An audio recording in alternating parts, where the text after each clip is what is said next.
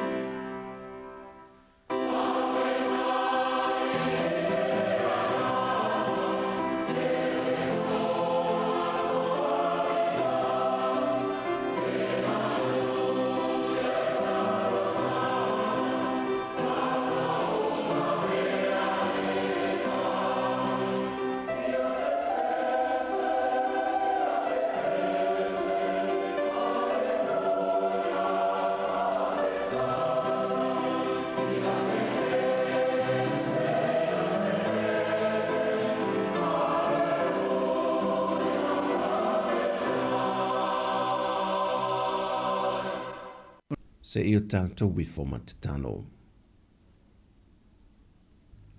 O lea tua, o lo tātou maluia, ma lo tātou malosi. O whai o ia mawhesoa soane sili sili poponga. O le mea lea tātou te le fefefe ai, pe a whaalili wina le lanolangi, ma lulu wina maunga i te tono le sami. Pe ata alili ma sou o na suasami.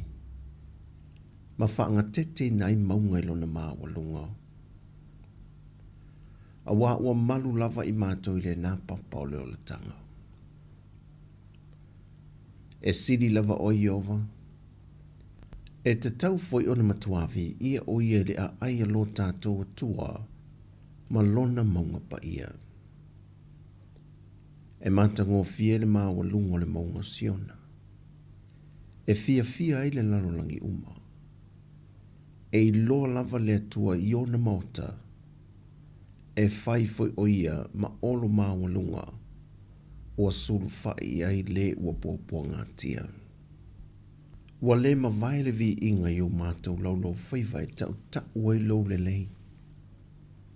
O lau pui ngā whaiwai pēr. Ma loa lofa muti vale.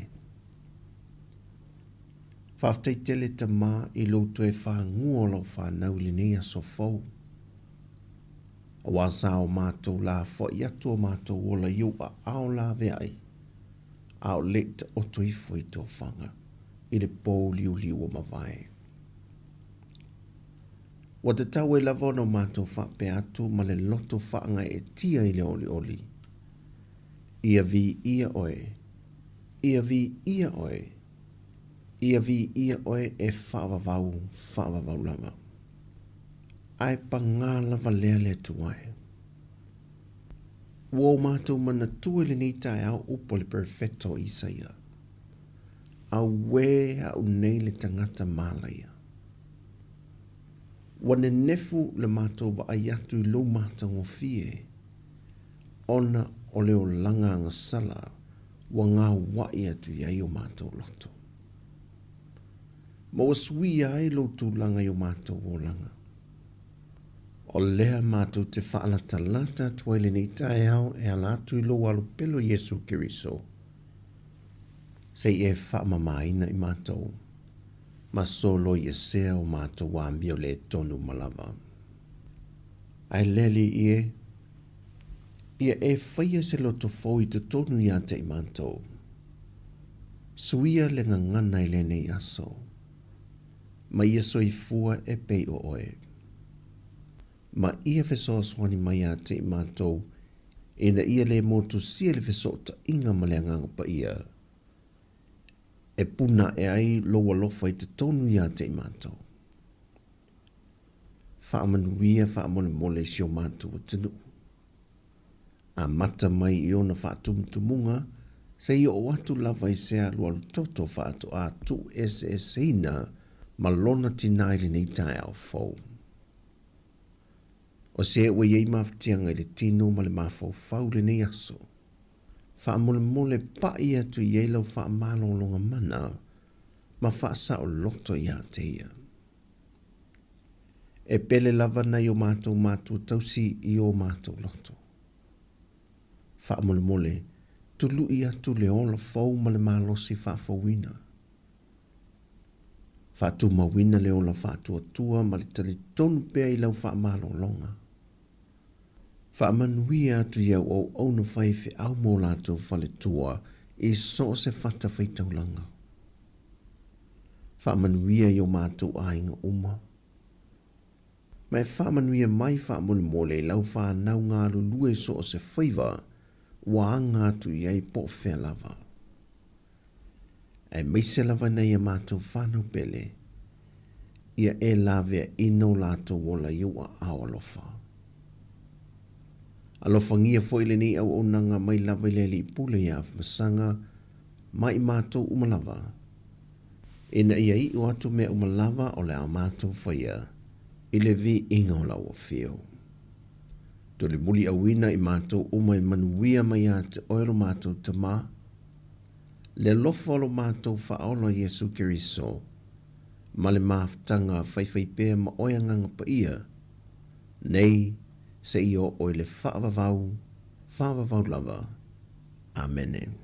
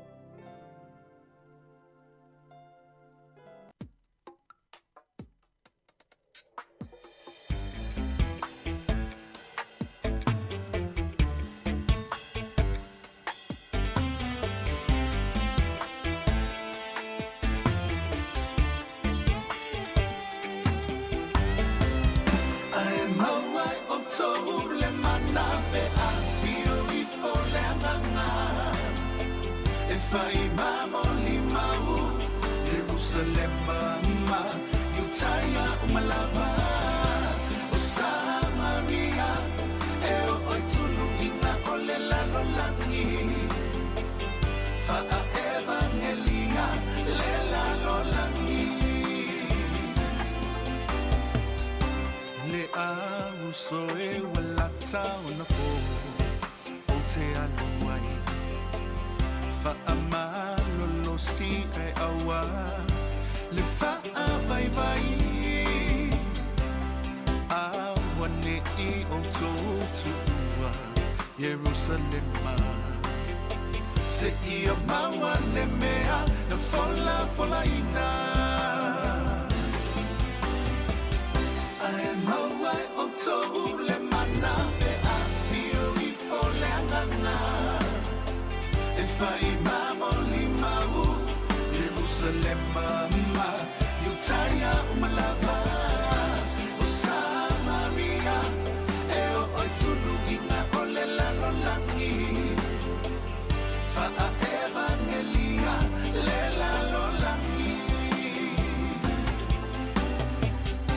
Le nganga lea e fa alia mai E anga sala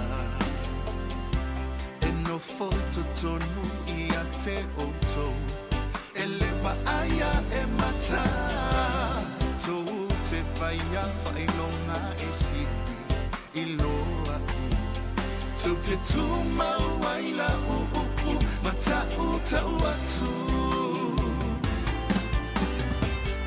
Ai mawai o tou le mana E a fio I fole anganga E fai mamo limau Jerusalem mama Yutaya umalava O Samaria E o oi tulu inga ole lalo langi Fa evangelia le lalo langi A o latou fa atasi lea Fea Ito inunga Lau fai va fi wailoa I o latou lunga O ngangana ese walato Tala mai ai O lea nganga pa ia lena Ufoa ina mai Launga pese mulimau Tala lelei Alofa fa ama onita talo O fainga taso nei Taita ise tasi ina ia ilo Fa aula tanga O lea nganga pa ia o lea Mi o tonu umalava Ai mawai o tou le mana E a fio I fole nganga E fai mamo limau Jerusalem mama Yutaya umalava O Samaria E o oi tulu inga ole lalo langi Fa evangelia le lalo langi Ai mawai o tou le mana Pe a fio I fole anganga E fai mamo limau Jerusalem mama Yutaya umalava O Samaria E o oi tulu inga ole lalo langi Fa evangelia le lalo langi Fa evangelia le lalo langi Fa evangelia le lalo langi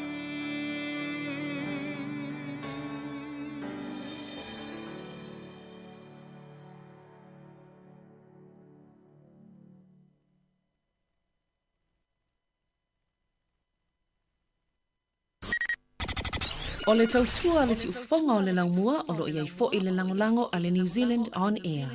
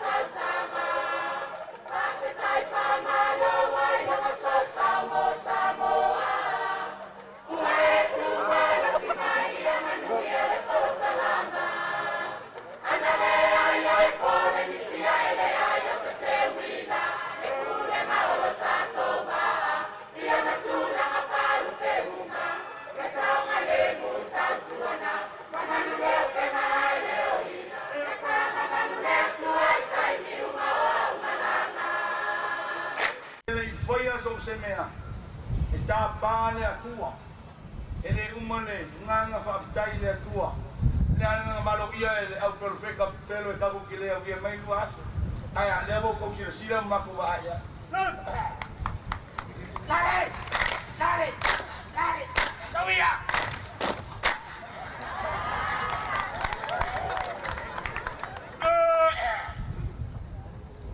Ele ia se le fia i foi neto. E alanga con le fia i foi. O le mole malo so le ola i ulanga ya. No.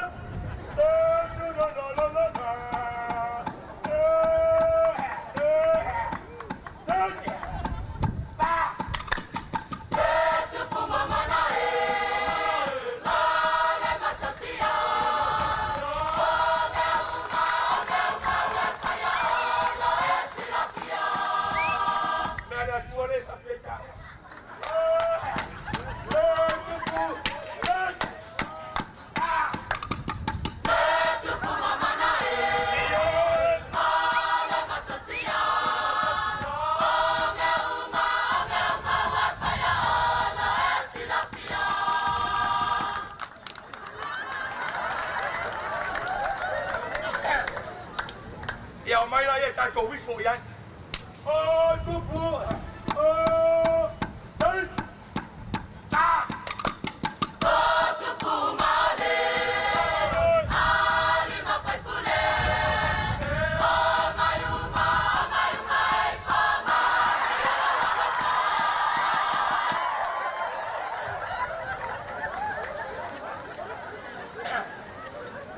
Oh.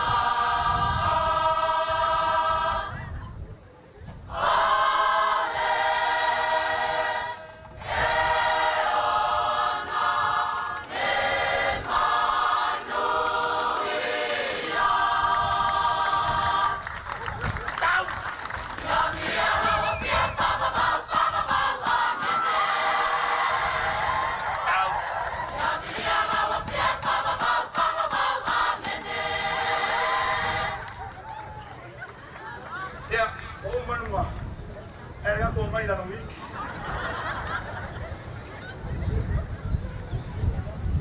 أول سر في البسس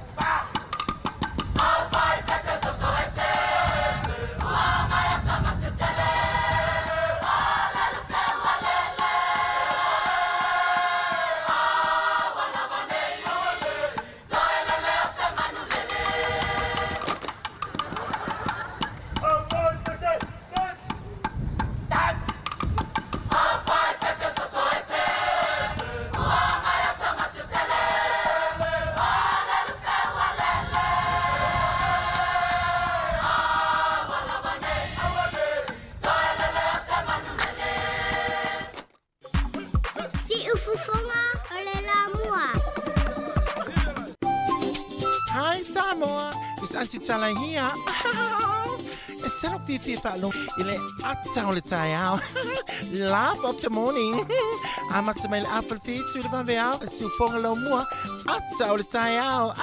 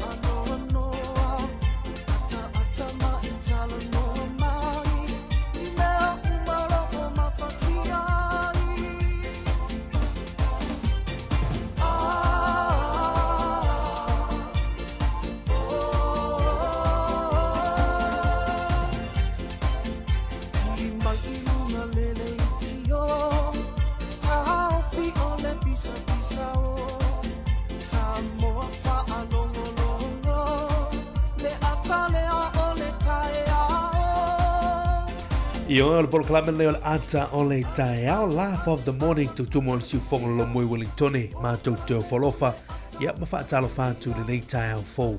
Ilo malei fō mai Samoa, mālolo se whamanuia, ia mālolo tau ata i le tai au leo le aso lua, fitua ia so le nei masina o ke topa, lua the lua se furu, ma le lima mātou titu atu le lima le whaatalofa, mātou lima whātua au, i le whaafokata poa ilo tātu. Tunu mai lava i ona maunga te tele, ia sia pa ia ona maunga iti, mālolo se whamanuia, pa ia lau whainga luanga tofe le tua, olo no manua wase, manuio sa momo ni mātai au, mātou te whaatalo whātu, i lau whailotu, lau whainga luanga tofe le tua, i le nei aso lua. E le whangarui na whaatalo whai le fionga i le matua usole i a masanga, le komisina maulunga o le malo Samoa, i Aotearoa nei, ia mana ofisa Malu Wellingtoni, atalo whātu mālolo tautua tunu, le whangarui na whoi le fionga i konsulo Samoa i Aukilani, ia mana na whainga luenga i mangele whaatalo whātu, ia mau wholo whātu i le nei tae au. O atu e fwoi leo whaatalo wha leo tātou tu a sina ta mamtina mātutua o tā poi mi mōta malao i nei aso, i ele lofa malanga leo le tu manatu, o lo tātou tau whai tu se le lofa malanga leo le tua, mawara soi fo maloloina i atu tau mātua mātutua, ia whaaftaili knofta talo, Paul Fala maulol mui la, ia wale tāpo inga o le tātou tunu i whiau mga luenga o tūte malama singa i e whianga i le tangata malana. Ia mesi fwoi nei whanau le wa lausu fwoi tā pena wā o ongo nei aso le aso luna lua nei o le kuata lona wha le kuata muli muli ia o onga i Aotearoa New Zealand nei mo le nei tūsanga nuafe lua se fulu malima. Ia whaatalo whatu i tātou o paanga i lunga le tātou Facebook, lunga le tātou YouTube channel, lunga le tātou website www.samoacapitalradio.co.nz o whianama se au unanga o lo whaiona e maua mai le tātou tautua. E mātou whaatalo whatu i ātou tau, like, love, ma share tātou Facebook. Ia mei se whatu tātou YouTube e subscribe. Ia mwhaiona e mafuta mai pia. E le tātou tautua ma le tātou o unanga. E le nei a solua. Lau tau o unanga nea marami tui tau whinga whainvalu. Leu tātou tui whilo e nei tai au se teimi. Ia maha tātou se while mana sunga ia maiama tui tō lawaa. Tāsi le nei fwoi tai au. Ia tau rina loutou pa ia ma loutou. Malu se teimi o le a woli. Ia whaatasi mai fwoi nei tua whaafine. Ia uhale tau tuina loutou pa ia. Ia ma loutou malu le tai au le a solua. Mātou o while suru mai o le la. Ia i whawhane o le tātou o fisa whaasa lau i poriro nei. Ia lona winga. Ia mana ia winga o le tau nei teimo le tai au. Ia i tātou i le lau mua. Mai atu fwoi la au le tui whawhane o le tātou ofisa. Ia le ia se tū langa o se vai atu le angi maali. Voi leo le savini. I le nei tai au lo tō le savini. Ia i tū langa o le nei teimo le tātou tō mo le siu whonga le lau mua. I nei aia tātou i porurua. I le lima tasi Mount Gavin Avenue. Ia lona winga. Ia o le aso whapena. Ese a winga o le tau. E la ia angi maalosi fwoi le savini. Ala tātou whaalongolonga le talo le tau. I nei minuto mo mua tātou wawai fwoi i le talo le tai. Avu no whamunianga aso i fwa maaso whanau. Ia na tātou whaalongolonga fwoi lea. Ia i tūlanga o mena tupu le aso nei. I le tala whaasora pito le lalangi. Tala i tū le valu. Tāpena mai tātou tala mai Samoa ma tātou tala fwou. I le nei tai au. Ia o afo fuanga la whaiwalu tātou tulu le yaso i au mga anuenga i la tule wā lausu. Ia manuia tele le yaso i ngā anuenga. Whanau ia o onga, manuia le yaso. Neo tātou mātua tāpereina fwoi. Ia ta mofutanga whanau. La uto fwoi pito la au tāpereina whanau i le aso ma le aso. Ia manuia whai ulu whaiva. Neo tātou tu āsina sina alo mai o le tātou proklamen neo le ato le tai au. Tā lova lava, good morning. Mālolo si manuia i lo tātou tunu. Whawhianga nei te motaea tala tu tātou tautua lau Samoa. Ia ese o lau lelei o lau Samoa. Mā talasi. Manuel nei tai au.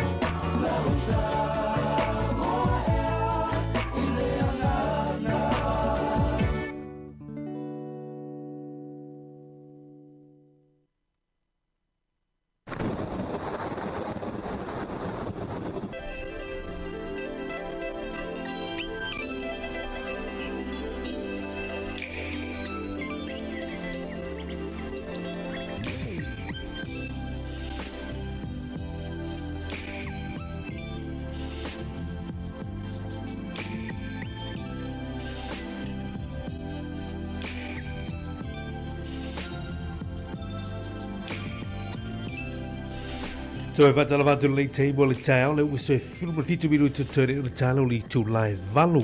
O le tala ne o le tau mo tato la mwe Wellington le yaso be ona utaua. Ia o fafuane o le tato fisa fasa lau I poru nei. Ia o vai le mato le la le table le tau. La isiangi mali o le savili nei table lo tol savili a tato nei poru rua. Ai o lo valu o lo fisa vai tau. Langi le nei table le tau. Ia a o ini su teimi. Ai o la wuli la fa solo tu la fia na nei e ono tu ulu ai ti munga ia ono mama fa ni so taimi ia mo ta to la moi Wellington la fia na nei la to ia e to ai timu ia ma fa malo I wingo tau la fia na nei fa solo tu po la nei na so tau ia o lo valu yo official vai tau ai el mato la a wo ni so taimi ia fa tau foi na civili la so tau ia ta to la moi Wellington o le fua le mawalunga whamawina se whurumanono tikari. Ia au le fua le mawalalo e iwa tikari le nei tai au. Le aso tai au, ia se whurumanono tikari o lo tu maupea I le fua le mawalunga. Ia se whurumanalua si tia I le fua le mawalalo mo tātou I le lau mui Wellington. Se vainga ia New Zealand a tola le yaso au ki lani ia patalo fatu o lo o valo I lo official vai tau le yaso. Ia matua mafati mungo mo tau na yaso fa tau savili ni su taimi ia mo tau ia kilani asolo mai na I Napier fa tau savili ia tu uru malo se foi ti mungo le yaso mo tau ile motu I sauti le yaso ia Christchurch la ayo keriso tu le wanga le taimo tau o ni su taimi ia ona va ele mato last taimi o le awuli fa solo atu le fia na nei they needed in Chicago Timaru ia ona o nei savili angi malie I riso temi ia ai va il matola ia mo to nei yaso atala fatu si o tato turu I Samoa nei tai au o wingo le tau I si o tato turu nei yaso o au susu o savili o le mtau polu o lo fitia I Samoa ai peitai o se vaenga o peo mamao le ea o lo te oto I matu si sifo e au mai ai au matimu e a fiei le aturu I miso taimi. Talo le tau mo upolu masawa I le nei aso e ta ape solo ai timu ma e ono feololo pa solo ina mamafa pa pia wila mawhai titili. E ta ape solo ai timu ma e ono feololo le pa solo ina mamafa pa pia wila mawhai titili. Iso tātou tunu I le nei aso lua. Tātou se mai talo le tai le nei tai au ngā teifale Wellington o lo suara tai le teimi lei suara tai Wellington fatu a pe le 10 minute te elitu lai 10 tasi suara tai le a foli tu lai 5 I le fia la nei ia ola toi pe le tai I le toi 5 minute I le tu lai 10 I le po ana nei ngata I whaia le o porirua mamana le tai au pe tai le teimi nei ia fatu a sua I le a foli tu lai 10 tai au nei ia o le afoli tu lai fa tu a pere tai le fia la lei fa tu a tu suolea I le tu 15 minute I le ta toro le tu lai 10 tasi I le po ala nei a wale ngalo sa ngale mu fa tu nga masani a veri ofa ola ia pe a fai tu va atu I rugo vai masami e le nei aso ma fu ala lei ia fa nga faiva I tu langa le tau ia mar savili I le nei aso fa tai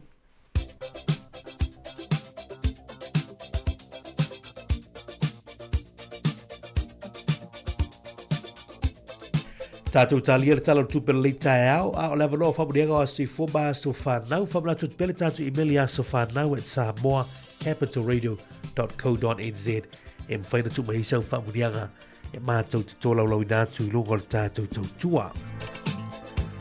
Ai o le maunu lima le fionga pa ia le tua I la solua le nei maumele le tusi a ia kopo lo matau pa tolu o le whai upo se furman fitu. Me upo ia kopo ai o le poto mai lunga e mua o la mama I le ua fi le mu e anga malu e ngana ngō fie e tumu I le alofa ma fua le lei e le alofa wha apito e le whatanga hawhai ma nei o le maule le tai au fe mai au le poto mai lunga e mua o la mama Uruluinga e mama le poto mai lunga I le tua I le ua fi le mu e anga malu e ngana ngō fie e tumu i le alofa ma fuole lei fai mai i le alofa fa apito ia e le whaatanga whai fo ia ona mauna mo tātou le ia somu e tele utua se fua sanga tului pe le tua nisi aso e tele e lo tau se fua una ia te ia tia maa man whawhiwhianga i le nei teimo ni tai au pese o las whanau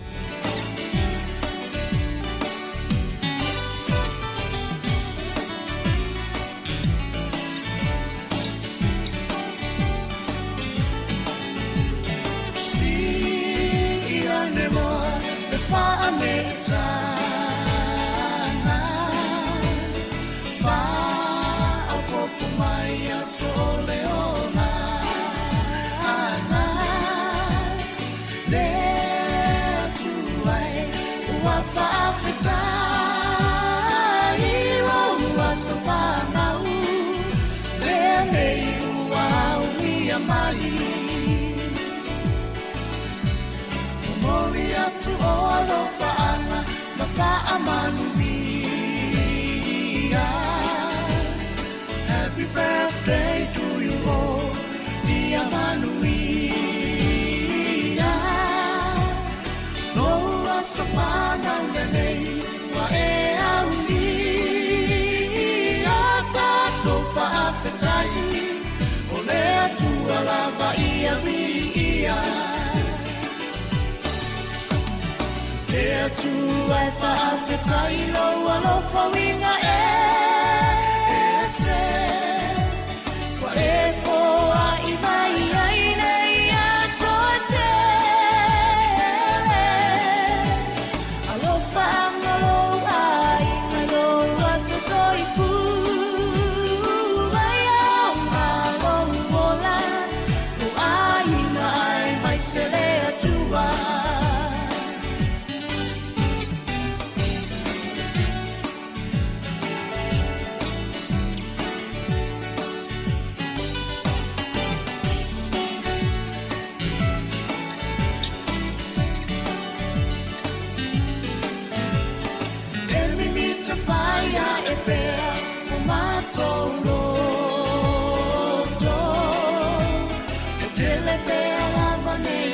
so to e fa po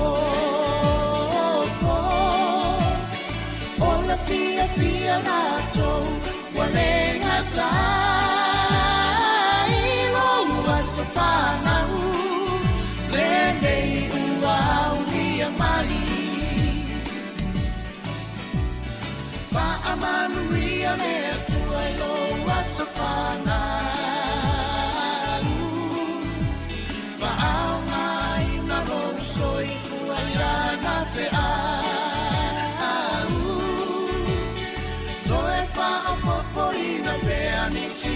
so se te lo fa anga mo ole ele umayo ai na pele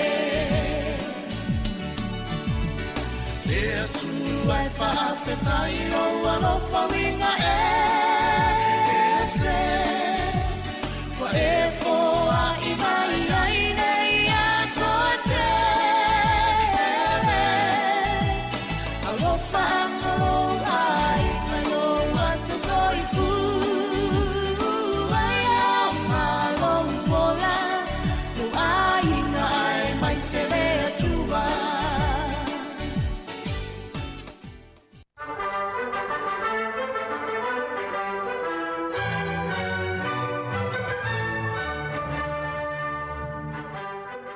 Ola pa soifua na tunu ia taimine o tātou tala me na tupu la langi ne ia sau tātou lia le aso fitu o ke topa o le aso nei tau sanga e tasi fitu ono iwa ia o le tangata fōlau o kapiteni James Cook na ia maue le soma faa tusi le faa whanua o ni usila e ili tangata na ilu mato April Testament na ia tusia le tala fata i sifo ni usila le vai tau tasiona whalua na tele iloa e tele atu lau lele ia o Captain James Cook lava ia o le sol tau sanga tasi fitu no iwa na ia maua ini usila matusi lo malfa whanua.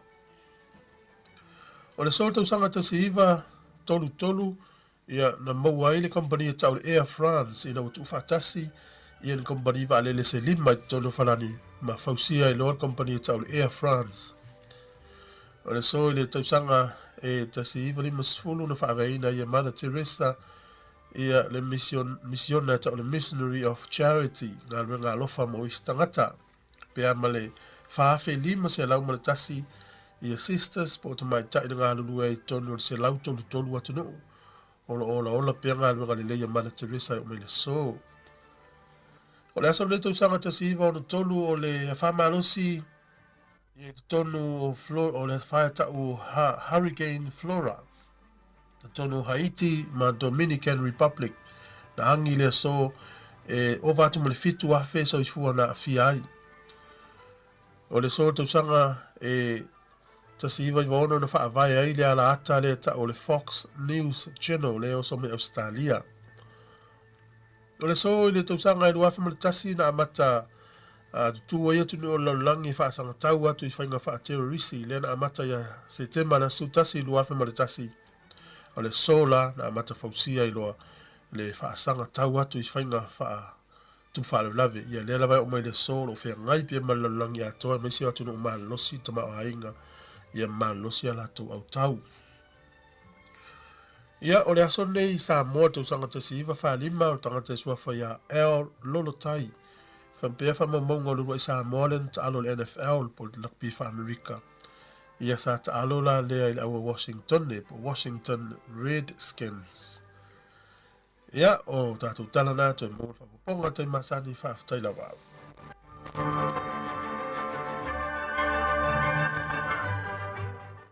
Sekia Samoa Keputso Radio.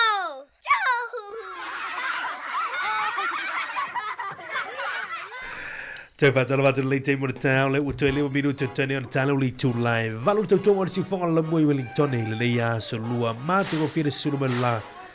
Ya ta to ni lo mo Wellington le uto no mari swinga tupe talo tupe le tau. Ya mo i to umalava ya sa ri foi la foto se le ni sa mo le ya so. Ta se tala ni sila le ya so ma waile valu sulfitu Australia le ya so. Valu sulfitu sene na Australia. Tasir tala ni sila ya Amerika ma wala lima sulfitu sene i le yaso i le malo tele ya musa mo la vaye tu sa fa mo ngal fa tu pel ANZ tasir tala ni sila ma wala tala lima sulfitu sene ya sa mo le yaso o tu ma sa ni tato pol kalame asiasi pe inisio pe ka langi ya malato o unanga ya e ma le yala to rate wala fo ina tu sele ni malo le ma fola fa tele ngal le o lo sa i me fa i na tato no ma fi anga sa mo me se foi ia nei tātou ainga ia mai kālesia.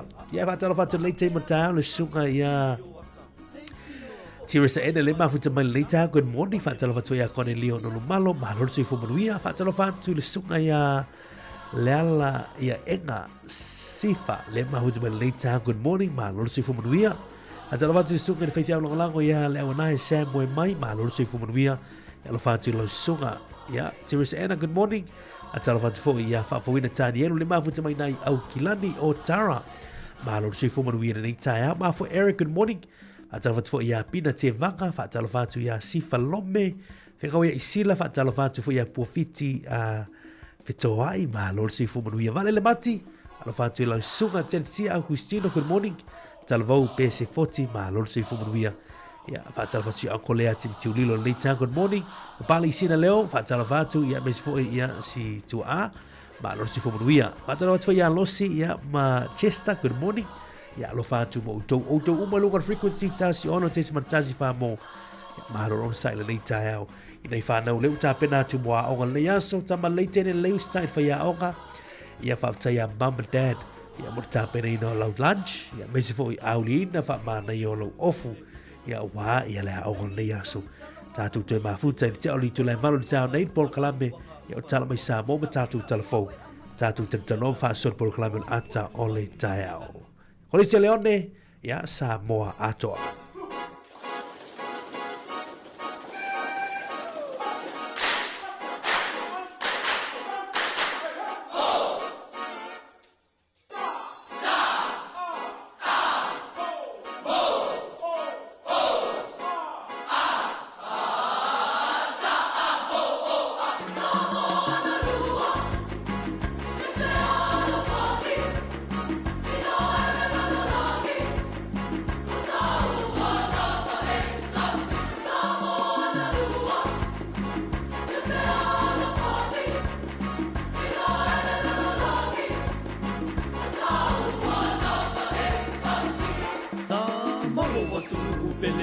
o toe e mita la wanga ia te oi o lau wanga nu malau wanga i whanua tau ua oe amata mai ana mua o watu maunga e lanu lau hapa whaapea lau sami e tio aka hei tio o i whai mai o le tala o le motu o pia piaka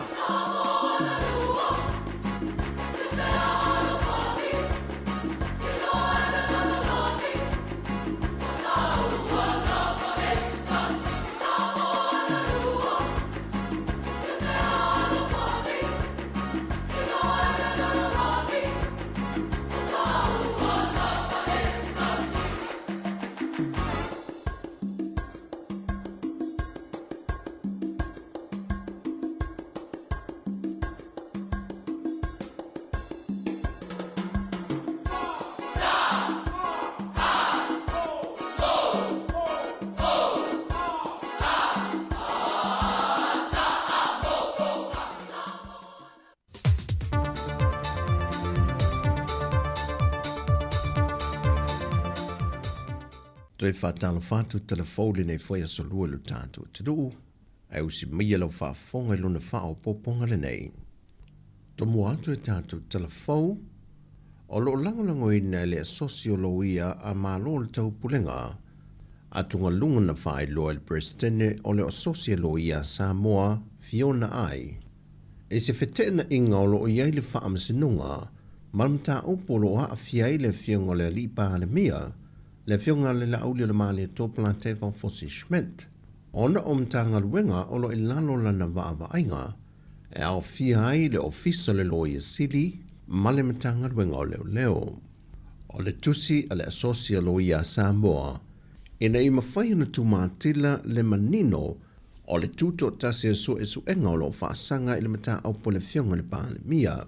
Mai na whai lo le presidente, o le anganga o le tusi a le awinatu le o se tuo lalo, e nei e tuma o pēr le mulmulita i o wala le tula fono. Pei tai wa whae loa fo i nisi o lo ia, e le whaatala no ina le mata au poepi o le whae lo le presidente o la lato o sosi, e whaia i eis fo iso lato fina ngalo. Ma watu ina mai ei, ma se lui mai i le presidente o le whaamasinunga, o le ngā yuinga, wa te tauai ana wha vai le presidente o le asosia loia Samoa. Wa tari fo le tamaita i loi sili, e leo iei se vaenga le whaati nongo lato o nanga, o aia aina e le fionga le pāne mia. Ai ole finangana na whaalia le presidente o le asosi a loia malo le taupulenga, e leo mata au po uma e au on whaatala noa. E iei lava mata au po iei fite na inga, ma e au lava o na whia iei se ngā yuinga. O lo i lalo fo i la vaenga 5 pui wha o ta iala o le asosi a loia Samoa. O mata aupu wha pēr e le ono soa lau puleina. Ai mai se lava i se mata aupu o lo o muli ta i hala o le tula fono. Ma o se pepa fo o wha mtalanga mai le wha la popitonga o wha avao malo a malo le tau pulenga. E le asosi a loia o lo le lifa le lantou lango i le sila mamao a le asosi a loia Samoa. E alai o no lātou langolango ina ne whaalau i loa whaalau i tele o se whina ngalo le asosia lo ia le atunu. E mi se lava i mta o pea a fiaia lo le tula fono o le whaamsinonga ma le tuto tasi o ngā ruenga whaalo ia. E na whaadia manino le fionga le pāre mia le whailo inga malau tu stala a le tu vaato mo tong fitinga i New Zealand o le mta opu o tu inatu le official whaamsinonga e wha a wau le wha ati nonga o lātou ngā ruenga, i mata upu o loo a fia ilo nei ngoa. O loo te talo le presidente o le wha lampo tonga tausi soi fua le atunu, e nei e talo sia ai tau nuu in maasina o loo te toile ni tau sanga, le wha moe o lewa o ne tāni tali i aima ua mai a foi o na ioe ni usila, e le toi fau sia le o sa lātou hall fau, e suia i le whale tuai le o loo tau whaatino i lava lātou ngā ruenga, ma o te le se tūlang wha le tonu, ma o le ofi mō lātou fuafuanga whanga solo. Wa mai au na toi whaia lea fo i le tau a whonga. Ia, o le taimi nei ua umana whai o te leilo e po ua whai le evaluation process al tenders board. Ia, ta tonu a nei a tau sanga wha au o ai whainga o le hola tau soifua. E 5 miliona tā lale tau ato le ngā ruenga na wha maonia mai, e le minister wai o le mtanga ruenga o le soi 4 malolo ina. Pe o le sila fio le ngā ruenga le nei, wa mai o na wha atino le sauninga o le asuino le suo mo le ngā ruenga, e nisi o sui ma le malo New Zealand ma sui o le malo Samoa, e le tausanga e lua fesifun ma le valu, i lona no whanga fau le a wha atino i vei moso. Mai o se ngā ruenga fo na wha i lunga ina, e le sauninga o le atoanga o le se lang tausanga, o le male liu o tātou tangata le wha ama iote le fulu, e le a feiva se lau se ful ma le valu. O le vai aso nei wa wha ama nato e le eka le sia e wha ka saa, le tā ua ma le sao tangata mai solo mona i le atunu, na au maia i teimi o pule anga le malo sia mani sa moa, e ngā lulue i wha atu anga, o le whata ua le eka le sia e wha ka saa, ono i lātou ia na whaatutuina nisio ana e ka le sia, i mea sa ngā lulue hai. Mai tele tala mātango fie whaamamoi loto na whaamtalina e nisi mātutua o i lātou o tā ua tangata mai a ele, o ngā ruenga sa whaatino fo i o lātou mātou o whai ilangi le wholaunga, e teimi o pūlenga whaakolone a o ngā lulue e te tono le atunu. Mai o se sau ninga foi o le apine wha amau ma wha amanatu ina pe lava le ka le sia, le sao tangata mai Solomona, le ua avema tangata Samoa, a ngai i le ka le sia. Mai o se wha amoe moe wa fesoa soani mai iai le wha ala popetonga wha misionare le ka le sia lolangi, wa fo ina mai iai le se la wafe tā la pauni, po le lata tu le afa miliona tā la Samoa. E fausia ni polo kalame wha atino e le ka le sia ma le pūlenga i mālua, mo le wha moe moe fau i tausanga uma, mai wa wha pipi i nei fo le tala wha solpito le e ka le sia e wha ka sai Samoa, le polo kalame fau le nei ua wha au popo atu iai. Ma o tangata mai Solomona wa vela wa o ni tō tino tangata Samoa, na o mai e sia mani e ngā lului wha atu anga, e le tausanga e a fe valu se lau. O tala fōia, whaamruia le tua ni aso, whaasoi fōia.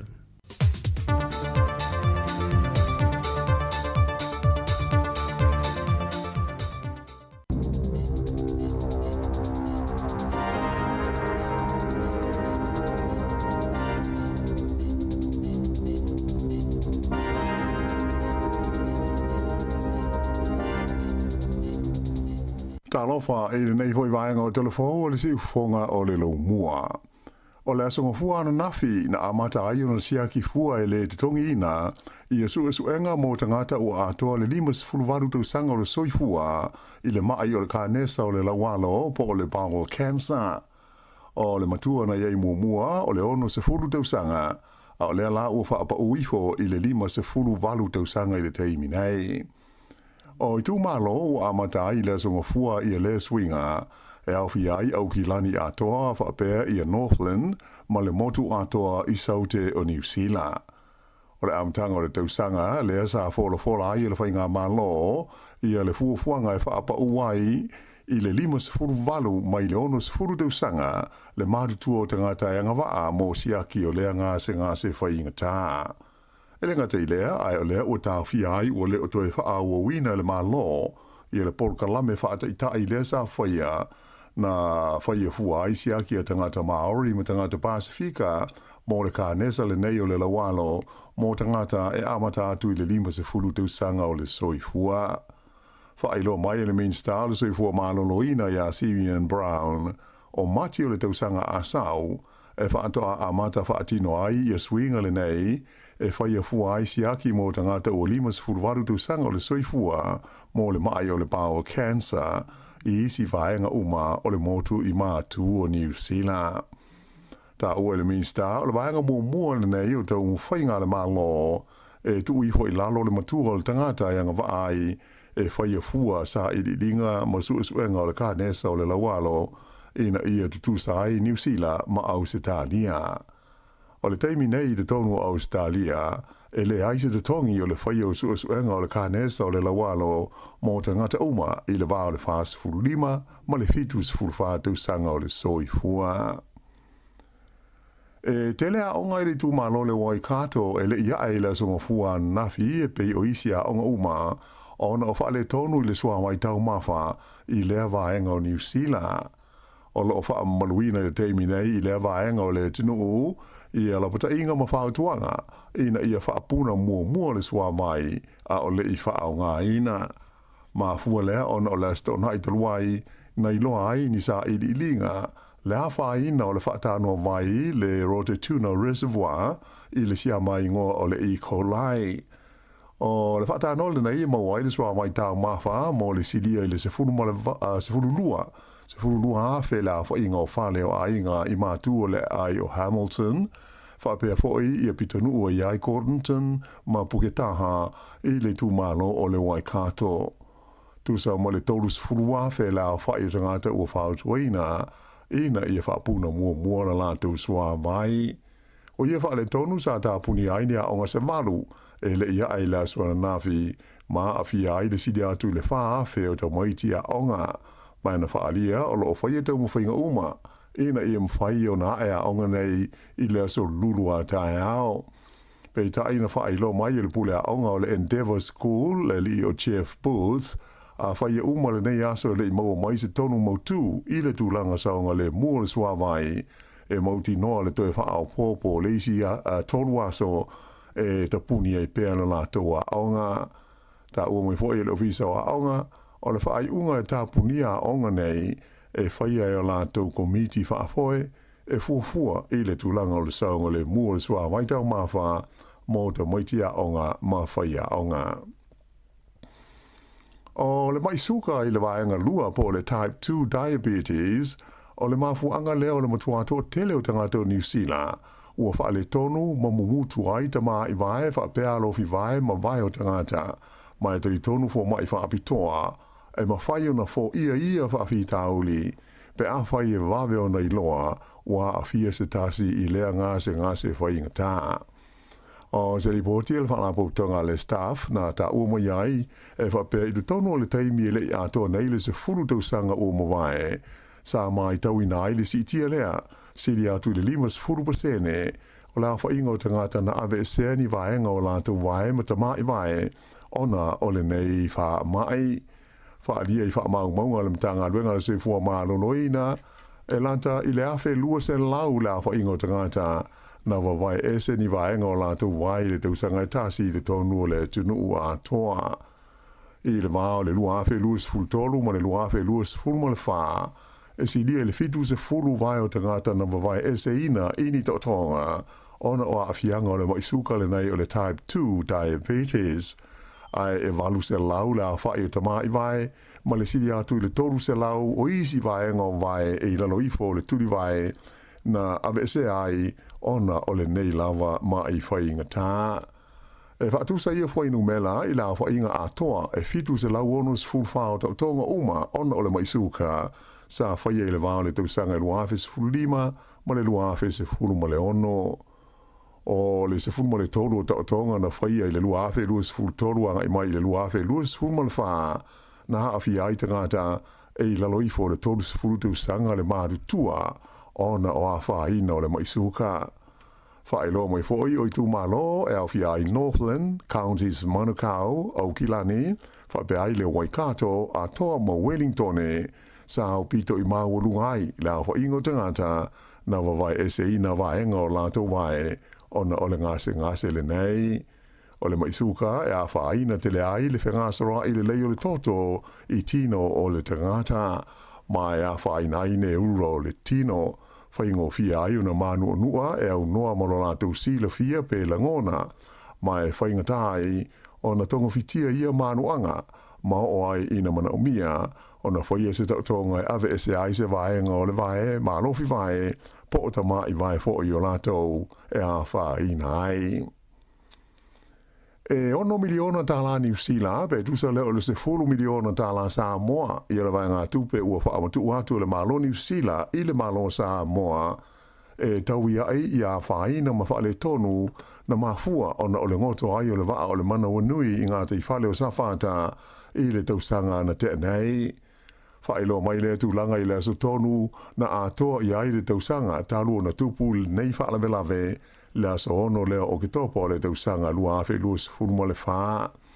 E pe ona sila fia o le va su le nei o le malo New Zealand sa fe ngai mani sa ili nga fa abitoa ile nga te fale ai feto ai male au mai u ina mu ai mangoto I le vaenga o le talafata I saute o le motu o polu fa ilo mai le min stal mai fa fo le malo New Zealand o vasa mana ia Winston Peters o le seleni e se fulu miliona dala ua fa amatu watu I le malo Samoa o se tau I lea e pei o na fa atalo sangi na mai le malo Samoa mai o se fa ai unga na faia maleanganga fia le malo o New Zealand fa ai unga le na telefo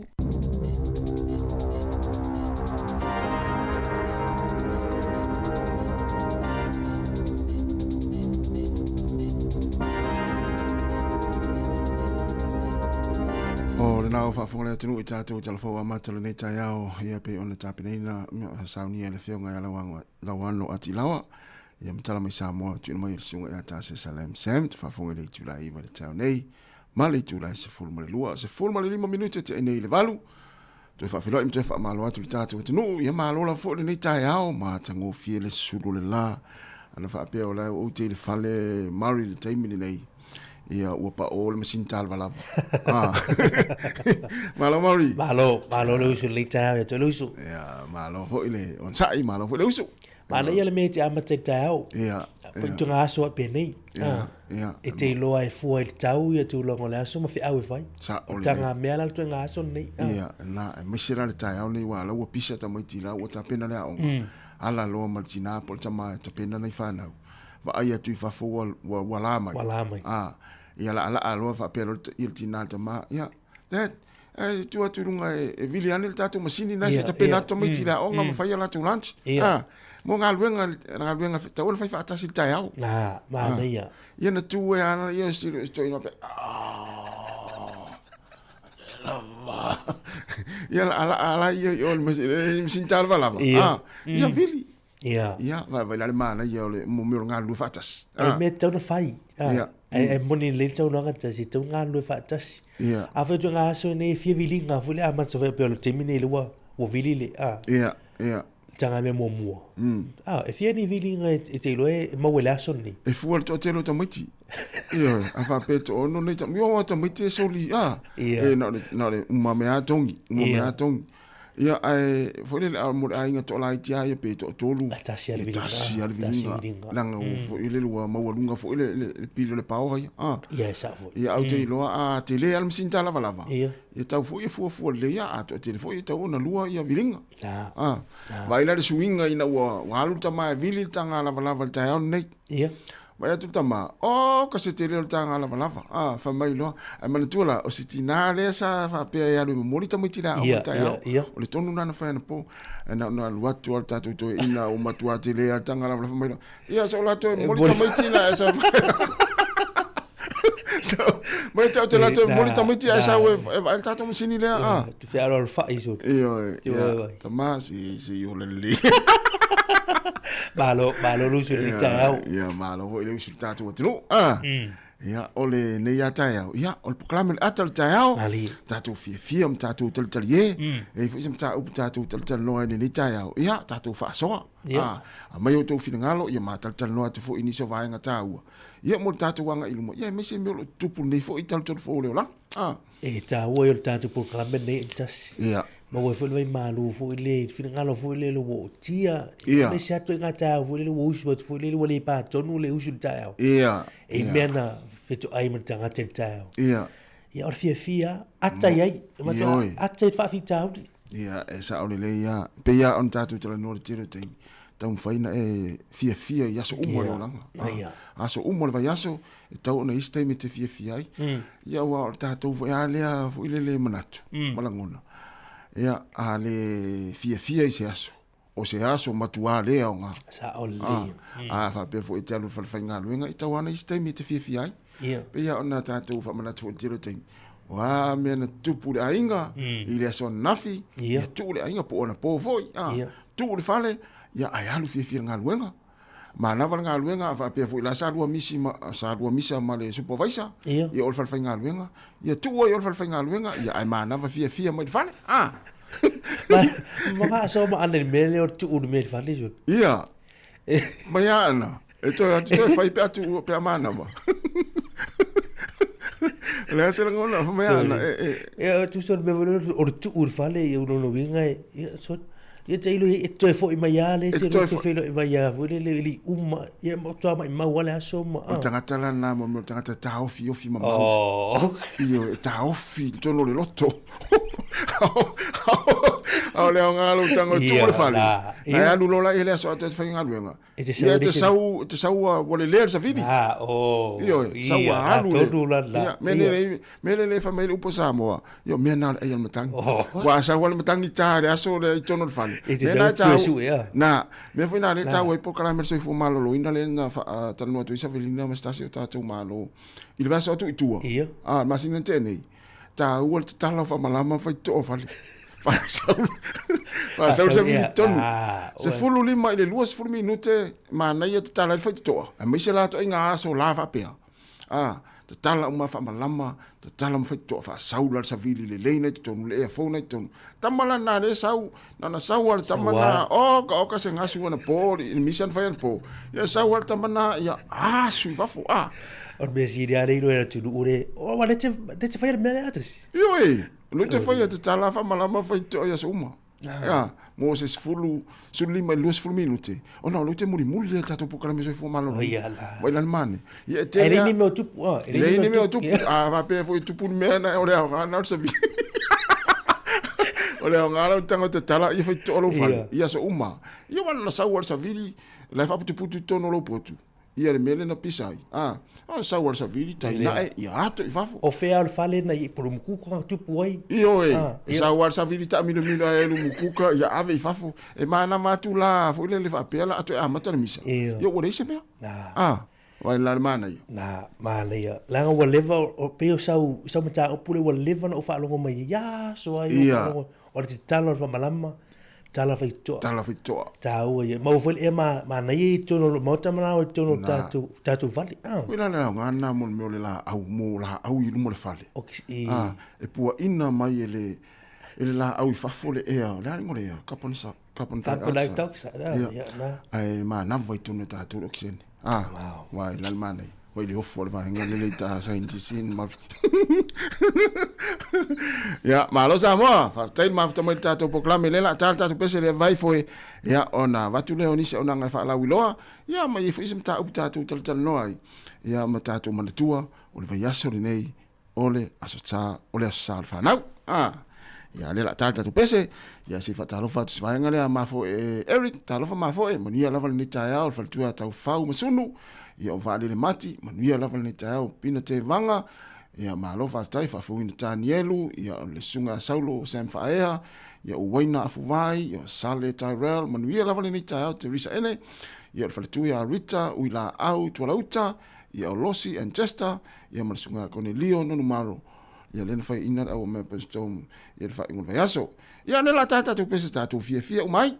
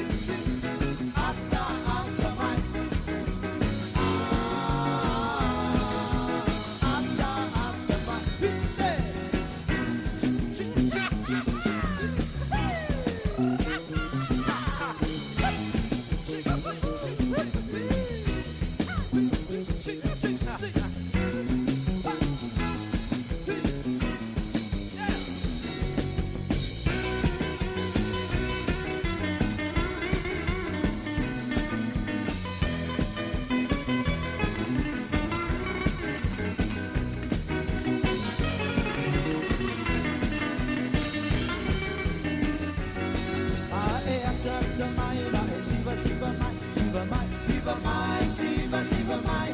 Lue o vai, lulu o lima, siva mai, siva mai, siva mai. Pusi lau langa na e tango ta ata tanai. Ata, ata mai, hitte. Ata mai, hitte. Ata mai. Ata mai.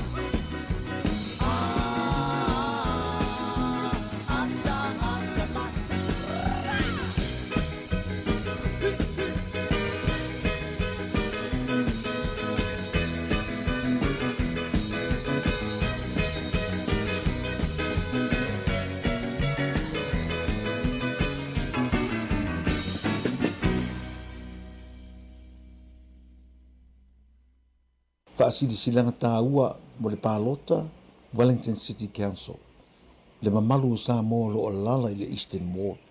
E yainu nei, Gilbert, Rongotai, Ataitai, Rose Neath, Melrose, Lyle Bay, Houghton Bay, Maupuia, Miramar, Strathmore, Karaka Bay, Moore Point, Mabreka Bay. E talosanga atu, mo lau Palota, mo wa'u le suitau vātua tasi o Samoa, ma le Pasifika le Eastern Ward. Mana o mia lau Palota o waso tātou no foa i whainga anu o Wellingtone, Wellington City Council. O laso iwo se te mai lafo tuai pepa Palota i lo utua tusi. E te talaiona e Palota e whaangata i laso sefulutasi o ke topa i le sefululua lau auli. A mai o na tusi nu mela o lau Palota, o na tuule le teu tusi o saunia, ma lafo i le whalemeli, post office. Pe tu i ka alone lanu moli, o saunia e supermarketi, po whale tusi. Mana tua, e whaangata uma Palota i la sefulutasi o ke topa i le utula e sefululua le au auli. O le Eastern Ward e sefulutasi sui tau vā, ai na o le tolu no foa e avanoa. O le fautuanga, Palota lava na o le tolu tangata e te mana o iai, e te le tau Palota i tangata uma e sefulutasi o lo iai le lisi. Tusi le numela tasi i talane o le ingoa o le tangata e te maasani, maua e filifilia e numela tasi iai laulangolango.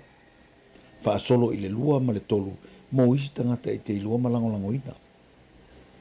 O lau Palota mo wau, o lau sao fo i le na i le whale lei o pūlenga le council. Wha i titia rates ma rents, tupi tu tongi o whale, whale leia au wala, whale leia no whanga whai tele, e pe o paka swimming pools, whale tusi. Wha tele ni awa noa, mano whanga mo ta maiti ma tupulanga ta aloai, whale leia pasi lau pāsese i taimi, mano whanga tala whea ngai, mo tangata mātutua. Wha i titia tangata mo moi fafo whale loa, ma a isi tupe ai, o nei a fia i pisinisi, ma le saunga le mo tangata whaatau. Palota, no mera tasi mo kena akui. E tā ua lau Palota mo wau, o wai e tā ua lau leo, o lau sau mo Wellingtone, mo le numa nai o tanto uma. Whaafitai, kena akui, sui tau vā Eastern Ward, mo tu karairangi. Luas fulval minuta te enei le tulai valu, ia tā ua vahenga nai, pe o na whaafoma iai, ia o le tulanga i le Palota, ia, toi whaamlatu pea, i te uwha ati ngā te ringa le tātou atinu, ia le whainga Palota, ia taua ona whaaria tātou pa a whingalo e ala le whainga lau Palota, ia o tātou anga ia tu ni masina. Toi whaaso tasi. Toi whaaso. Toi whaaso whainga Palota le whaloti whale. Moi. Ia le sole tapuai ona toi tu ia sau pe Paloti tono si pusa mele New Zealand Post. Ia, moi. Po o pusa ie tui mga ala, ia po ile le mwhaina tui whaonga ina i la soa tai au. Le sola i tau a whai olo e fuafua e te momoli atu fo le se whale al Post, ia po se pusa al Post, al New Zealand Post, i le ma whai ona tui whai le atu ulanga. Tu sala la La soa tai au. Tu sala la e fo le e sawa o Palota e whai nafia. Tu sala o Elena, ia sa o lea e sala lau Palota e tau lia wai e tau uili. I office of Whainga Palota e o Elastona. Ia a o tātou wea mantua. O isi pusa New Zealand Post. Ia tua piki wea sa fau. Ia pe watu pekitele le kilie tu waila. E o mai fut Palota Elastona. Ia watu mau i tono o New Zealand Post. Wale ina se au ngā. Mana tue avi tai. Ia o whea lava. Ia ona na soka ho ilea. Ia tue momole mai le ilea mea ma lea mea. O le awala whinga o fia. O loi sui supermarketi. Na i pusa lano moli. Tamala e mauti noa. Ia e whai tau ai aso i o le astona il Palota. Ia sa. Ia ua e foi o to tele foi la o foi la to special vote. Ia ona o le pisi ngā luenga. Sa o le ia. O le si tūlanga foi le wa tō si tia mai masisi no fuanga a wata ingo e se tua tu si le wa e Jamie nei. Ia le i pēla lo walo e whai le special vote. O nai le official pule ngā nu, o whea lava le pule ngā nu a tātou porurua i nai le hat. O tō e pa hat po Wellington e whaina e anga iei. Ia po i nai whai whale tusi. E mana ila sia si peilunga o penga te whai langi al council. E nei umano fuanga e whaatino i nei palot. Ia ue te nofo tūlanga o whainga palota whaalotu i whale lo tātou iei. Ia i le leifo i te usanga. Ia lau te e whaat ia sotoi. Ia ma tūlanga o le whainga whiriwhiringa lewa tātou alo tuai. Fa malosi mai tātou, fa tātou palota a whapea ua ti ngāo whonga ia o pe palota lana la whautu pusa milina na tiru whafsanga i lunga potu malolo. Ia no lo apa tu ai vai ta mai tiare i o le mai la u palota, mai la pepa na le sfatumu to te atu malafo. Mai la mana ia ni tai au wa na pe ona e tano mai mari ia whangata le aso nei. Le aso nei mo palota i New Zealand Post. New Zealand Post. Ai wha waua tau le asto nai ia le whainga palota. E lei se pule ngā no i nei a tātou i New Zealand atoa. Wa au sia le tolu sul peseni. O tangata palota. Mau lalo te. Mau lalo. Mo tātou a nei i porurua lo tau mau pele suliva te si malua wha peseni. O tau i nei le Hutt Valley le au fiei na lo wahata ala tau ia. Na survalu te si malwha ono peseni. Ia a o nai Upper Hutt. Le umau wefa maunga Upper Hutt. Ia le lua sulfa te si maltasi tasi. Ia marutua o Upper Hutt la tau ia. Tolu wafe se lau tangata la iei. Ia le na o fitu wafe. Le upahalo te la Upper Hutt la tau ia. La iti te. E la iti. Ia tātou. Te mai tasi a tātou i porurua le whanongongo me porurua. Ia e fast food tolu wafe. Tolu sulua o tau tau le palota. Le au fie le lau umama o matasi. Ia a lena o le valu afe, lua se lau valu sutasi tangata ua uma le palota. Lo winga o le pasene, na o le sifulu iwa tesi ma le lua wha pasene. Le ua palota, maua lalo. Ia au tau le hat, ia au tau le ilo wa hat, wainu ia mata, ia le wha mawina. O le ua sifulu wha afe, lima se lau valu sifulu valu, au tau le ua palota. Iu te loto, te le vanga i o le toa, ma le ua uma le palota, leo fia numera lea. Ia amana tuala, o la tau le pito silin te le, vo ili se la tau lona. E fiti suru iwa afe la tau i tono le hat. Lo wa hat lea.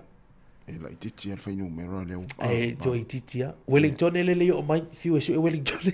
Ia te lo Wellington e le pito i pa u alana. Wellington ia tātou por rua. Se whamalosi me por rua. Whamalosi me por rua. Se umbal palo te tasi. Tā lo folo e vai po oi. Po oi o a. Oi o pure ngā lu ulena. Whamalosi tūlanga o. Ia tātou te lo ale, le unga le, mai o whenga palota res fau. Nā, ma nei a tele. Tā ua tātou ua, whai tātou palota. Ia ai, o le vaenga lena a mai le tātou tala nei le whionga i alawano. Ia, o tasi fo i lea vaenga maasani o na a nginga i lunga ma tala noa i pokalame soi fo maloluina. Sa o le. O le whaamai, o le ngase le o le power cancer. Ia, lea ua, pe o au ki lani le sipito nuu lea na lea a fia le taimine nei siaki voile le siaki fua. Limas fulu wala tau sanga le upa uma i sa ono sifulu. Ia le ua limas fulu wala tau sanga le matua. Ia e te anga vaai ia ma whaifua lau siaki. Ma ieso. O te ilo wale ono whalonga atu le tala nena mai le whionga lau wano e ia isipito nuu fato amata le tau sanga fau. Lono wina le la vei me tātou mo Wellington. Ia pe foringa mai o au ki lani le ana whaalongo tu ele la vea ile ia ele na amatana nafi ia siaki o le power cancer ia a whaafonga mai tātou o ki lani ia manei o le mo le amanoa e o e whaifu ai wala upa umai lalo le limas fuwatau sanga e whaifu ai lo siaki le ngase mtau tia o le me maa e whaftai le malo le uasi tia mai lalo a mo tangata uma moi a ere pol kalame le o le power screening fu i mo tātou maa o le Pasifika le na whai a mata mai lai le limas fulu ia le ua mai wha maunga, ua ave ese. Ave ese, sa. Ia lolo winga, ia tātou na sai pēsi au siare lima survalu, ia te roto tātou tangata leo au siare tūlanga le tau matua le. Ia. Oe whao ngale au nang. Ia ua lesi maulen au mai le malo. E fio e wala au atu le teimio lai i lalo lima sifulu tau sanga, me se amo tātou maalo Pasifika. Ia. E leo e whaatino ia, i siaki. Ia le la ua ave ese po kalame. ia le tatou mana o tu ia le wisu ia pa uma le misu va tatou le sa pa o nga va no tau ni e o va no ele au mau ia ai si dia o le fai fu ele arustup le stupe Maria na Maria ia wa na o le te fai atu fa te o misi lo fa longo le tatou news ia pe o le na fai mai o le tau sanga fau le fa a fa nga solo isi pitu no mo isi tu malo na ia pe o kilani ale na o mau atu ia o kilani no flen ma sa fai ta fi o kilani o matua fai tu siaki na fai fu o ngia mo le vaenga ia tau fai siaki na fa fonga mai wa tatu pa anga na ia mai si tatu pa anga o kasto telo tatu pa anga mai o kilani ia le fa fonga mai ia e siri al pui pui o tong fitia o le vave fo i on fai siaki o le vave fo na o na mau ale afianga ia ma fai lo tong fitinga te lo ta la me o te lo me ma fuanga le fa tu waita to ni Wellington ia vai fa mo o kilani ma ia wa pe ta tu ni o pe me fo yo symptoms i te na te yo ma fuanga la si o te sang fo ia e po la wa fitos fulu fa tu a fa ta to na mana ia ai o le na e ta hua wa o nga luinga o le me fo o mosiaki fa pe o siaki tama ia tau ona so ni futina unga itama ya le siaki na to ia va pe fo siaki tina tu lo ne ta ya ia fa una na imalo si el tama el tina el siaki mana ia mana el fo tuanga ta o te le fo tuanga mo tatou ia to se mai no le sita tu tale na mai fionga la wano ia o le afianga tanga le ngas suka ma si fo ile proclame ese le ta o tatou fo itau tua ia o le proclame le o so fo malo ine ia mai se ngas suka ia to ti ale ise ia o se tatou tu isa mo matua fa terina la ma le ngas ia ta ua lava siaki ia mo sta i mele fa fo mai ia o tulanga umana e o le pupuinga le so fo malo ina ta o teli ia tasi o tala lena o mele so na file ua sidia mole o no miliona tala New Zealand le ua e o tau a tu sa mo mole ia mo tulanga vo le se tau i mo i tu malo le sa fata mo la file il va voler a New Zealand le ngo to le HMS NZ amana wonui ia ia le la ua pe si lia male 10 miliona tala sa mo ia le lo fa tu pe fu le se tawil na ia tanu sia ia va ve o de tu pele tu e nei no ma fi anga le na afia mo ia la tu fu le tama ai nga wa wo fa tu fa ngota ia tu ai ne wa le tu pui pui ile sa ole le ia nga sami ia ma vai o afia ia ona e no miliona ni sila nges fulu miliona sa mo 10 miliona sa mo ia atono ia tu ye o vai nga le sa mo le e fai la tu fa tau tal tan no nga ia ia mai ma o pen va pe le 10 miliona le fo mal tatu le tio vai nga ia va te voi a New Zealand la tu ia tau yo se me lo ngai nei taimi amata ia wa tau fo ona is tau mo nai fio anga il tatu te no isa mo ia ina i fia safata tu malo safata ia mana ia mana fo pa utonua ia le tupele ia fio anga na fia mo ni le tau va anga na ia ole la tatu pes malaya vai fo le taimi ia tatu tan no fo ia se va anga na fa fonga mai ai ia te fia tan no il tatu proclame ia mala mai tatu te lo ma tatu fa so ia ini ta fo ia na fa longo mai tatu telefo ia le la tatu pese to luas frutas minuto na tale o le tula eva talo vatu le sunga peppa fitness ia o le fatua ia susi Tyrell Petro ia sunga David Afamasanga o Mareta Kennedy ia o mafo Eric manuia lava ni tao fa le nga ia po fa le onga kalolo ia manuia lava ni tao fa aftai mafta mai ia ma le sunga ia il perfetta ia Elia Lota Elia foi le na ave o la ina lang mari ia o Elia na ia le Elia ta to le fenga renga i nei Wellington ia la talta to pese le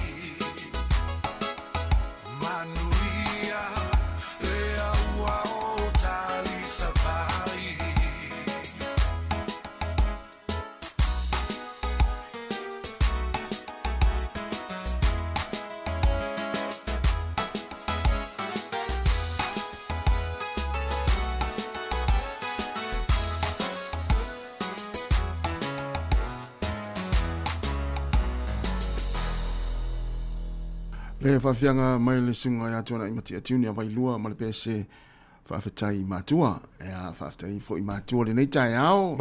Ta mai tia onga. Whawhea nei tō ti whaalongolongo mai tono le taavale. Ea me te le whawhetai i siu ta māma siu tina.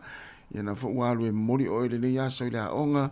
Ia ma o le tau i le lei lava. Ia o lo ista. Ia o lo to angare onga mai whaalongol whaia onga.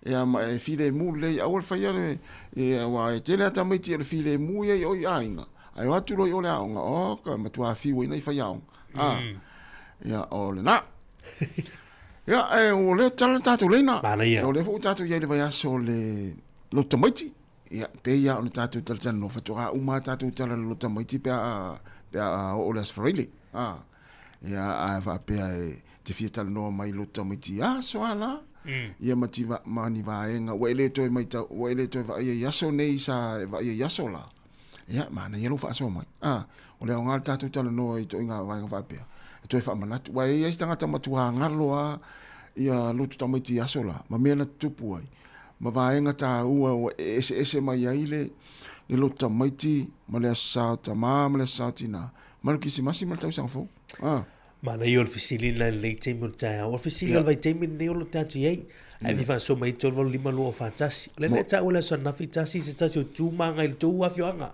il sa vale me olea a la nga salea kare se me tisi sa vale tu le fa casa felo i no wala wala ya o se tu amba se anga ma sani o na tu na i wa le ma sani ne ya ta to ni sila sa o e o le ta tu va is i tu o no uma na fuanga i ta tu e kalisia ya ele se va ngana ma sani ya ma tu tele vai foi ma to ye ma to taimi ya wa ma tu tele lo ia tu la ngai samo ya man ya vi fa so mai ta tu tan no ya ilo tamit ai man tu foi la tau loto ya be wa sa ilo so no ngala so na o isi matua ngalo ala tolu ya o ia matua ya le oi na te man tu o ma fa tau na fa amisi la tau loto le tau sang e wa le tau sanga ya te fa longo tu ka to fa ngalo ya to fa lo tau lotas ya o no lo sta ya o ma fa wa lu na po fa pia Pia o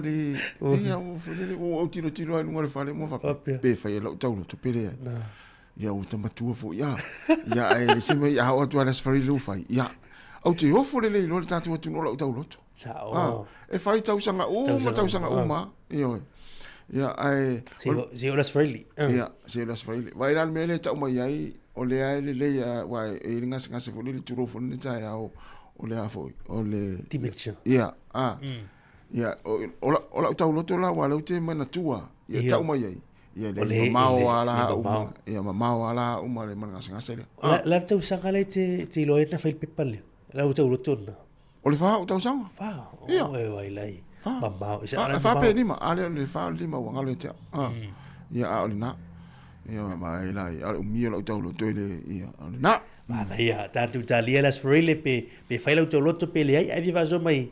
Ma ulo no le tai hao. Tasi ele tala le na mai lungo le tu singal one news in tai hao.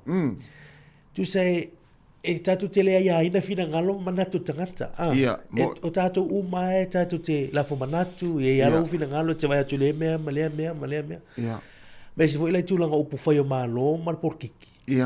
Ai e foi le tu lang foi le ai no lo fina ngalo mo mana e lo ia te tau lo lo fina ngalo moi o le sila tu langa tu lo alfa mo le tatu o le ma faula le fa tino ina nisi o la tu le no so fa ile le moto le o le minister o vai fa fu ya va sa mani ila fia nafi sa o le mari o e vai le i tangata pe lo se furu o te o fu fa nei loa e nei tangata me no foi nei fe pulema tai o le atu ya le wo ya o so fa le ma ya le ele ngata tate alo fa nei tangata nei tangata foi ele au polokiki ia male au tangata foi fa nga malo ele ngata o le so fa ilungo pe ngata fa ilangi i upu matala ia ale ala ufa atino fo ile o fa ingale na sa no foi tawo to na nela ale ala o to vai atu o le o to ya lo tanga le to fa ilo o ia le na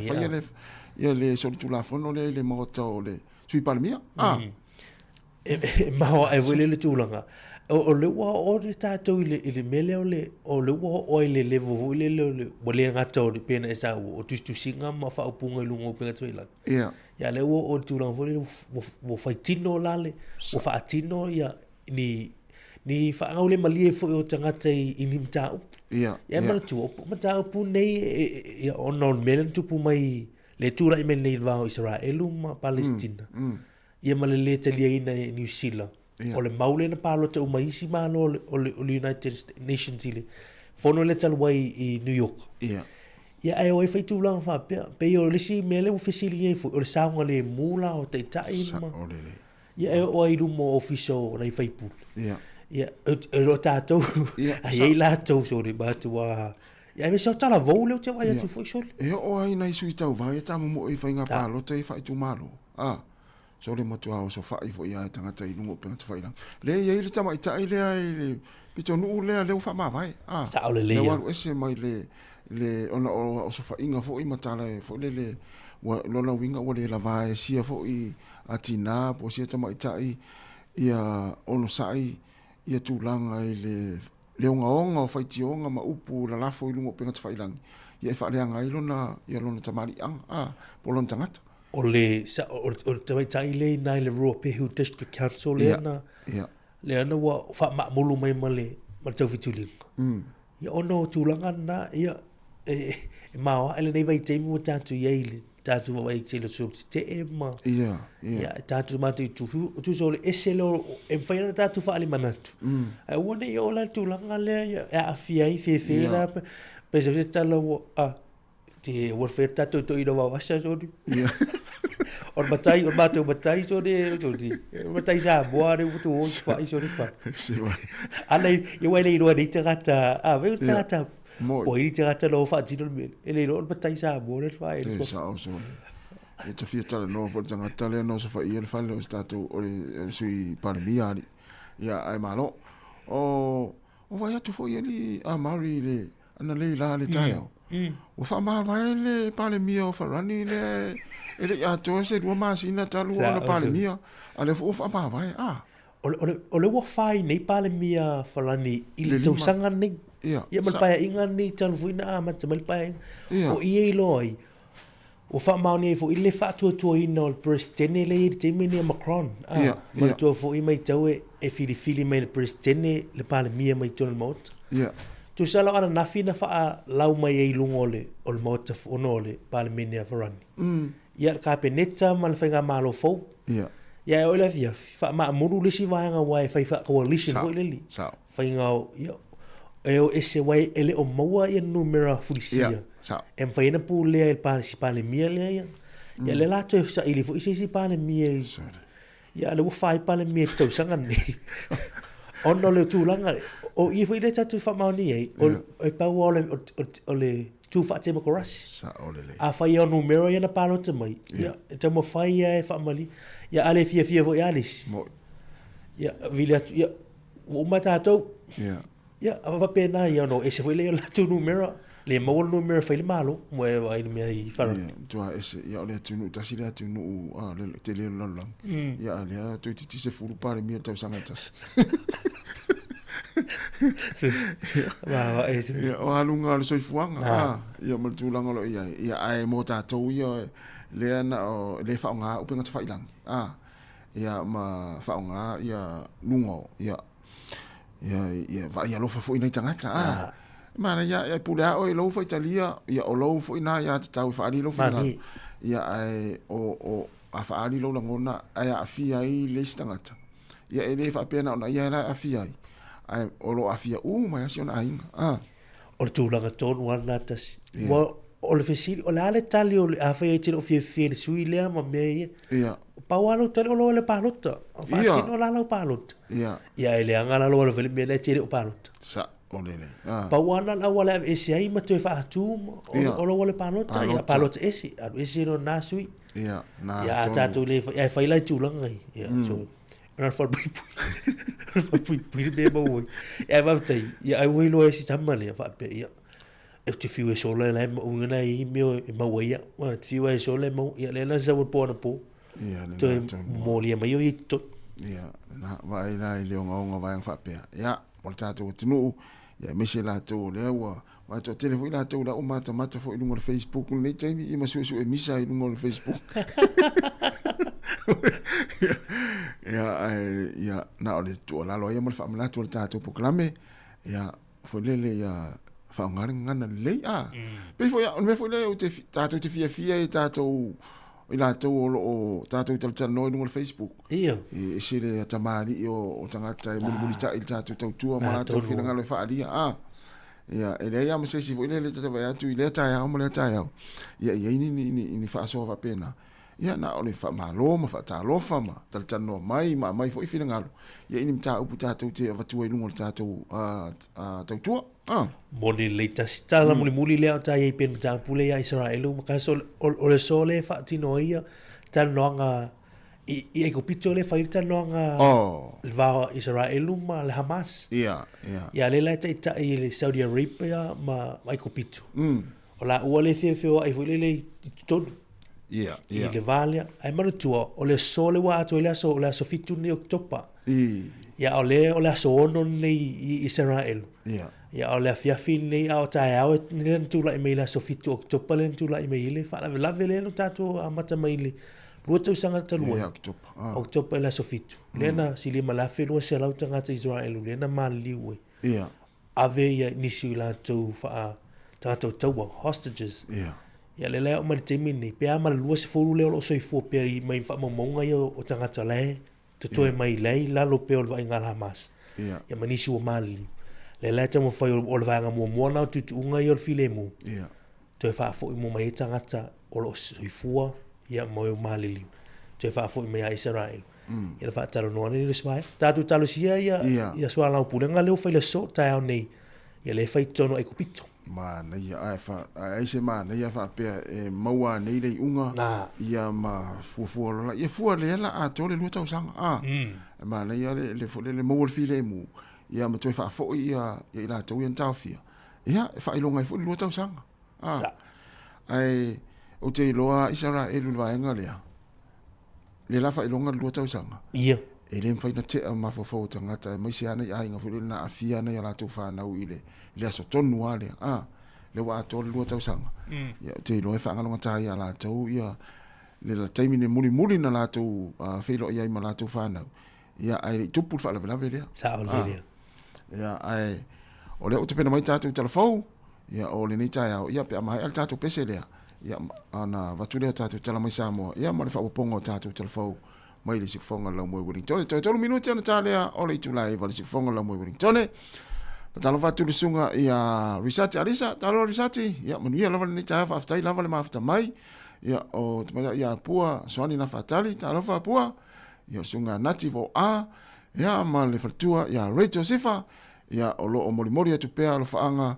ia tu fue ma Jerry Rachel ia mo el tina ia manuia lava le tai au fa tai lava le tatu tu no le mafta mai o le tatu pese lea tu na tu tatu tala mai sa mo telefou si fonga la mua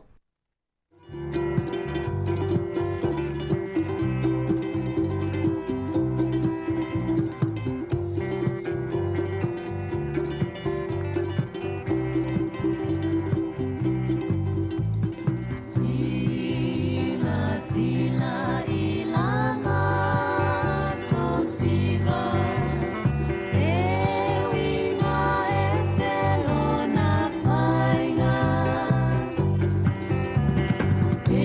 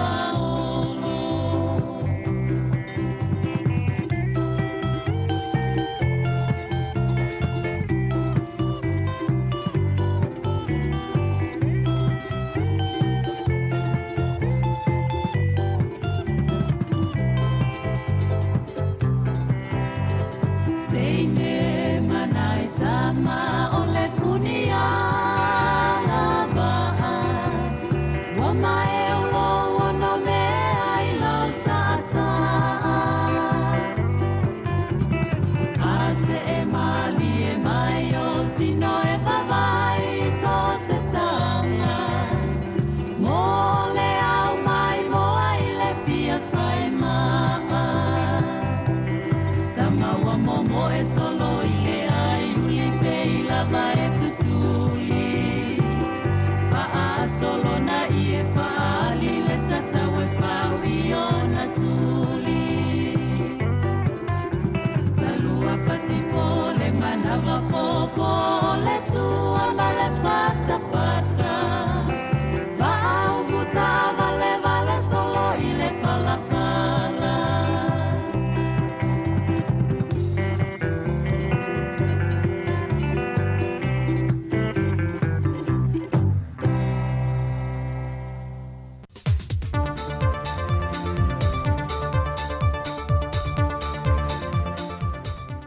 Toi whātalo whātu telefoni nei whaia solua lu tātou te duu. Ai usi mia lau whaafonga i luna whao pōponga le nei.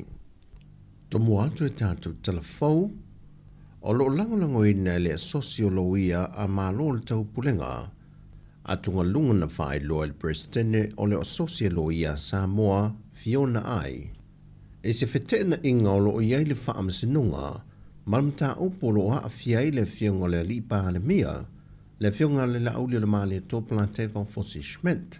Ona omtanga luenga o lo ilalo lana vaava ainga. E au fiai le ofisa le loia sili, male matanga luenga o leo leo. O le tusi a le asosia loia Samoa, ina ima whai na tumatila le manino o le tuto tasi su enga o lo whaasanga ila mata au po le fionga le pāle mia. Ma ina whai lo le Prestene, o le anganga o le tusi a le awinatu le o se tu o lalo, e nei tu mau pēr le mulmulita i o wala le tula whono.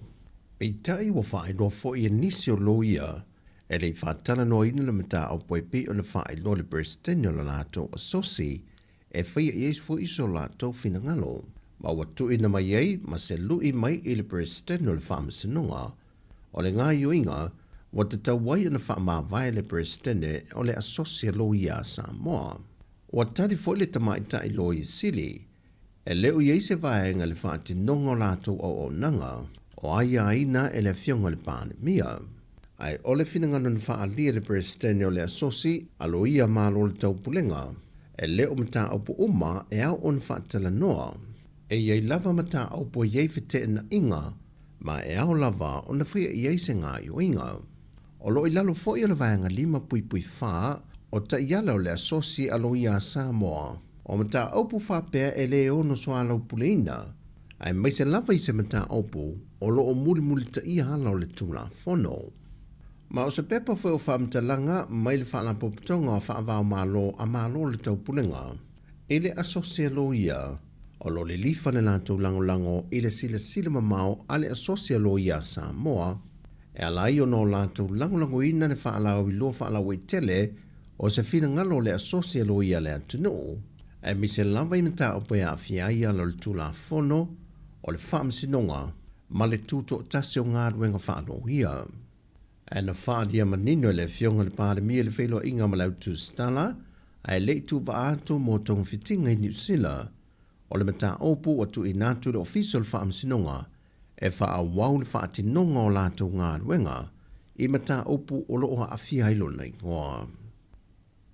O loo te talo le Prestene o le whaalampo tonga tausi soi fua le atunu, e nei e talo sia ai tau nuu i māsina o loo te toile ni tau sanga, le wha moe o lewa o ne tāni tali i aima o mai a foi o na ioe ni usila, e le toi fau sia le o sa lātou hall fau, e suia i le whale tuai le o loo tau whaatino i lava lātou ngā ruenga, ma o te le se tūlang wha le tonu, ma o le ofi mō lātou fuafuanga whanga solo.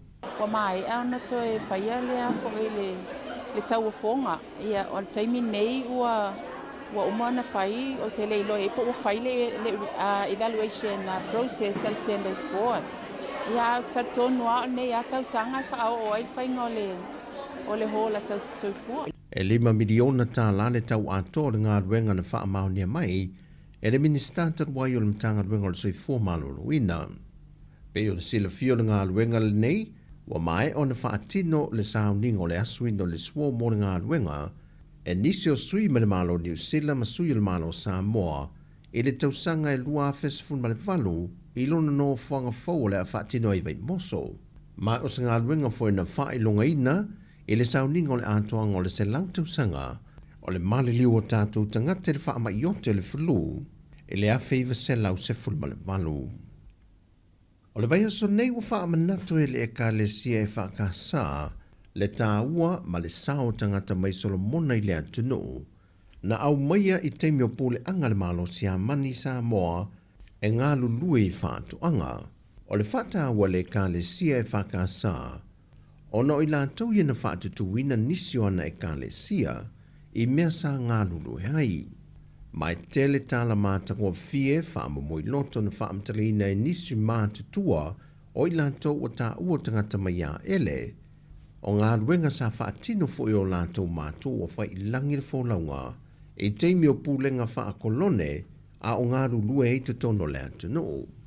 Mai o se sau ninga foi o le a pine wha mau ma wha manatu ina pē lava le ka le sia, le sao tangata mai Solomona le ua avea tangata Samoa a ngai i le ka le sia.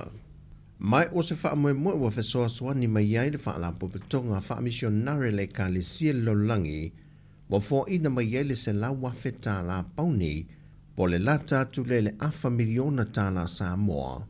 E fausia ni polo kalame wha atino e le ka le sia malipule ngai malua, mo le wha moe fau i tausanga uma, mai wa wha pipi i nei fo le tala wha solpito le e ka le sia e wha ka sai Samoa, le polo kalame fau le nei ua wha au popo atu iai. Ma o tangata mai Solomona wa vela wa ni tō tino tangata Samoa, na o mai e sia mani e ngā lului wha atu anga, e le tausanga e afe valu se lau. O tana fōia, whaamruia le tua ni aso, whaasoi fōia.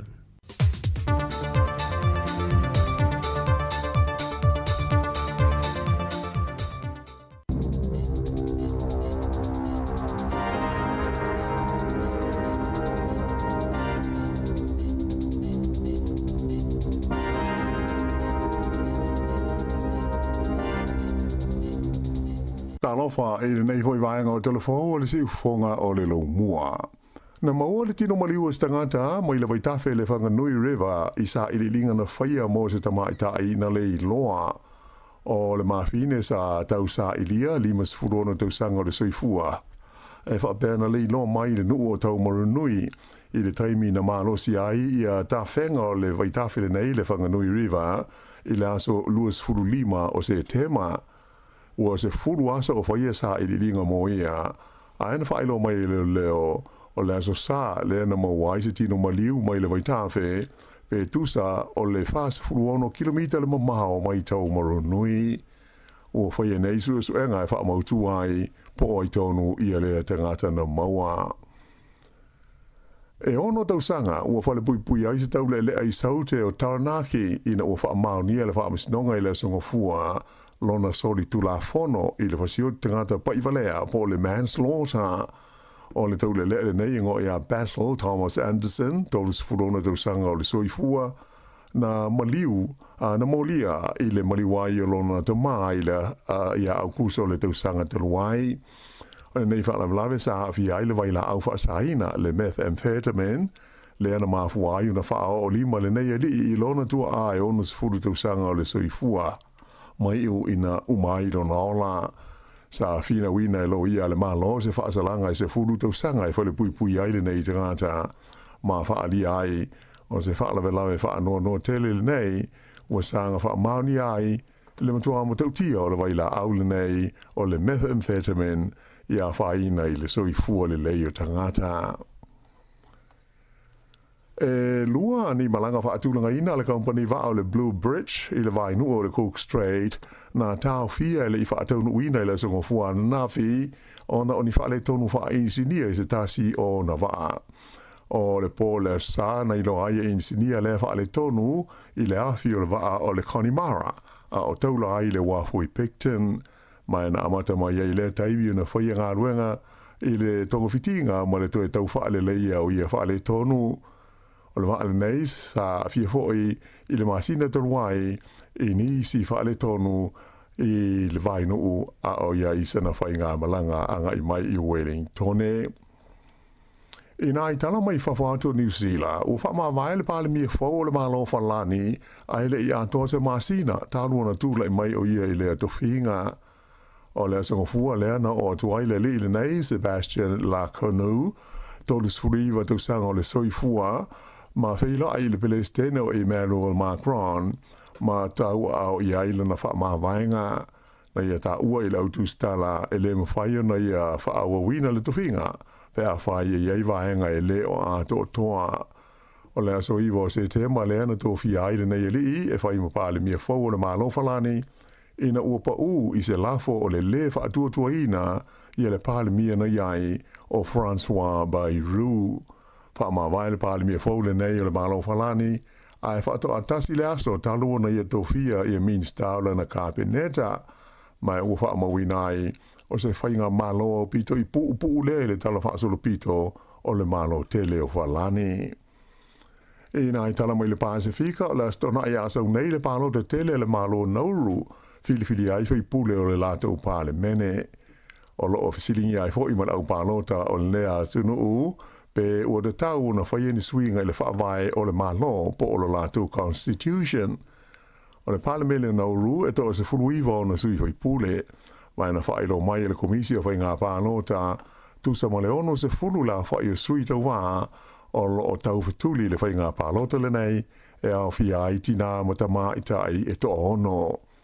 O suinga o lo fia whai e le whaavai o lea malo ina ia wha au popo ai le tau sanga tasi le no fo inga le pale mene mai le tolu ina ia wha tau sanga ai e mo mia o na io ina ma pasia le lua mai tolu o tangata palota o le tunu e wala le i se palota wha apitoa po se referendum. I tonga o le aso lua se furu o le maasi na fau o novema ia le lātou fo i whai ngā palota tele mo le filifilia o whai pule to se furu fitu o le lātou pale mene. O le aso lo fo i le tasi e whai ai ma le palota wha apitoa e fili ai sui e to iwa mo no fo i e wha apitoa mo ta mali i po nobles o le tunu o ta ua le whaatau no whai ngā palota a Tonga o Peter Wuki e tu sa mo le onus full tolu wafe la whai ingo tangata ia ua umona le istala e le tau o na palota o se sitanga le ititi pēr whaatusa i le palota tele o le luafe luas hulma le tasi. O le aso malu ma le aso iwa o ke topa, o aso ia ua ato whaina e whaahulu i nā i swafa o sui tau wā. O sui tau wā uma e mo mia o na whaamaunia e ni tangata palota se lima se fulu i alo nā tau a vea ai ma sui tau wā i tu malo o le a tau whituli mai ai.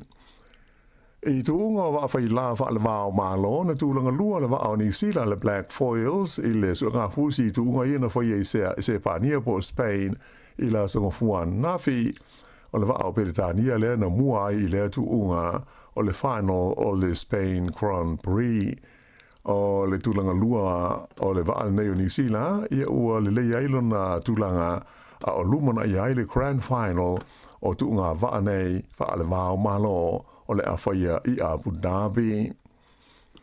E fitu la whainga o pine New Zealand na maua i le suanga sempini le laulangi i tāronga a Feleti mō tangata e le ato toa le malo si o le tino. O le aso whai o ia tāronga i le Ione Deli initia na maua i le pine si livaina li o Will Stedman i le oso mamao. Ai o le tamatai o Anna Grimaldi na pine apo me mea i le tuunga ta moe e lua se lau mita. O le tu whaatasinga o pine lau talo New Zealand mo i e tā longa whaapitoa na mawai pine auro e tolu, tā si le pine siliva ma pine apo me mea e tolu, tūla i mai la tau i le tūlanga luas fumaltasi i le whaaso longa o au tā alo le laulangi sa tau wahai i initia. Whai unga le nā telefau.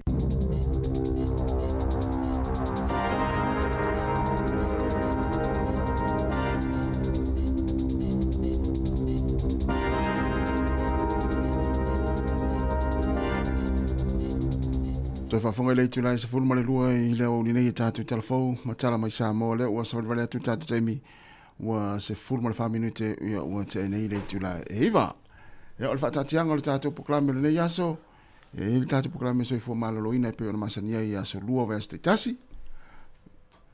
Ia, ma whaangasolo tu e la foi, i nisi foi o whaafia ia poklame i lei tu lai sa fulu male tasi, ia tātu fulu lua, o telefon tala mai sa mo musika o le uri e o tautua toi fo i le tātou whainga luenga, ia alfa solo ia, Masavini Kasiano. Ia alela vai fo i tātou pese lea, ia ona talapele tātou leina pia fia wala mai, ia tātou whaasoa, ia i ni mta upo i peo na i whaafonga mai tui nā tui tātou telefou. Ia, male no tō tamaiti.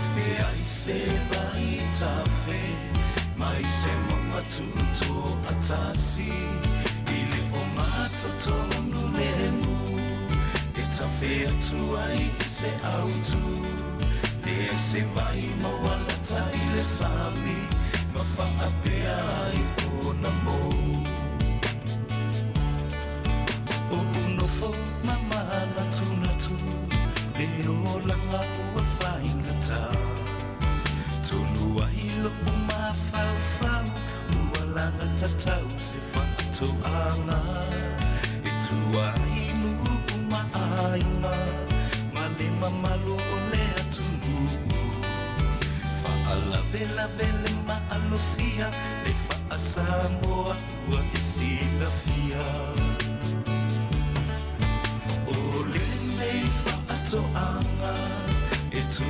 tasi se tumu maunga e tafe ai se vai tafe mai se mama tuto atasi ile o ngato tonu le mu e tafe atu ai se autu e se vai moala ta ile sami ma fa apea ai o la mo o tamo o mo o ngai ai le na bua e va ai o tu ai le mata mo fio le fa ato ama le mama ni lo le na e tu ai e se fo ia ila uva ai i taimi uma pe a fuva mai e le pile tele fa ato ama la au e masami ai o le nei fa ato ama e tu tasi se tumu maunga e tafe ai se vai tafe mai se mama tuto atasi ile o ngata tonu le mu e tafe atu ai se autu e se vai mawala ta ile sami ma fa apea ai o na mo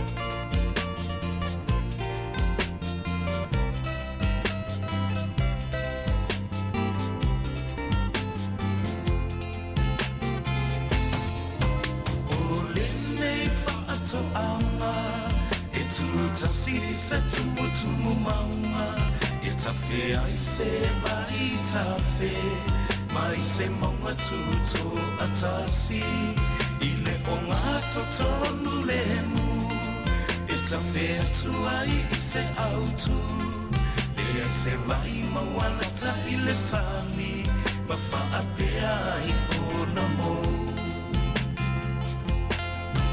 o le nei fa ato ama e tu tasi se tumu mama e tafe ai se vai tafe mai se mama tuto atasi ile o ngato tonu le mu e tafe atu ai se autu e se vai mawana ta ile sami ma fa apea ai o na mo e se vai mawala ta ile sami ma fa apea ai o na mo le vavianga mai le faili ia po le fai pese le Tatiana Pen ma le pese le na fatoanga ia mo i latou umalava le ua usu le maumanga le nei taiao ia alo faafoga mai Samoa ia i le proklame le ata le taʻalesifoga laumua ia mania lava ia galuega lenei aso ia i le anga ia toi foʻi ia i utai maumanga le nei taiao ia pe faapea o lenai la manaia ia po lai ua le mele le ia nei talutalu fou mali so se mea te alu iai ia faapea o le tatou faasalalauga lea lu atu ala iai lata telefoni Samoa ia me fai anta mata mai o i lunga i lalo le esi i le tono maumanga i le tatou pokalame sa o le leiso foi le pe e malo lo ia i pe fa pe wa asala ia wa asola ia na asala i fa mai no malto ina se vele ngata lo ia tatou malo lo atu il Paolo se tau te ale asala ia no atu lo le ita ati tu lo wa le i lalo o foi le lalo koko malalo ia mamwe malo ia te lo te mine nei ia e fa pe mai lo ia to ina ia tatou malo lo i le ma se malo lo ala u malo lo la usa fa ila lo ia la tau fa mata o me Facebook ma ia misila ni ta ia fa pe ona te u tel maumanga ia fa ilo mai po fel maumanga na te ia o fe foi no una ia maumanga na te wa ini se tatou pa anga e masa no mafuta mai isamo u tel maumanga e mon le letas ia o le male o le olanga na pe a te fa no longo te fui o langa to so fu e foi Samoa a solo la we to va ve uswa vre le tao poi ia ia one if o to team to tu vole le la ia o vevela fu mas sa ia mana ia yo na to nga ola ia sa o le temini ia o le walo ma telefoni ma fai mai le Facebook live la to i o ba manga ma fai mai TikTok ma na me ia o mena ile ia so ia a fa pe foi ma fa nga fa le ma fa nga le telefoni ma tata la e alu le telefoni ia se fai la wa mo tu pe lungo me o YouTube a no fa o ma fai sa o YouTube foi le ai pu e mai le fai ngolo manga na to ia tai mi uma maso uma te vai o le to tele o tanga te mata ia tu sei o tele o me o ai o fenga me o tulo wa fenga me ai ma ia ma le la mele o manga ia se mata tu fo ila la nga tu bulanga nei mo sao ile o langa pa fa ile o tu samu ia o fenga lo tonga le ia fai o tonga le o le male o mata tu la son la fita su tele pele ai sta male mi fa le ali le femena live na le o la malu ta ola ia o esi yo le la to le ia ma popo vole lo o popo vole ia nei tu sa ma fa la sa ia le sa la so fu us ia ma nei tala fo yo me tu pu manga na o so sta male e lo te vole fo fa mo il au fa ile ia wala tu fo ile wala tu de se au fa sa o le ia mala na tala la na fai mai ia ana tala au fa ia sa tau fo ila na ta male tu fu le to ila lo le ia le o me la na male fa mala mo we le o si ile mala na me ia na tonua ai mai se au tai manga mo me o fai nga fai va me foi le e sa soifua nei na yo tatou matua ia u fai langi fo launga nisi ia mo le langa fa samo ai fa nga taula le telefoni fai mai ai foi le tino fa em fai lau YouTube o me o le ngai o ta si timila e malanga samo va ai la ya tana o e tore o pete la te molu mai la lo fatto e la fatto e la manga la samo e tu la no te miri le te an bala telefoni na so ia o no tau ma fai foi ane le moli mai le fe e fa nga tau ia me o nga le o telefoni samo po e se molu la lo la o talo vele anto ta ma po e mai la ma ne la o talo tele tangata o tele tangata mo mai fa mai po to ya samo fatu ia ai este mi to ya samo ia o yutal mang fai mai di live po pa povi ia se tambi solo malau telefoni o ta fa me su ye povi fa sino le mai le su ingo povi ia o ta to ia na vai so fa fe o le povi le su inga povi ele lo que fa fe na sele le mai tu lom ai ando malau telefoni tu ia o le sereina le o povi foi le pe afa pe sifi le si pitole o la tele va o fai ai ba le o te gabella e tu pe foi le la me na banga ia mo le sifi tato tunu e mo le tupe pe afa pe tele tanga te mata i sa YouTube foi le e fai ia ai misi ala YouTube foi le nga pela o manga o fato anga ia o vai nga o tai sami ia mo la to foi fai fa ngota se o tai ma pu e mai ata e fa fena e mo lu la le fangale ia ma ve o bo baile i la fa o tanga so ba le ia so o se mea si ba o pan tai sam ta te uswa ta o mai a pe ta sa mo va so no te la tala to ruare ai te ro be la le na fo ma dia le ia ta ia na la fo ma te mina anu samu ia tu sa ore le iso e ma le fui si fai si subi ia na me ai o fa solo tu o lima no me ai o la ma na ia na ia ta fo ia ma na videos fo ia la ta te vai na isi tangata tatu tu le malanga samu le o pu e mai ia mata anga ia o mata fanga o nu mafio anga ia o mu ma na ia tu ala mele sa wile umu le fai ma na ia va ai tu la te mo solo tangi solo au ta fotalo o lalo ta amu ai lungo le koko la tu fo le o fo le mo se ngata i lungo le koko se pu e mana ta ngata me fa pe ma ia o to va ai mai la me le ala ina le ai isumu ia wal mafu anga na ma le ai isumu se o la ngata ia ona la ile ngata me funa e watu rota mai ti fo le la tu mai se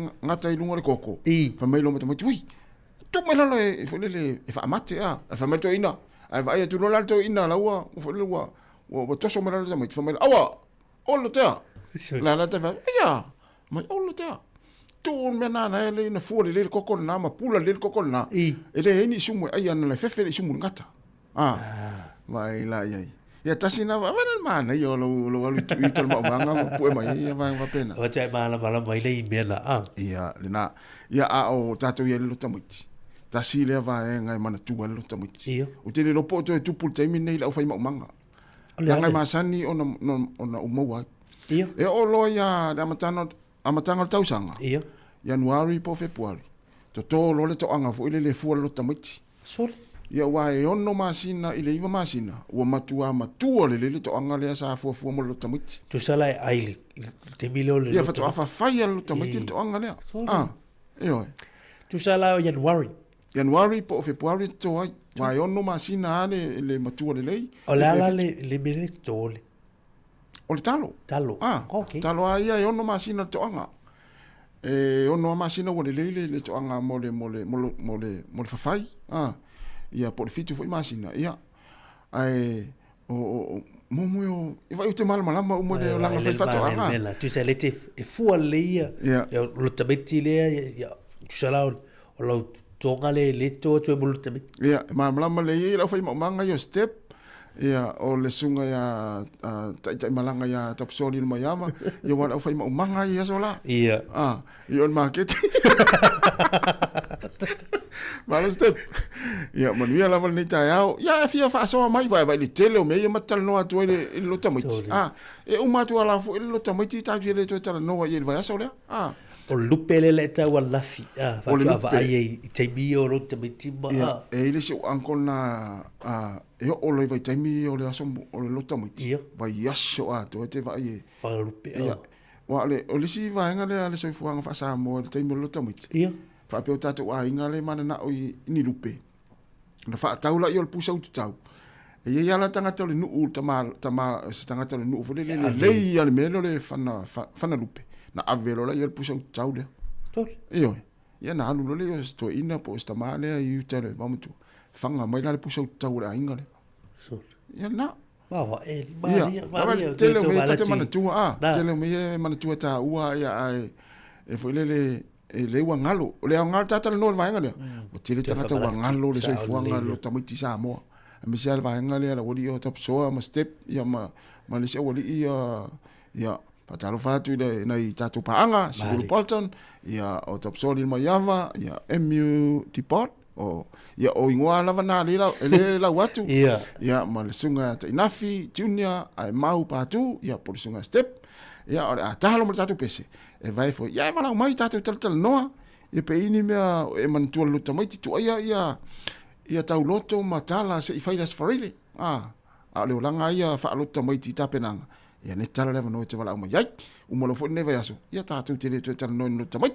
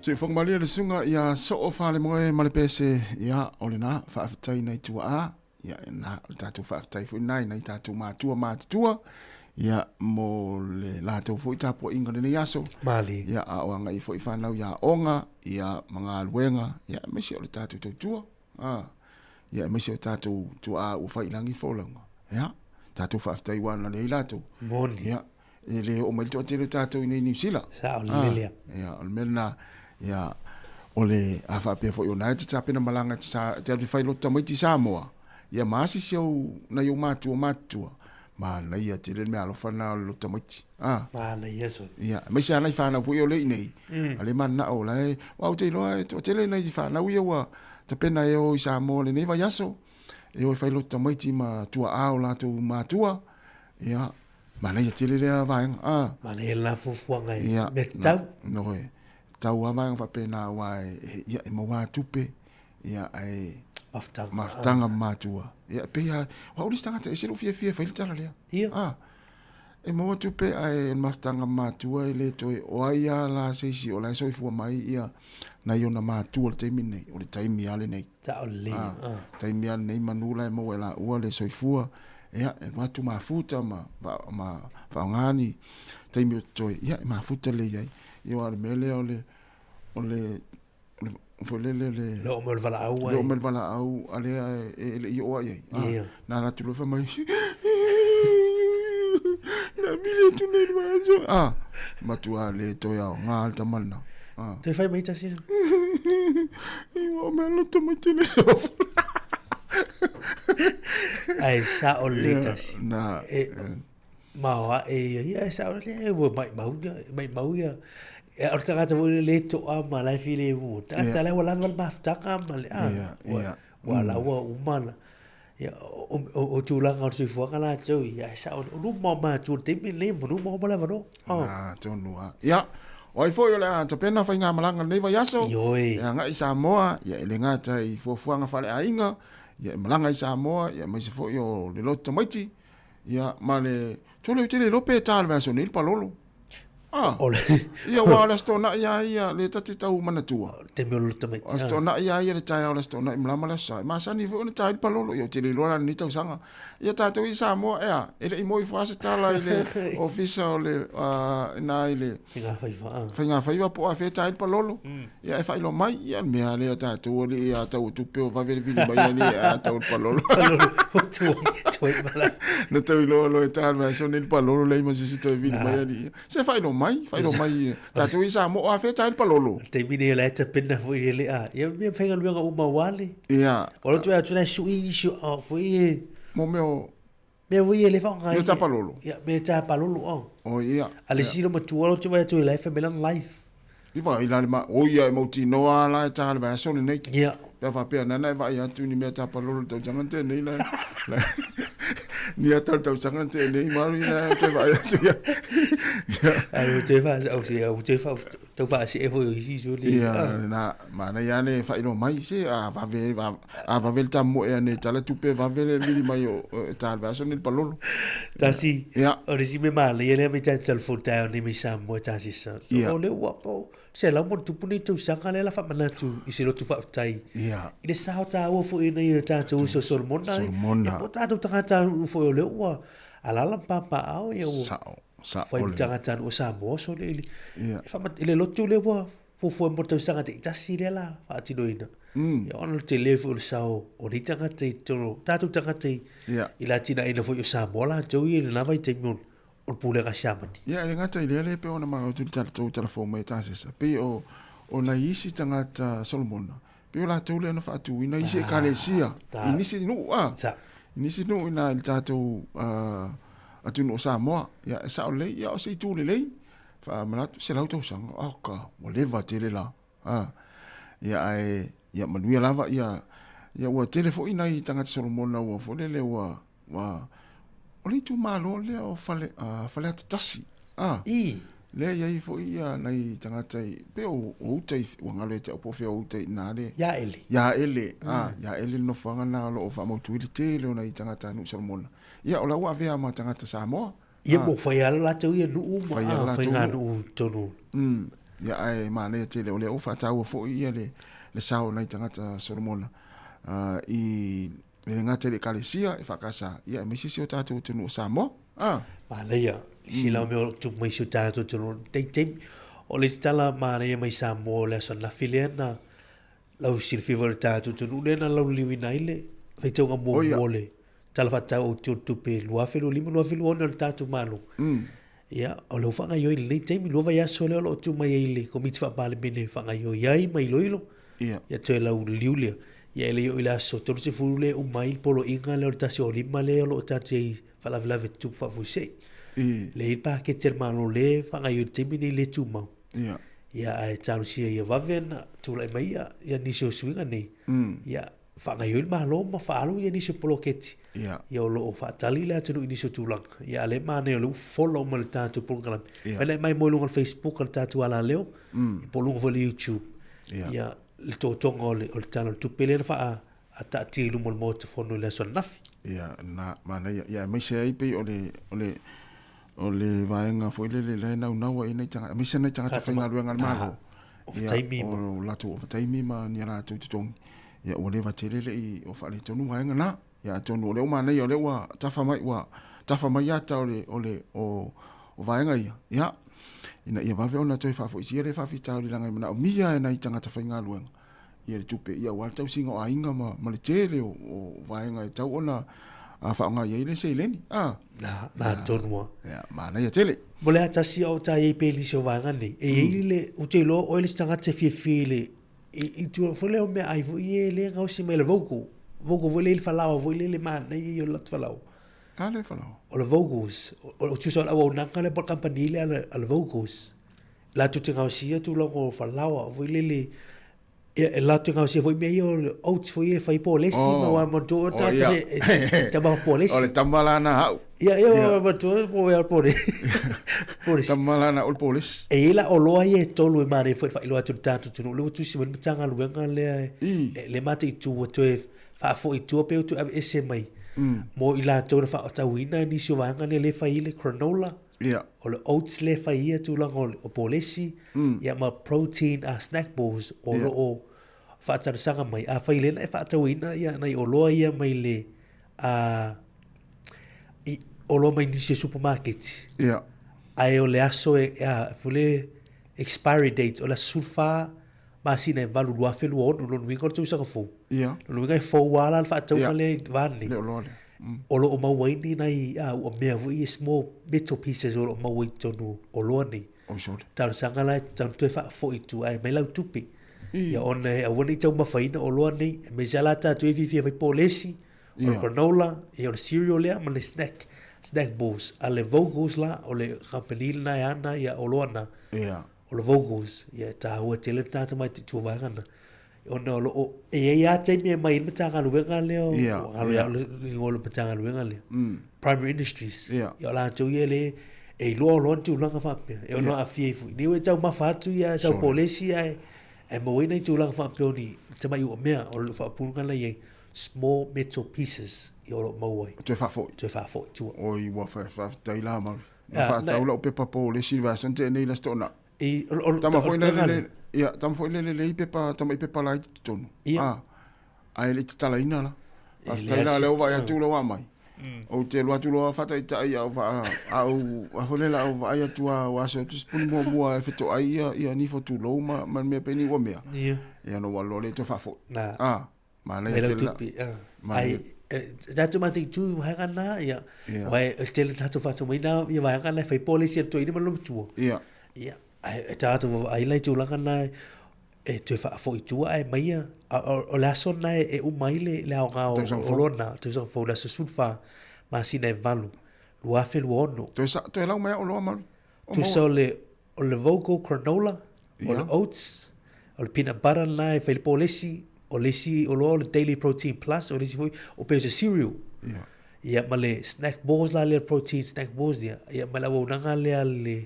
al vocal foi ia e tauna tu fa fo ia e tu mai tupi la o bato tu no tanto o Facebook reata ma le te lo a fa ia la o le ia la o ke o ia fa ile tu fa fo o no tu langa lai Me se pe fa le fa tau nei le masina nei. Ia, sa, me se la tamana polisi pe fa pe leo. Tamana le va. Ia, fa pe leo wa fa tau a molte mo ya o ilau ai polisi. Fa ta i pe mana ia. Ia na tau ia stai fo ia la tamai ona tu ina tu le lunga el tato Facebook ar si fonga la mua ia te sila ia ma elo ia le tau na fa tau. Ia. Ia, mana ia. Ia, ole wa to es fulu minuta tale o se fulu. Ia, la vatu tato fa fianga le vai foi.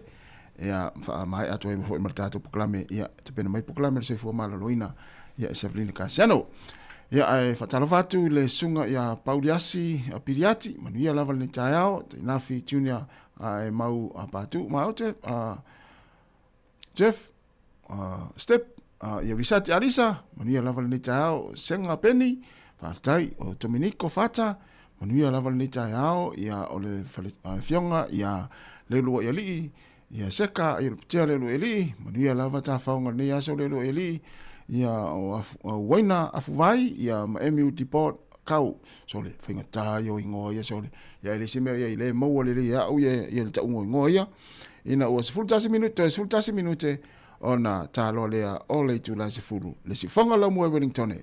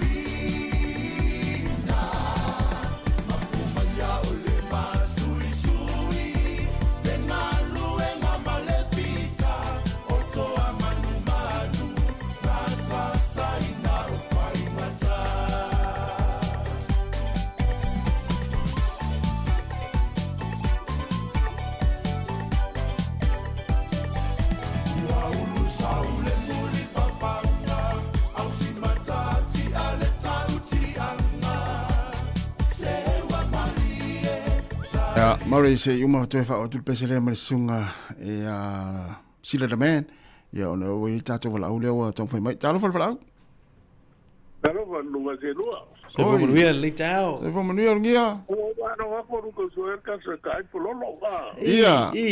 Ale mo mi ma ko kan se me ga de ngai de ku sa wa. La so fu lua, la so fu e po la so fu fa de pa pera se po lo ma singa ni. So o wa no ko nga wa ma ka nga lua. So se wa ni o de so ni ya wa. Nada, ko mga tumebili mo mo ya mo ko ko le me ko ba. Malo luia. Ora ora ko sa we mo irunga ya mo banga mo ko. Pero po dia inga na ko ko. Ko sa ewa. Anima. Ia. Pero ko ko vera inga ai de na. Ali urungia mata tano ni mtasi vole mo te le we. E le or fale ole. O minister vai fa foi a Winston Peters. Wa va samani. Oh, e no. Sa ko fa no ole no ki no nei e per Facebook la ne wa to ko le per corpa. Ah. E wa te ho tere de ka ti a woni ni pa se se ma se ya pa. Ah, yo ko la po vengo po scoina. Ah. Na, ma tu tanga. A me que no po scoina we sen ne ho le ya vamos. E mo ya pe no fa ya ka ku Pacifica. Wana wa ku de 1 million ai ku malo so. 1 million Ana ri po wa me ku sa wa di ku malo aku so ya la ku fika dia la. Sa. Wa fa so wa malo ko pe wa ko malo fa ida. Ku sa ya la ko ya fa ku ya ku ni ma e ku ya ku fa so. Ai pe ke wa do ko me e ma ke fa so o ko wa fa so ko ku. Mama naya lau tan no tu pepe ana yesa tu pe lau ka no. No one me. Pues va que yo te fiki de hoy. Pues va no me voy a hacer no puedo un.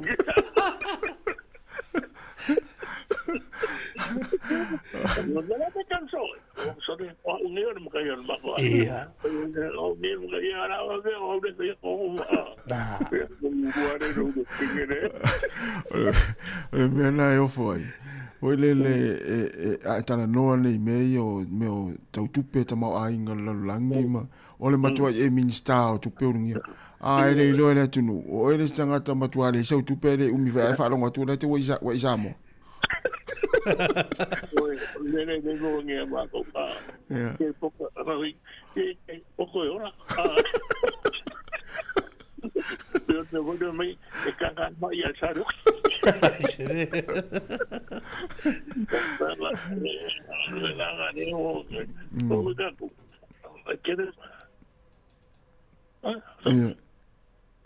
Quieres me maga o ya pe al coupe mo ya ta wan me ta dia fa kai de ko le lo ngia ono kwa ko ro mari mo me da ngoi no ngalu do chu fonga de mari me hoi de ngau ngoi dia wa ko aula sia so me si tinga ka o pe da ya se ku ba lo me la ha ko e ma da wori Oiga ko kasi mal.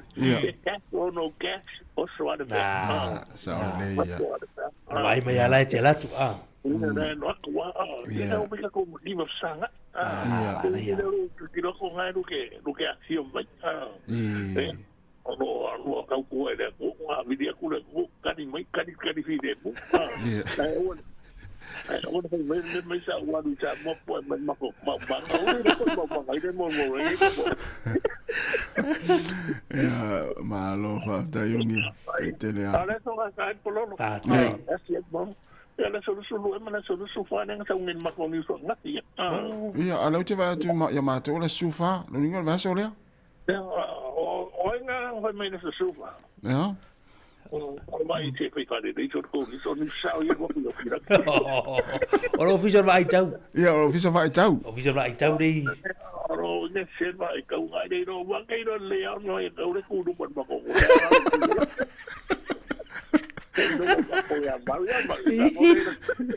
malo ta ingia ya lo stere atu ya va se fuia ya ola esere la sore lo vinga o nai ya ma ese au lunga la lo petfa langi la sa mo meteorological service la la tu mai asufa la so ruo se foule ya asia yo lo vi ko to asia le so lualea ya está ya na le atu la so luale fa me unia ma tu ale ya mas palolo mo ya na yo mari Wa tatu pakala milo te pena mai pakala so fo mara loina la tatu mafuta pe mara tatu tinu ya ile ne yaso está info ya tiu ya na i tu fa fine ya ana fa solo msa vin kasiano ya wa tatu tu ne yaso ya mon ne temi ya fa so fo tatu tinu la tatu mafuta pe ya la le tatu ali si fonga la mo Wellington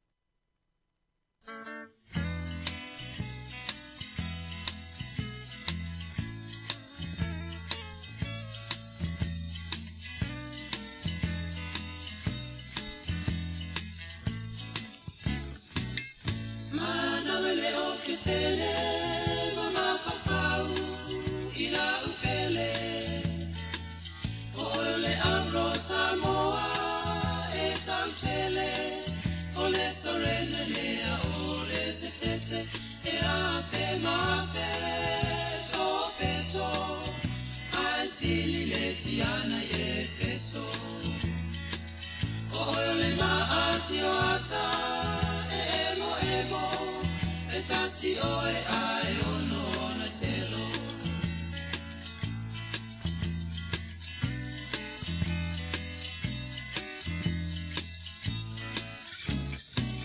O oe la au paolo le Susana eso solo Tapule inai ofisa ole solo Ata alolo maisi au si valenga lola Fionga le ula taimane o maamora Oe ole tapasa Sio uola Sio uie lino lea mai Roma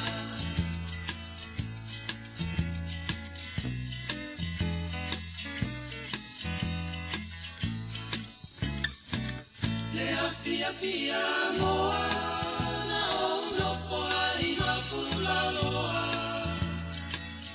Ina ua o tu ua le abra Samoa Ua mai le vasa la loa Si awa mio vai vai E pea seki o na ua liu vai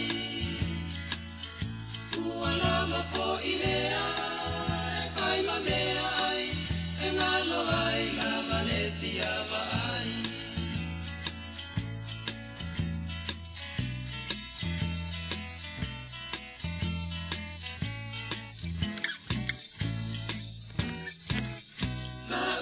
Sala ea La umana mea Le matango fiona yo folinga Asulu mia ele masina La utau sala ea La umana mea Le matango fiona yo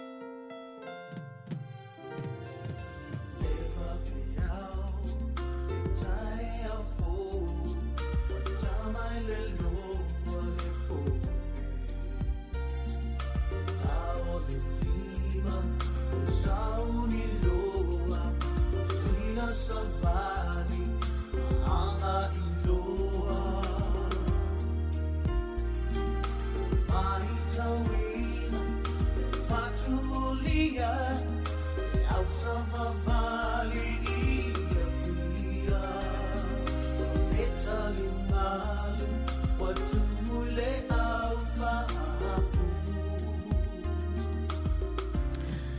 Tui whaatalo whaatu fo ile nei tai au lau whaafonga anga sa mua whaamalo le soifua maua ia te uto umalava o le polo kalame le nei o le soifua malo loina ngā lulu e whaatase ia tātou le te o Pasifika e momoli le whiau tāua mo le tausinga le leo le soifua malo loina o nei o tātou tangata ia a o ala mau wai le nei atu nuu o se tasi le nei o ngase o lo to tele nei o tātou tangata Pasifika e whaingofio na awhiai o le maisuka.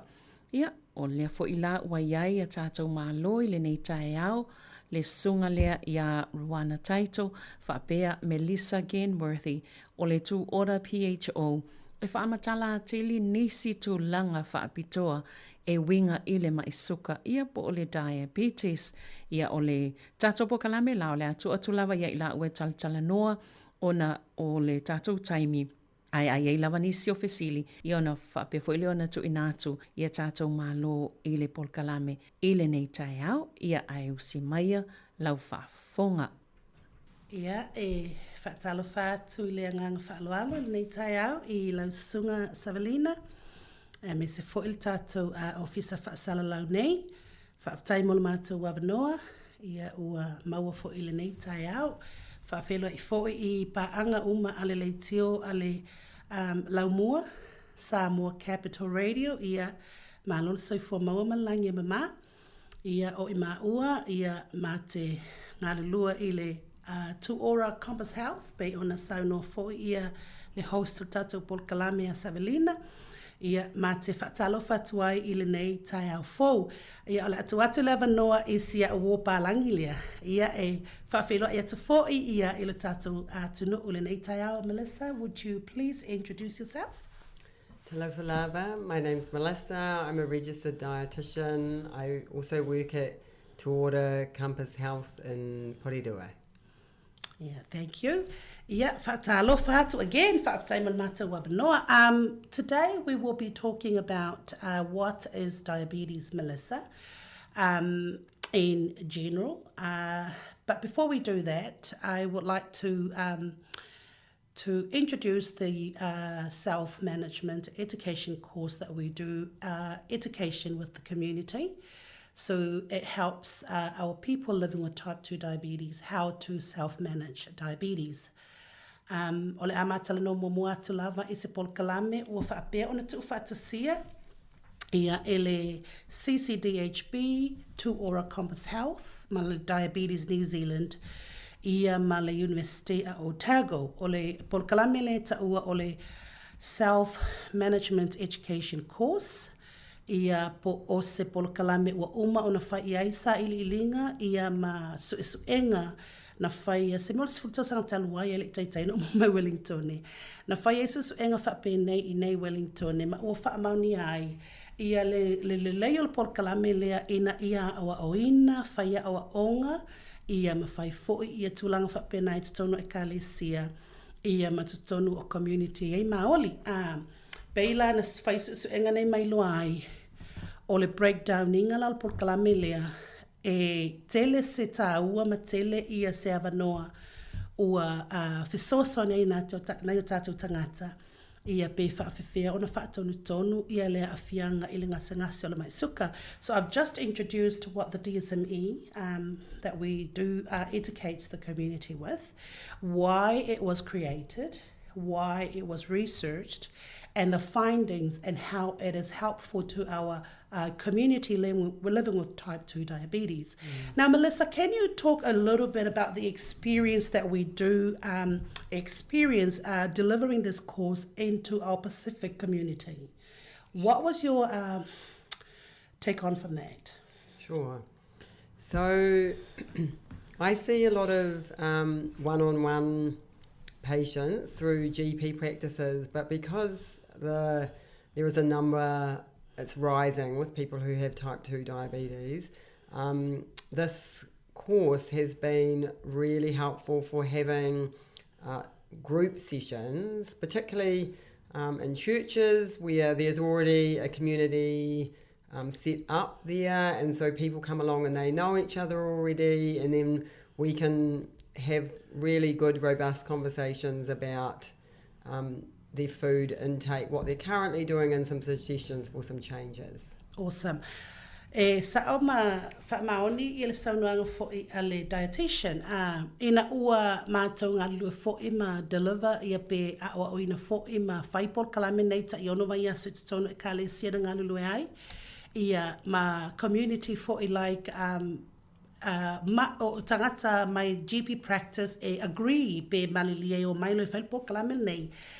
O le tāua ia ona e iai fesili le mawhaina ana e tali umai lau fo mai le se le o lava le taimi le te va ai fo mai e le o lava fo le taimi whai ai au fesili e iai fo inisi o vaenga po taimi o le o langa te ewa maua sau fesili ai le o maua le fo mai le taimi nai whai sau fesili ai o pol kalame nei e ta ana mātou whai a fo I mai lo ai o le tele o tangata na benefiti ai ona o fesili na talina maua lewa noa ma fo mai e le tutongia e le se tutongi mo o e pe sa pol kalamel nei ia aina maua ai le tele o le faale leia ia ma fesoa soani o loo e mana o mia ina ia faafefena e malama I lea me o le maisuka faafefea foi ona e look after pe faafefea ona e faatonu ina ia awana I vave na o onga matu ia matele na whaititi ai le vave na umol soifua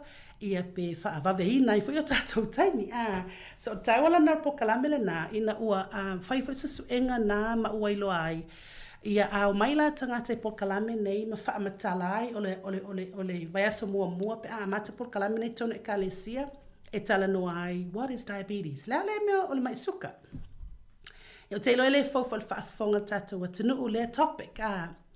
Ai ono mai suka, it's a big topic. E matua te le nei tūlanga po le nei fo I ngase.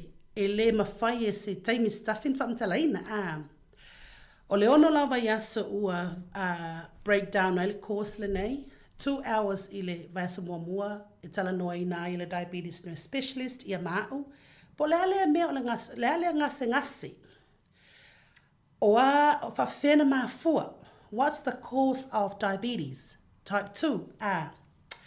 Whawhewhea o na vave mauaili tangata. O risk factors. Ia o tātou tangata Pasifika. O le vai aso luma le mea aso tolu. E tala noa ina ai mea ai ma mea inu. Ia o le mela na walaina su mai le dietitian e aso le nei. Ona o le tele lava o le mafuaanga ua vave mawai tātou ia ona o le mea ai lava ma le mea inu tulou. E focus la le matala noi le tai au le nei, what is diabetes? Ia ma le mea ai tulou, le ngana, mea ai ma mea inu o lo whai o tātou tino e mafuai ona vave maua tātou, ia ai a tātou maula lalf sosoani, le whawhewhen whaatontonu, ia ona alumalia la ia le kako journey o le vaiaso lo na fa por kalamel na fa mai fo ini so fa fia nga fia mana o mia vatu por kalame tono e kalesia vesa mua what is diabetes vaiaso lo na lua tolu food and drinks vaiaso lo na fa ia etala no ina ai le nga o le fa nga yo le tino vaiaso lo na lima etala no ina ai se ale me tawai ona faia ia fuala au po vaila au fo mo ilato ua fai mai le fo mai wa tsauna amata la fuala au ia po ilato fo I wo o le tui vai solo na ono ia o celebration fai ai fai kako certificates ia mato sum up o mai la vale course mai vai aso mua peila al por kalamele na o lo mato I fata ua o le tele la referrals le sauma e au mai tanga tel por kalame e introduce to le diabetes team na tono falmai CCDHB po I fo e Keneporu ele taimile nei e le o ngā lulua po kalame nei I le Hutt Valley ona e le yo atu yai unfortunately e tele lava ia tangata o lo request mai por kalame nei I le Hutt Valley but ele yo atu yai le por kalame tonu e ye staimi Ai o le focus lava na leina whai nei Pororua. Pororua is the second largest population of Pacifica people in New Zealand. Pei la na focus al Polokalame I tangata Pacifica ma maoli. Ia, pei la mafuanga le na ia ua pei sai lava nei Pororua, focus Pororua, ina ia maua al Polokalame tutonu e kale siolo I tangata Pacifica, ia ma tutonu o Marae, ia e maua I tangata Maori. So that's the DSME that I've just spoken about, the DSME. Iai whelasa interest os tangata I na longolo tato office nei a Sabelina.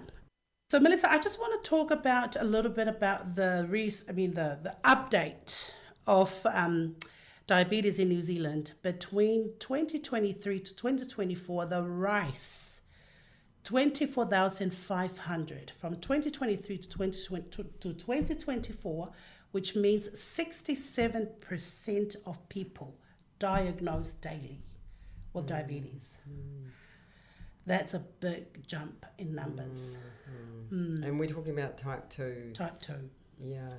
So a big factor in type 2 diabetes is there's a few different things. Ethnicity is one. So Māori and Pacific have a higher rate of type 2 diabetes, as well as if there is a genetic history, as well as if people are carrying extra weight, that is a higher risk factor for getting type 2 diabetes.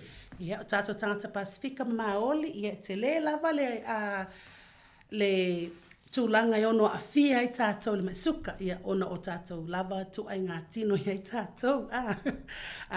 Awe te tango blame seisiami e no pau lava tu ai ngā tino tangata ia yo tātou tangata Pasifika maoli o le si ethnicity e kelinga maua le mesuka vave o le population o Asia intia.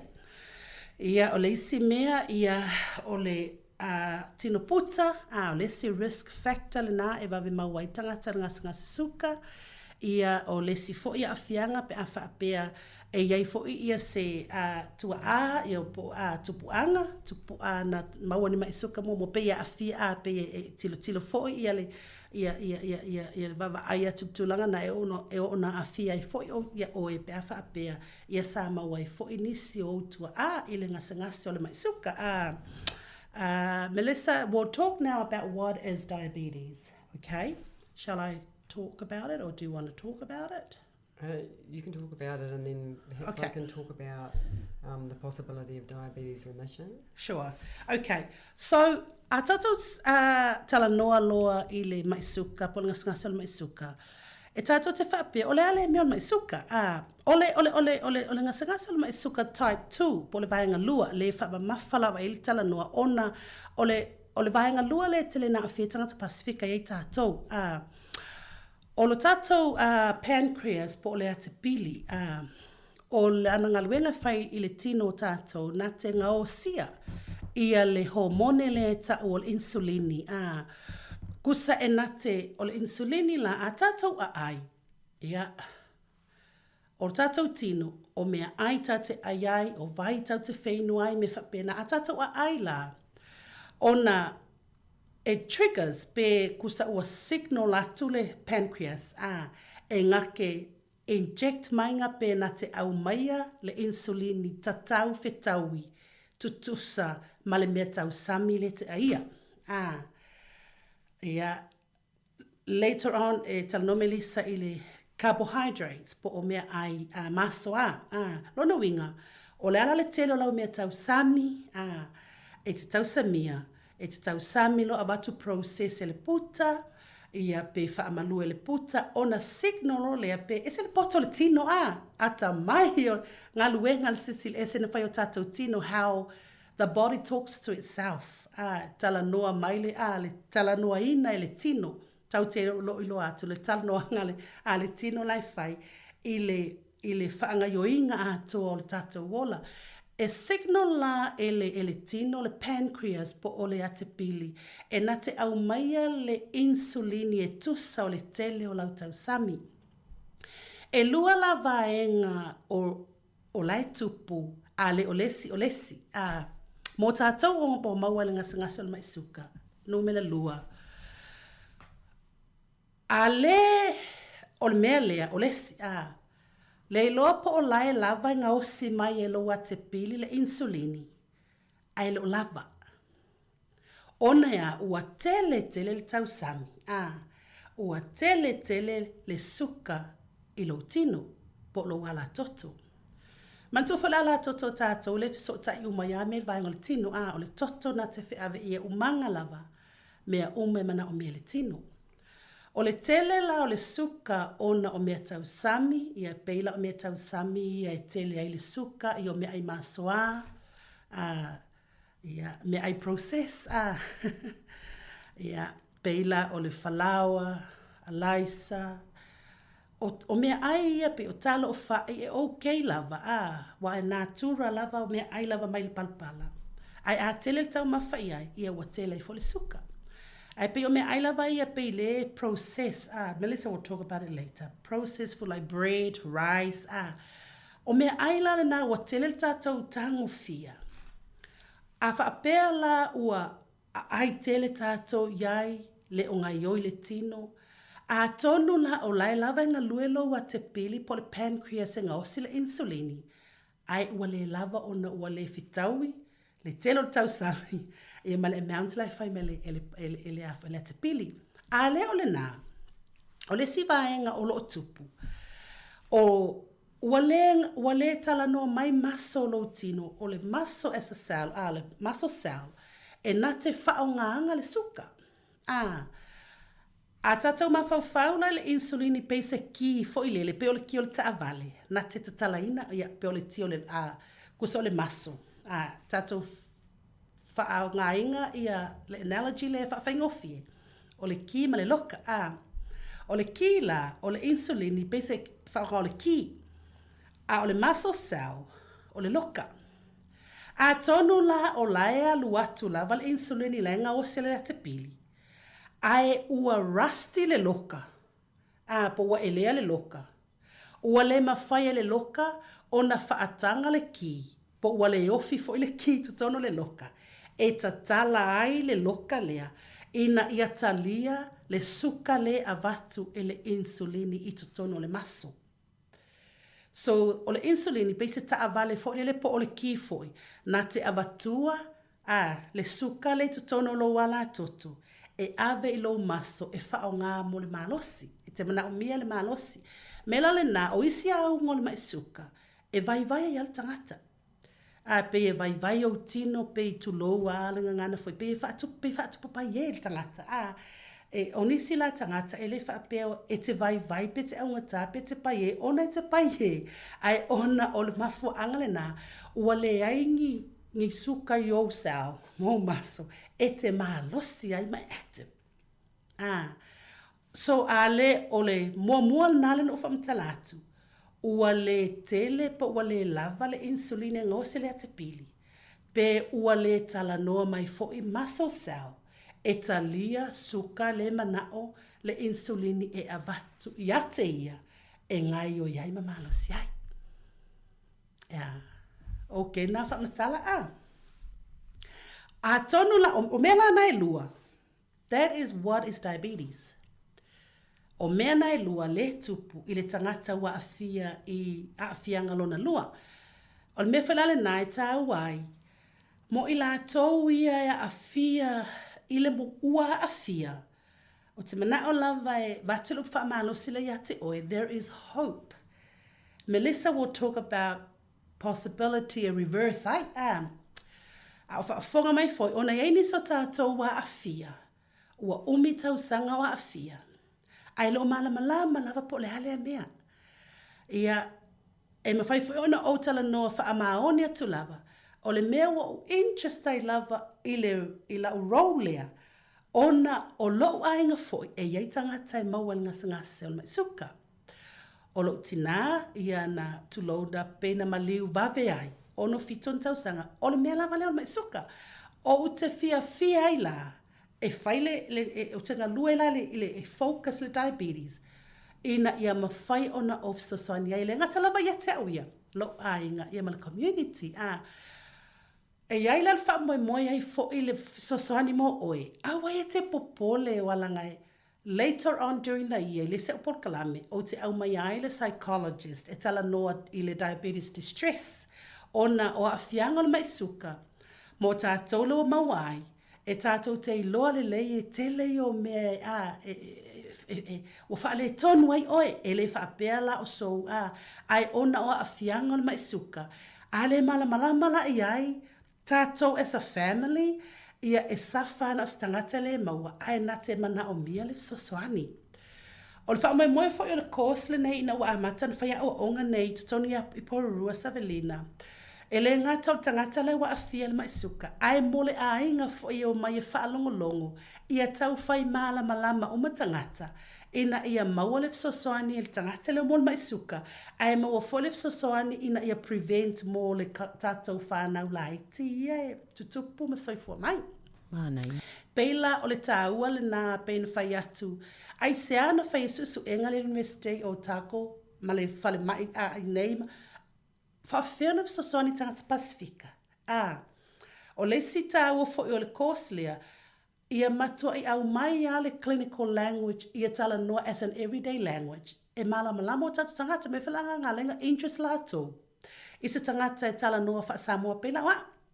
Ona o le telo tangata mai le population o tangata Pasifika i New Zealand, e maua lunga ia tangata Samoa. Na lato mana o miela se tangata me whaina sau, e tala noa wha Samoa i le community.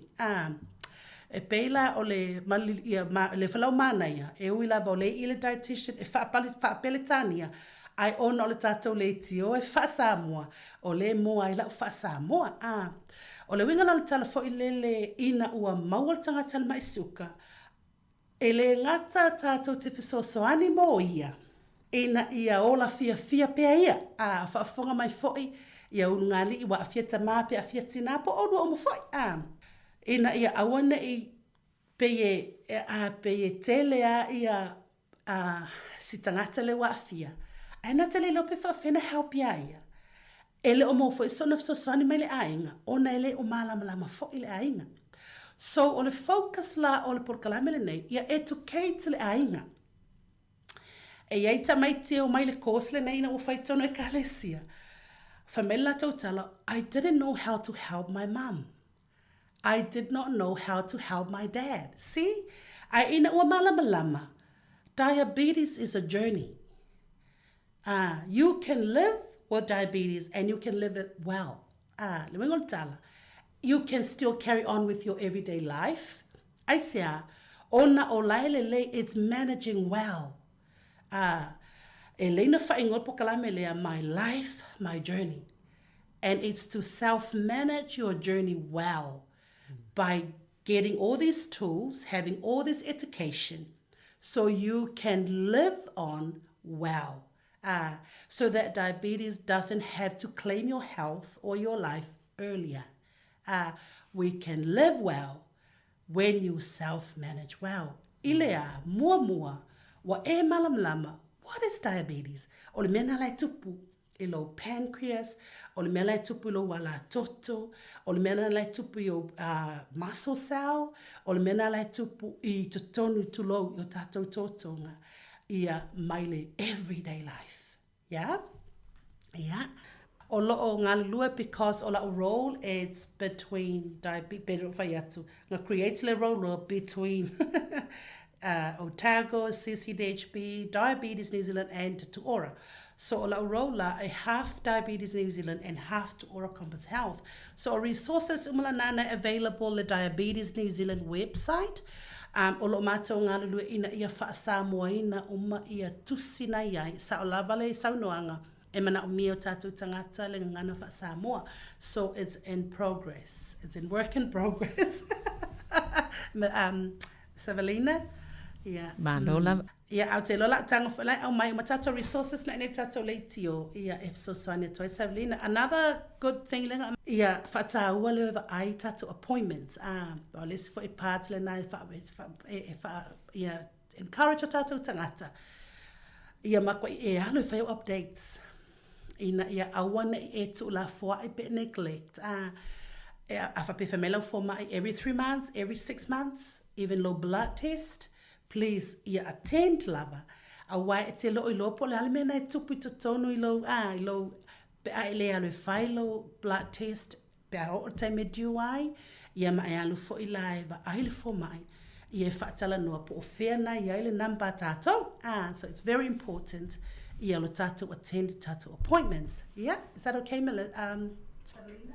Ia moni lele sa o le olo utina iwa 5 tausanga. Ia ai e alu fo ile avele wheelchair o na whaingtana sa vale.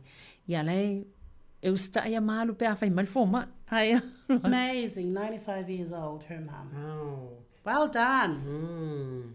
I think, so I'm not entirely sure what was just said, but when I see patients who are Samoan speaking, if we know that beforehand and they are able to bring a family member with them that can understand English, and we also use a plate model that has Samoan foods on it, and on the back it has the lists of the different types of foods in Samoan, then that visual plate can then be used at home. But if the person attends with somebody also who understands English, then they can support them again when they go home to translate and make sure that the person who isn't able to understand English is able to have that conversation and ask questions with the family member who may have understood more of the consult. O le plate model e sau no ia Melissa. O lai tele o ngana la wa iai ngan Samoa sa o lava a sau le tangata va ai Melissa.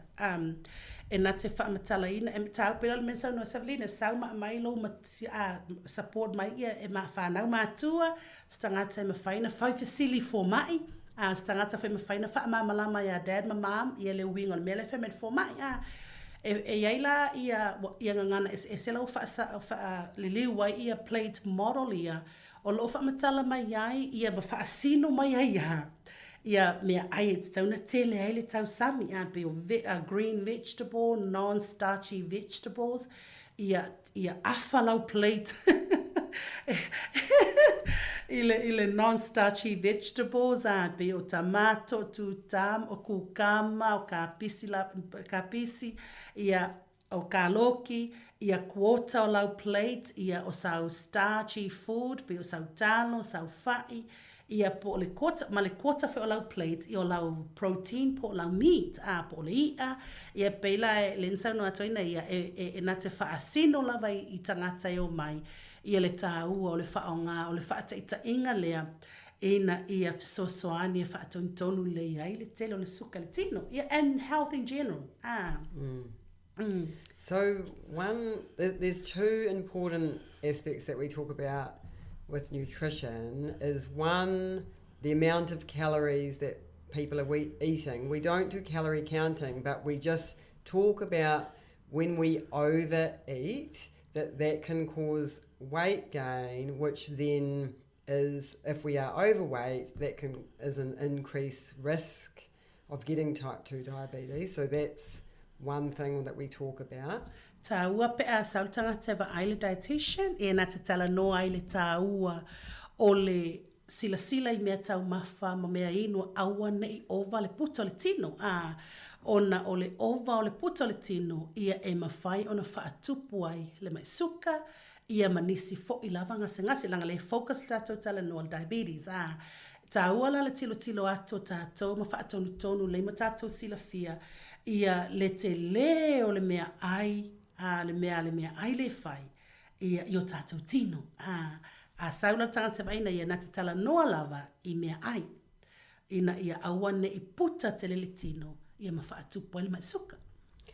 And so what we were mentioning earlier, which is in relation to that, is if you have been diagnosed with type 2 diabetes, within the first 6 years, there has been evidence to show that if one of the main reasons of your diagnosis is carrying excess weight, then by losing, like, say 10% of your body weight, so if you weighed 100 kgs, that would be 10 kgs, then that improves your blood sugar control, because ultimately there is a fat reduction that can happen around the pancreas, which makes it work more effectively again to control your blood sugars. Ia, o iai fo'i lava ia suenga ma ua wha mauni ai. A whapeo tu tono leo no tau sanga wa e maualenga sangasol mai suka. A e focus la ia lusi low weight. A whapeo ta inga ono tau sanga le tonu. A e puta low tino. A ia e focus e lusi low weight i se full percent. A ta inga a whapeo wa e maunga sangase e se lau kilo. A e focus la ia lusi low weight e ma fai e le weight loss. Po o le mele o e ma fau e fai ia lusi le weight o na toe au maia i lano le suka. Whaamaunia le mele nā, e i tangata o mātou whaamaunia, o ka se lapo po ale mena iai maua ngasal mai suka, ka koe reverse tangata ia ina ua focus a e lusi le weight.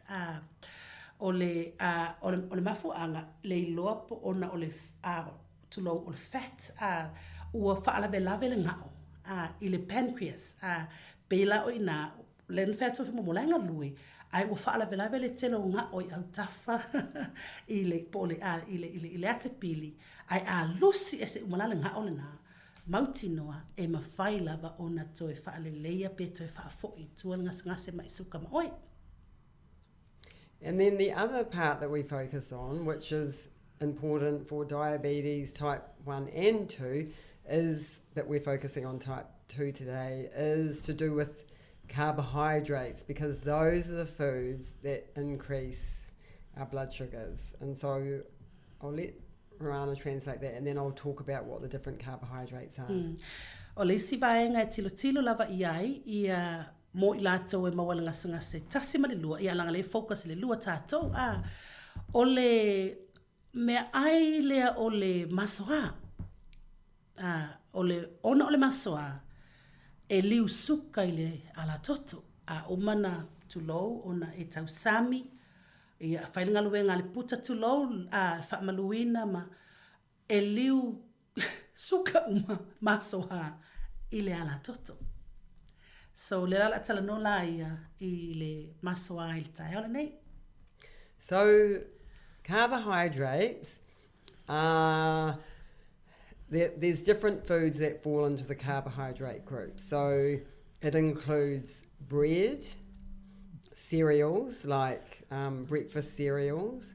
So that could be Weet-Bix or porridge, but then all the other types of rice bubbles and cornflakes, those kind of cereals too. It includes crackers.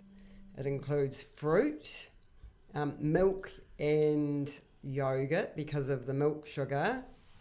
Beans, like baked beans or other types of, not green beans, I'm not referring to green beans, but other types of legumes, rice and pasta, and starchy vegetables like potatoes, kumara, taro, yams, green bananas. Yeah, nana lau matu le lisi o mea aina e maua le ai, o tu ainga mea aina ole masoa, iei masoa I tutonu.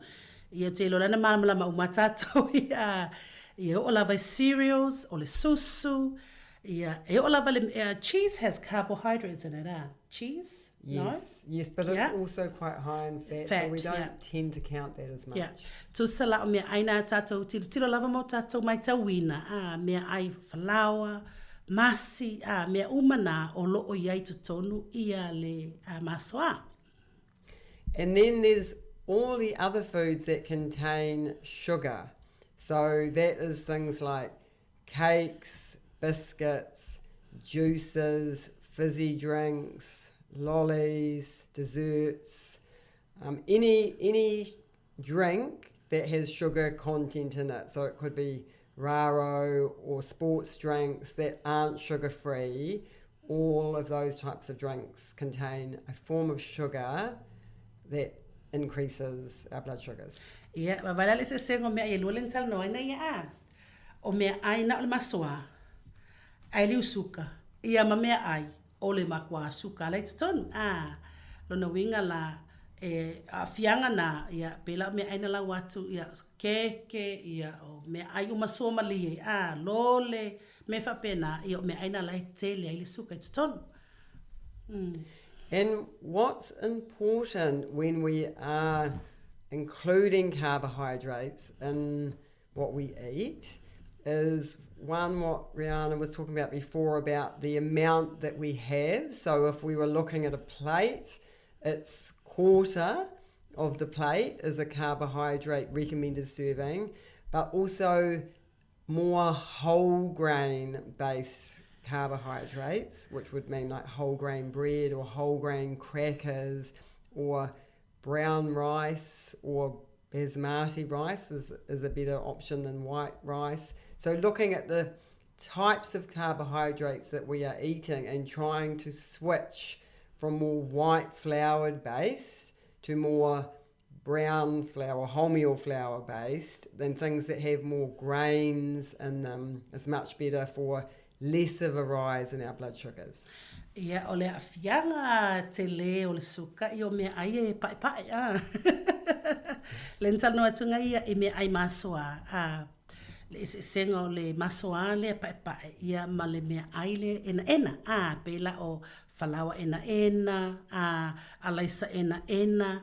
E te lele e senga o vaenga ia lua po tu ainga masoa ia lua. I le tino, lona winga. Tau samia le mea ai pa ele alai sa pa e vave no so ilunga pe ma o vave na mawalunga le suka tau mafaina me ai masoa ia o lo tilo ana e mafaina e suia le tulanga e mafaina e fesina swinga like titi wa le me monia ia ele fa pe overnight e mafaina e faia but e ma fa pe la up tau fa titi la utango le falau pai la sui mai fa ena na titira le senga e vave na oso ilunga le suka materi le suka i le falau pai na lo falau ena o senga na o tu ainga maso ai tu tonu me ai o fala le raisa o no le raisa fina e fa tawele le ena e titi pe fa titia pe ele mulava ona ile e laisa ena nailo o le lesa pa so tilo lava tato what can you change, what can you do, make little changes you know, honestly el infaino tato overnight for some they can, but for some of us if you can make little changes fa pena ya ete manaya tele Sabrina pesa silfa mole.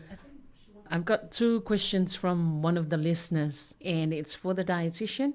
What food increases uric acid in our body, and what diet would you prescribe for a person with severe gout? Right, so that's kind of a little bit of a separate topic than what we're talking about today, but in general, if we eat a lot of meat products, then that can cause a increase in that uric acid that's building up in our system, as well as there is some vegetables, but it would be I don't want to go too deep into that because it's not everybody who has diabetes gets gout. So it is certain protein sources, so certain meats. If you are consuming a larger amount of those, it would be good to reduce the amount. So I'll probably just stick with that at the moment. And if you need to know more information about that, you have to just be careful the types of where you find your information from. So going to Healthify and looking up gout on there would be the best place to get good information from. Ta wel mele sa no ia le dietitian ona o matolenga luelo so fa malo le faintano mato of akung information for ngale le fa yatu ia mana ia le website or Healthify sa health navigation mua Healthify New Zealand tilo tato ma research ai ia me tango failo sili na ile se meti fi mamla mai I want to tato fa ngai na social media. I me ia tele tato titila tu am tato follow ai ia alen sa no at fo na ia meat ia po fo ni si me e ma fai ona oso ilunga le uric acid ile toto. Ia po okay le na tale dietitian fa mole. Ia masano lai whaafonga mai ia le sui fo isa mai le whaafsili ele lei. Ai molo lua taimi po talwhanga ia lua taimi. Yeah, that's okay. Ia, lele. Ia, bewa pe mana whaawau le vaenga nei toi. Yeah, okay. Okay, all right, shall we continue on with food? Yeah. We'll carry on till 12. That's okay with Yeah, me. that's fine. Cool. Okay, one area that gets brought up a lot by people I see is about fruit, and they think that they can't have fruit when they have diabetes, which is not actually the case. What we say about fruit is that it's best to have one serving of fruit at a time, and ideally when you're having it at a meal with other types of foods, so other like protein foods and healthy fats, because what happens then is it gets digested along with all the other food, which causes less of a rise in your blood sugar. So that's one thing, and there's another thing. Ta ua foi ia le ero sinau fruit I lau tausaminga a.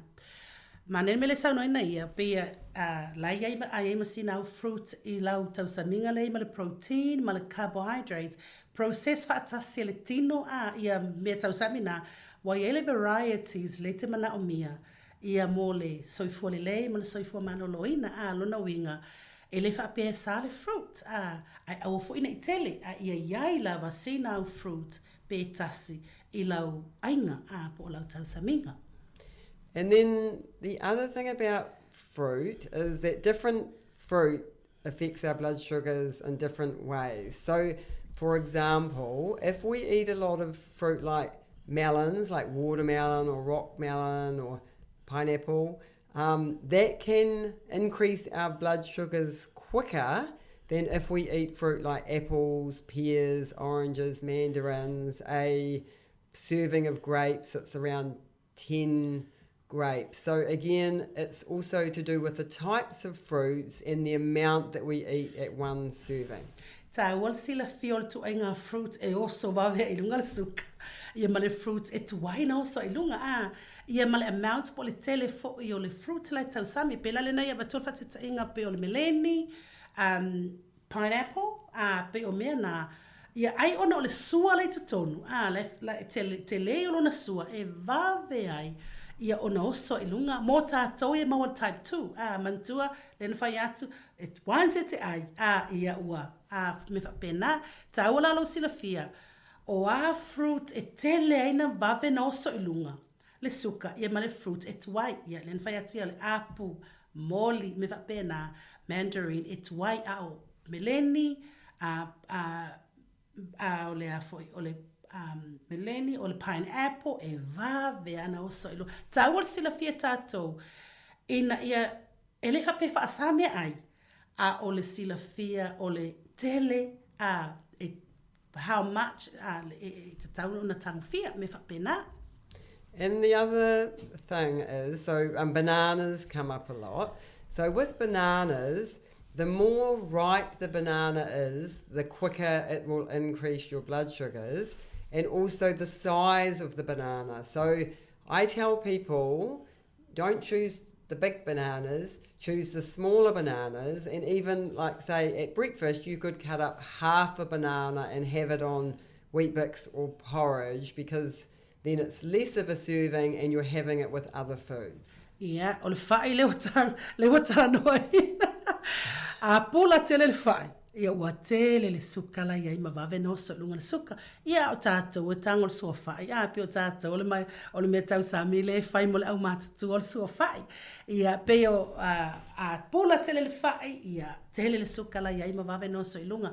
Ai ale vai le whai le tau le o pula tele. Ia e le o tele se suka wa ia ilanga le pula. E tā ua ia tātou sila fia ia o mea ai lei ia tātou malamalama I mea ai lai whai a tātou ina ia sosoani e whātou tonu lei ai le ngasa o mai suka. And then one other thing is canned fruit, because sometimes fruit that's gone out of season can get quite expensive. So with canned fruit, we definitely say canned in juice, not in syrup. And also, if you are having the canned fruit, just have like about 3 or 4 pieces of the fruit and don't tip all the juice in the bowl at the same time. So it would have already absorbed some of the juice in it, but just having the fruit, about 3 or 4 pieces, is a good amount. O isi vaenga na ona o fruit se watu tono apa peo ai tango la e tango fiel vaenga le ai tato askuli mila sa e mai tamana fruit salad finally ya la life family dietitian ai tango fiel tamana a mai le vaenga le juice ai le syrup so le can of fruits o la ia le sua ai le syrup la le syrup wa era le suka tango fa le pesa sa ese fa me fa le vaenga le juice sa ese le vai ona la so mali ia pe lua pe tolu fo ni piece ia o ina te mawhai ale nā mea ia ina ua tātou malamalama ia na pole lava le o tangata ia le whaatonu ina o lana tango fia o mea tau sami ia ma mea inu ia a le whaamamanga nā ale dietitian i le tā ua o le iloa o mea le tutonu o mea ai. And then just, which relates to fruit, so talking about drinks, so for example, fruit juice, that is very concentrated in fruit sugar because they've taken lots of pieces of fruit, they've squeezed out the juice and they've put it into a bottle. And so if you have fruit juice, that is going to increase your blood sugars quicker than if you sat down and eat fresh fruit. So we don't recommend having any types of fruit juice. Ua yo mea lea ona pe me sa tātou tau si matua tau te o mai fruit juice ona wha pe healthier. No, o le fruit juice e sili atu na tele suka lei tutonu o le fruit juice o le whakisa inga le nei. O ngā wa uma na squeeze wha atasi ia le lope se lausu ia moli le i tutonu le whanu lea.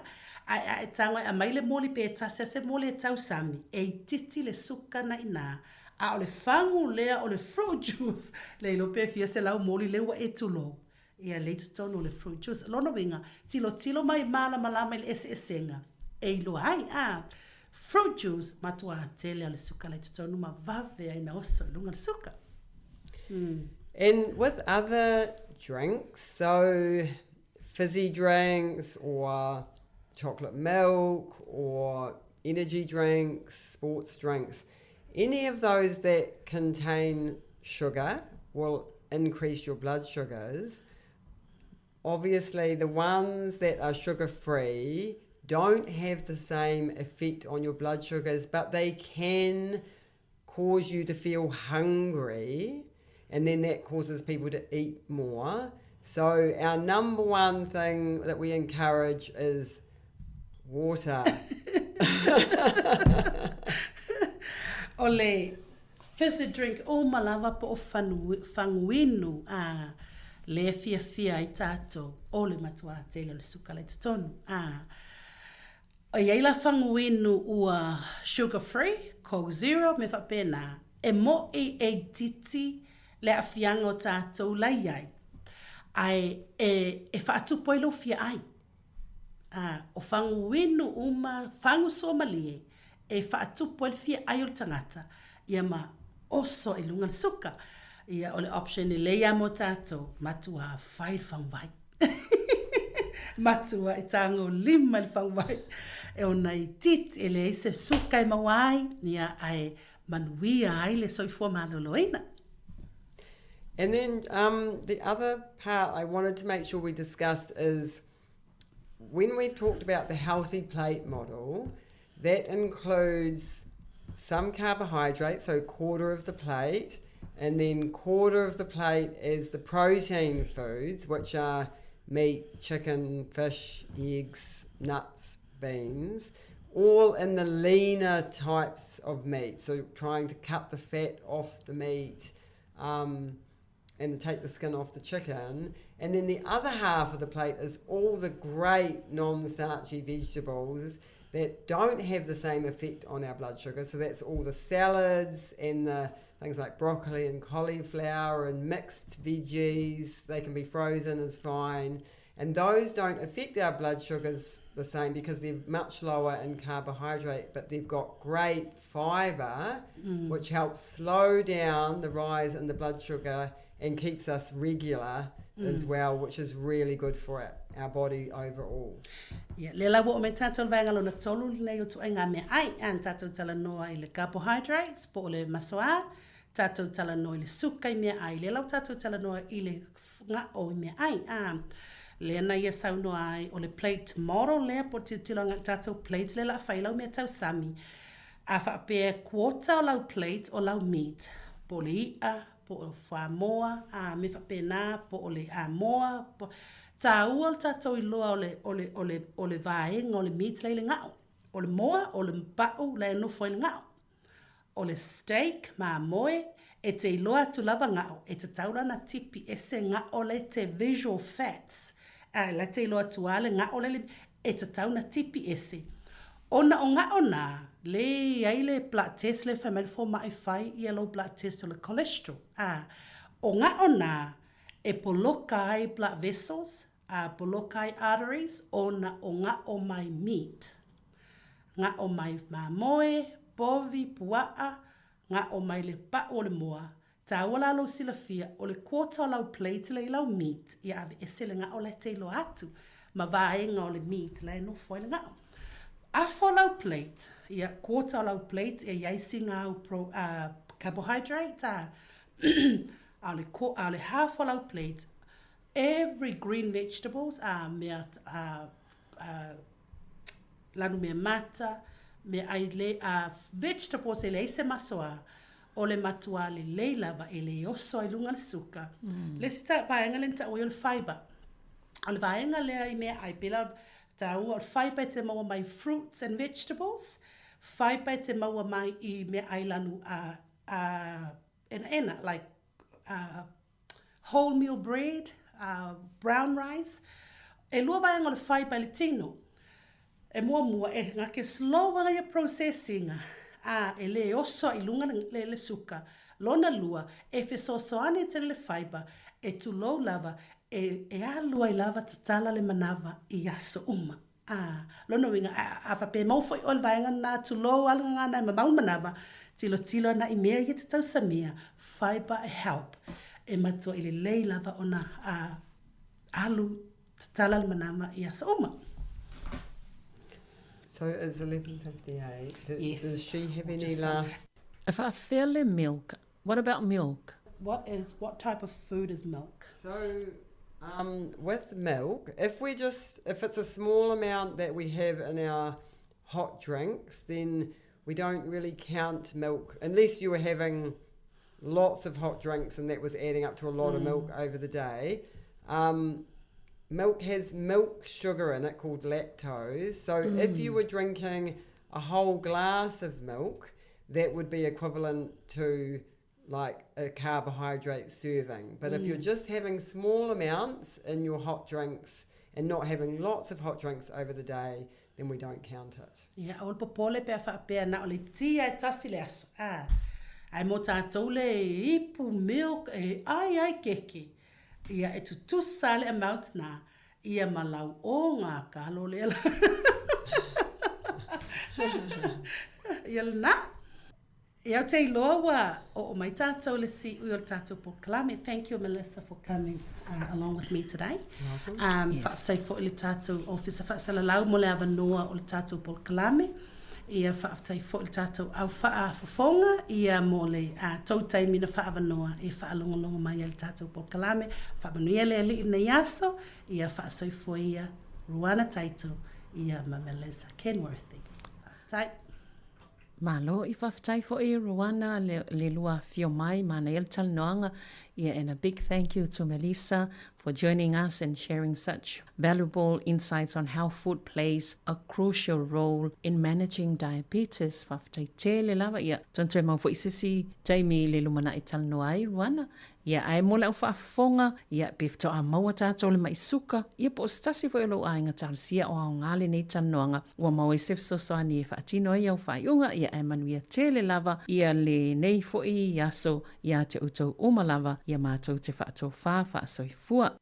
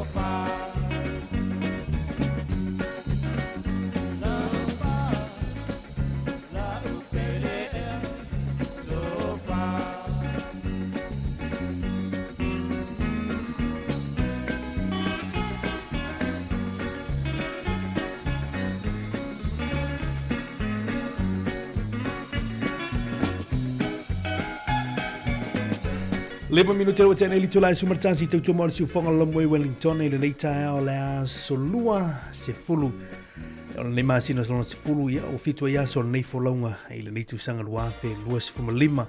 Māsina lona se fulu neu tāntu. E nau tonu ngātu le porokalama le sui fuma analoina. E le porokalama le half tanu atu ai.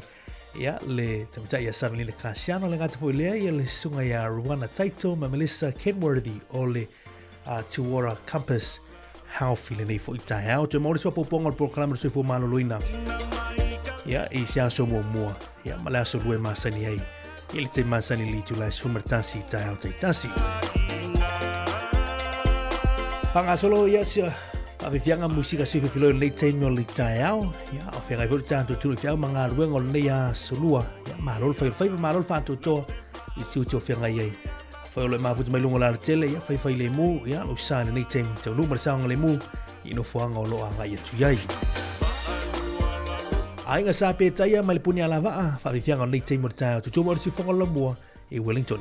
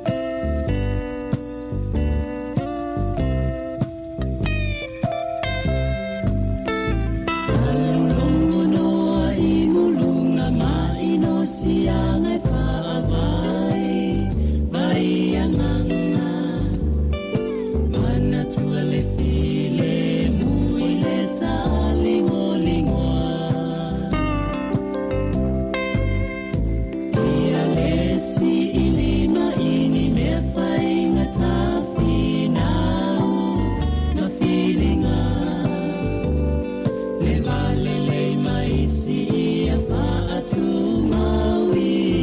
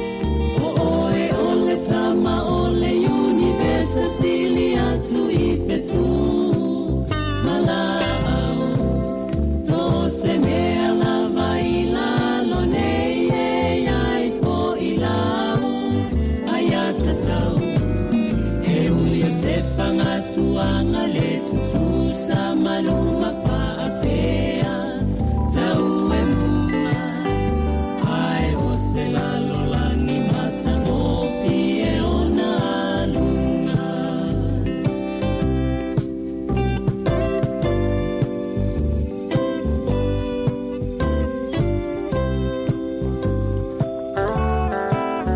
Oe ole tama ole universa sili atu ife tu Malao So se mea lava ilalo nei ai fo ilau Ayata tau E atu alunga umai tupu ai tinonga ngase mamau To ata singa Ola fia fia ingalo umai tinga ina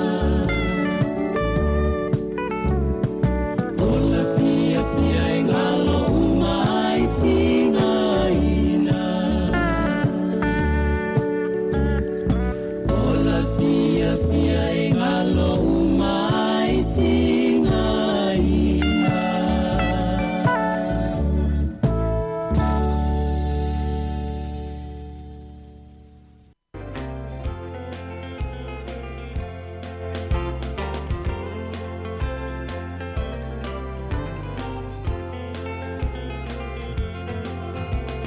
Whaasolo aso leo langa A o alo atu lo uba a La utaleni o la ufo I lea tau langa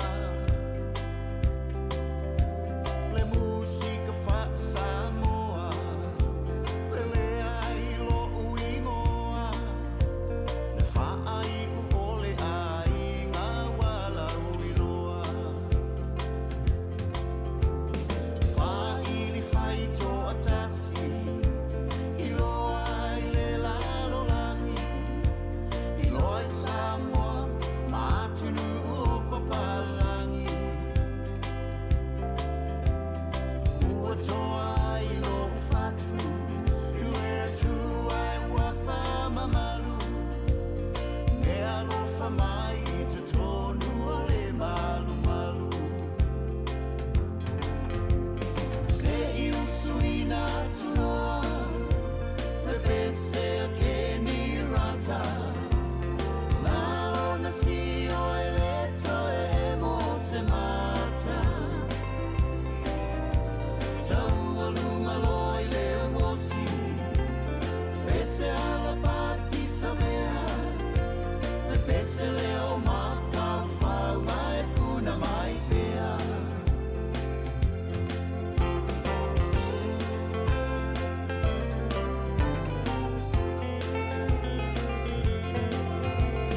Mau I taranga vale Ua whai lea mo upale Nai o tamata ma I lima Pe au lava vale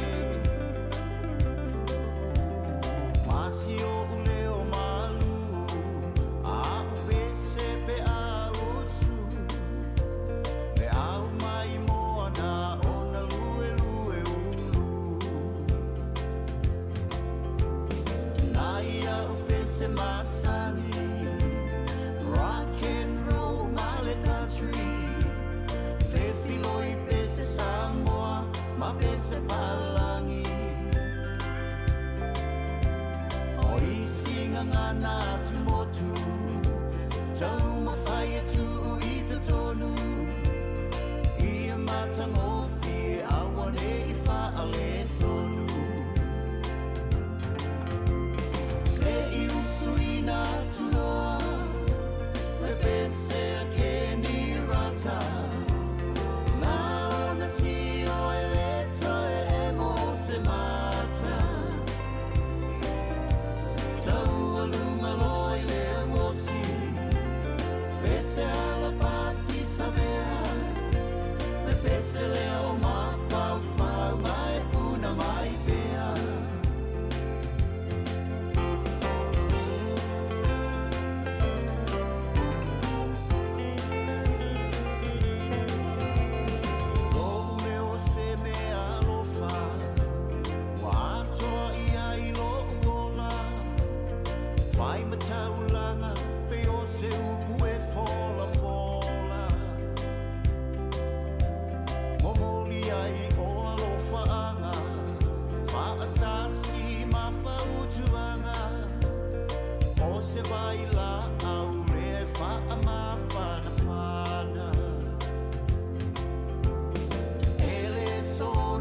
Savali Ai o te whawhetai a e I longa tua e tale ni ua o pale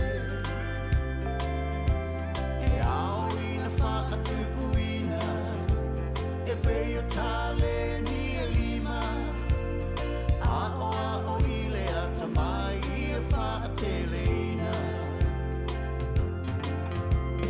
Te I usuina tua Le pese a ke ni rata Na o na si o e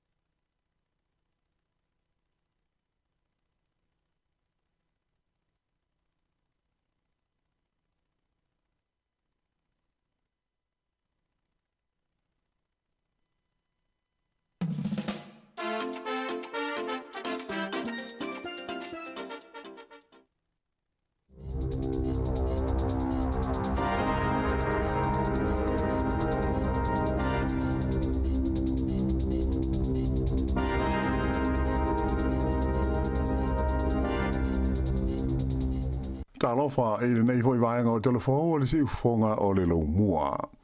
O le asonga fua ana nafi na amata ai ona siaki fua e le te tongi ina i asu enga mo tangata o atoa le limas fulvaru tau sanga o le soifua i le maa i o le kānesa o le lawalo po o le bowel cancer. O le matua na iei mua o le ono se fulu tau sanga a o le ala ua whaapa uifo i le lima se fulu valu tau sanga i le teimi nei. O i tū malo o amata ai le asonga fua i le swinga e au fi ai au ki lani atoa whaapea i a Northland ma le motu atoa i saute o New Zealand. O le amtanga o le tausanga le asa fola ai le whainga malo i a le fuafuanga e whaapa uai i le limas furu valu mai le onos furu tausanga le marutua o tangata e ngawaa mo siaki o lea ngase whainga tā. E le ngata i lea ai o lea o tā fi ai o le o toe wha ua wina le malo i le polkalame whaata i tā i lea sa whaia na whaia fua ai siaki a tangata Maori ma tangata Pasifika mo le kānesa le nei o le lawalo mo tangata e amata atu i le lima se fulu tausanga o le soifua. Whailo mai le main star le soifua maloloina ia Syrian Brown o mati o le tausanga asau e whaatoa amata whaatino ai i swinga le nei e whaia fua ai siaki mo tangata o lima se fulu waru tausanga o le soifua mo le mai o le bowel cancer i isi vaenga uma o le motu i mātu o New Zealand. Ta ua le minsta, o le vaenga mua le nei o tau mwhainga le malo e tu i hoi lalo le matua o le tangata i anga vaai e whaia fua sa i ringa ma suenga o le kānesa o le lawalo ina ia tutu sa ai New Zealand ma Australia. O le teimi nei te tonu o Australia e le aise te tongi o le whaia o suenga o le kānesa o le lawalo mo tangata uma i le vāo le whaas furu lima ma le fitus furu whātau sanga o le soifua. E te lea onga i le tū malo le Waikato e le ia e le songa fua nafi e pei o isia onga uma ona o whaale tonu i le sua mai tau mawha i lea vaenga o New Zealand. O lo o wha maluina i le teimi nei i lea vaenga o le tinu i ala pata inga ma whaatuanga ina ia whaapuna mua le sua mai a o le i whaau ngā ina. Ma fua lea ona o le stona i taluai na i loa ai ni sa i linga le hawha ina o le whaatano mai le Rototuna Reservoir i le sia mai ngoa o le E. coli. O le whaatano le nei mawai le sua mai tau mawha mo le silia i le sefuru lua. Sefuru lua hawhe la wha inga o whale o ainga i mātu o le ai o Hamilton. Whapea fōi i a pitanu o iai Gordonton ma Puketaha i le tūmano o le Waikato. Tusa mo le tolus furua fe la wha i tangata ua whautuaina ina i a whapuna mua na lātou sua mai. O ia wha le tonu sa tā puni aini a onga se malu e le ia ai la sua nafi ma a fi ai le sidi atu le wha fe o ta maiti a onga. Mai na wha alia o lo o whaia tau mwhainga uma ina i mwhai o na ea onga nei i le aso lulu a tae ao. Pei ta ina wha ilo mai i le pule a onga o le Endeavour School le li o Jeff Booth a whaia uma le nei aso le i maua mai se tonu mautu i le tūlanga saonga le mua le sua mai e mauti noa le toe wha au pōpō le isi a tonu aso e ta puni e pēr na la toa onga. Ta ua mai fwoi le ofisa o onga o le whaai unga e ta puni a onga nei e whaia e o la tau komiti whaafoe e fuafua i le tūlanga o le saonga le mua le sua mai tau mawha mō ta maiti a onga ma whaia onga. O le mai suka i le vaenga lua po le type 2 diabetes, o le mafuanga leo le matuato tele o tangata o New Zealand, ua wha le tonu ma mumutu ai ta maa i vae wha pēa lo fi vae ma vae o tangata, mai tari tonu fo mai wha apitoa, e ma whai o na fo ia wha fi tauli, pe a whai e vave o na iloa, ua a fia se tasi i lea ngase whai ingataa. O se ripoti e le whanapoutonga le staff na ta uoma iai e whapea i le tono o le taimi e le i atoa nei le se furu tausanga uoma wae. Sa mai tau ina ai le si itia lea, siri atu le 5% o la whainga o tangata na ave e seani vaenga o la tau wae ma tamai vae, ona o le nei wha mai. Wha alia i wha maunga le mtanga luenga le se fua maa lonoina, e lanta i le afe lua se lau la whainga o tangata, na wawai ese ni vaenga o la tu wai le tausanga tasi le tonu le tunu a toa. I le mao le lua fe luas fultolu ma le lua fe luas fulma le fa. E si lia le fitu se fulu vai o tangata na mawai e se ina ini to tonga ona o afianga o le maisuka le nei o le type 2 diabetes. Ai e valu se lau le a whai o tamai vai ma le siri atu le toru se lau o isi vai ngo vai e lalo ifo le turi vai na ave se ai ona o le nei lava ma i whai inga tā. E whaatu sa ia whai numela i la whai inga atoa e fitu se lau onus fulwhao tau tonga uma ona o le maisuka sa whai e le vao le tau sanga luafe se fulu lima ma le luafe se fulu ma le ono. O le se fulu ma le tolu o tau tonga na whai e le luafe lua se fulu tolu anga i mai le luafe lua se fulu ma le wha na haafi ai tangata e lalo ifo le tolu se fulu tau sanga le maadu tua ona o a whaina o le maisuka.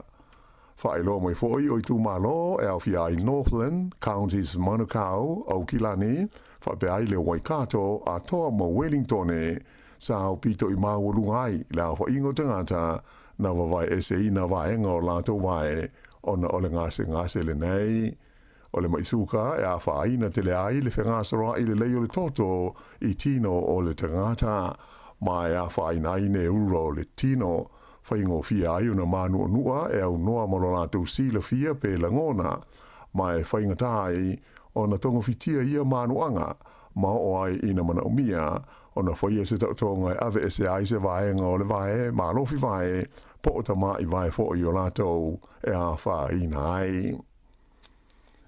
E ono miliona tala New Zealand pe tu sa leo le se fulu miliona tala Samoa i le vai ngā tupe ua whaamatu atu le malo New Zealand i le malo Samoa e tau ia ai i a whaina ma whaale tonu na mafua ona o le ngoto ai o le waa o le mana wanui i ngā te i whale o sa whata i le tausanga na te nei.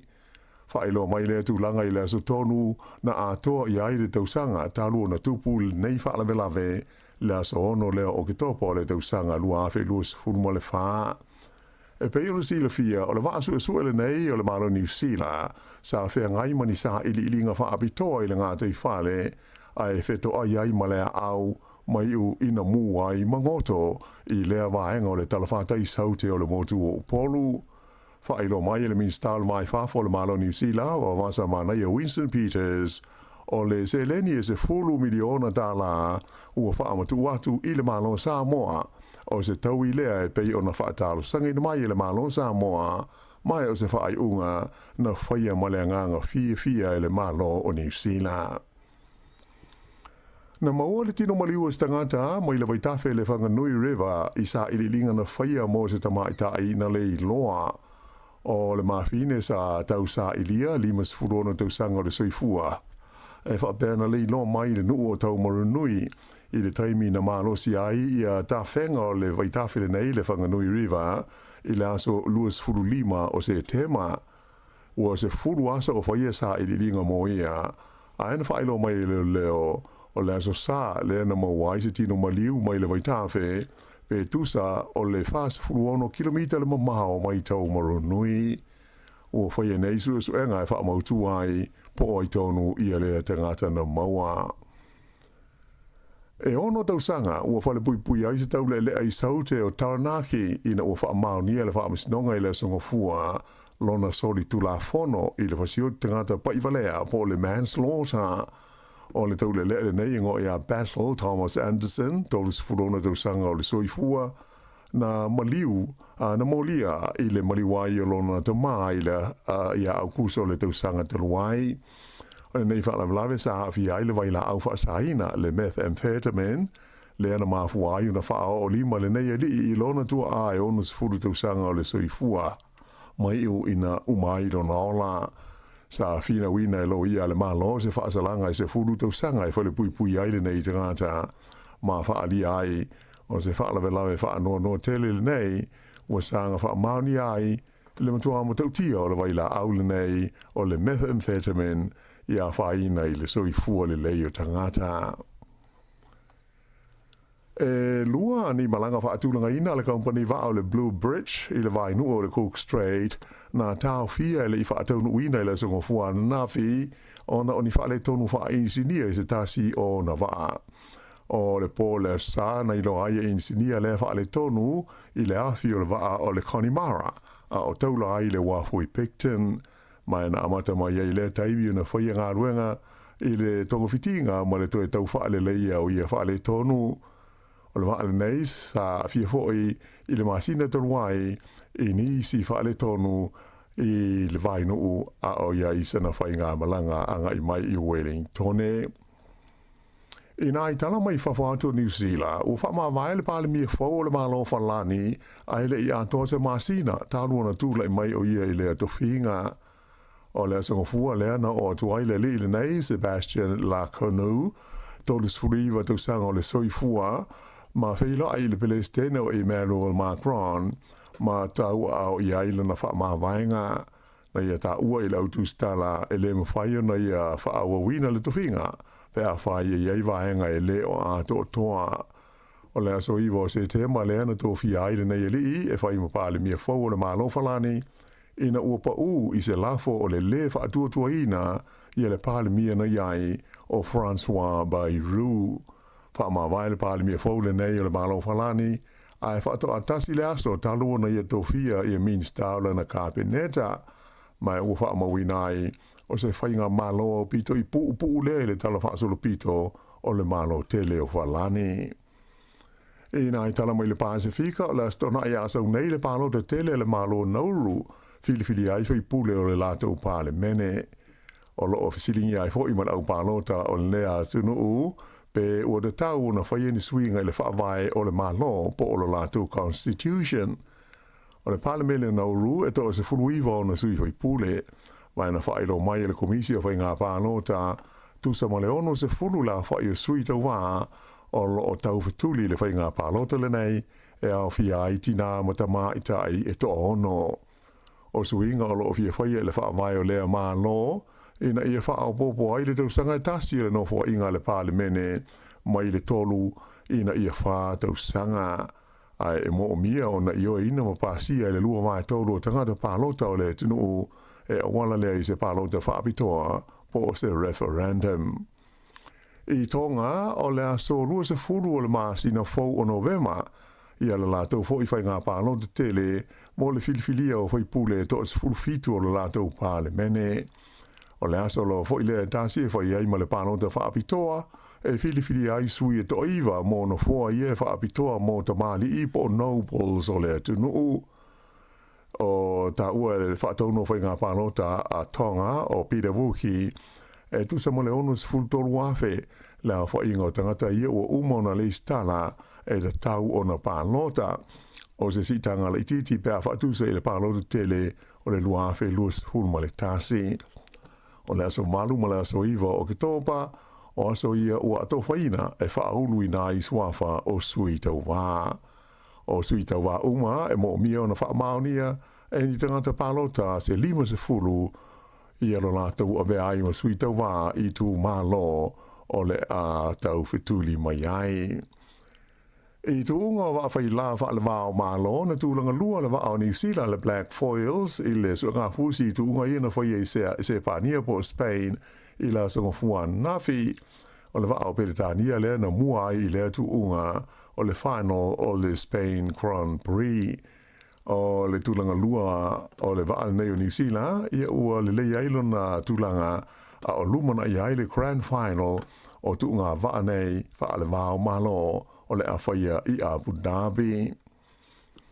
E fitu la whainga o pine New Zealand na maua i le suanga sempini le laulangi i tāronga a Feleti mo tangata e le ato o tō le malo si o le tino. O le aso whai o ia tāronga i le Ione Deli initia na maua i le pine si liwana li o Will Stedman i le oso mamao. Ai o le tamatai o Anna Grimaldi na pine apo me mea i le tuunga ta moe e lua se lau mita. O le tu whaatasinga o pine lau tālo New Zealand mo i e tālonga whaapitoa na maua i pine auro e tolu, tāsi le pine si liwa ma pine apo me mea e tolu.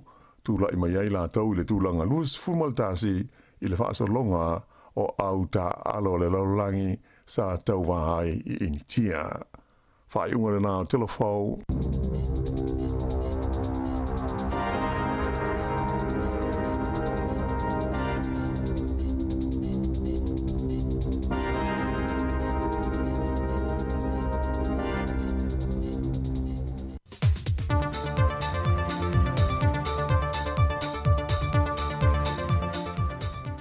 Toi whātalo whātu telefoni nei whaia solua lu tātou te duu. Ai usi mia lau whaafonga i luna whao poponga le nei.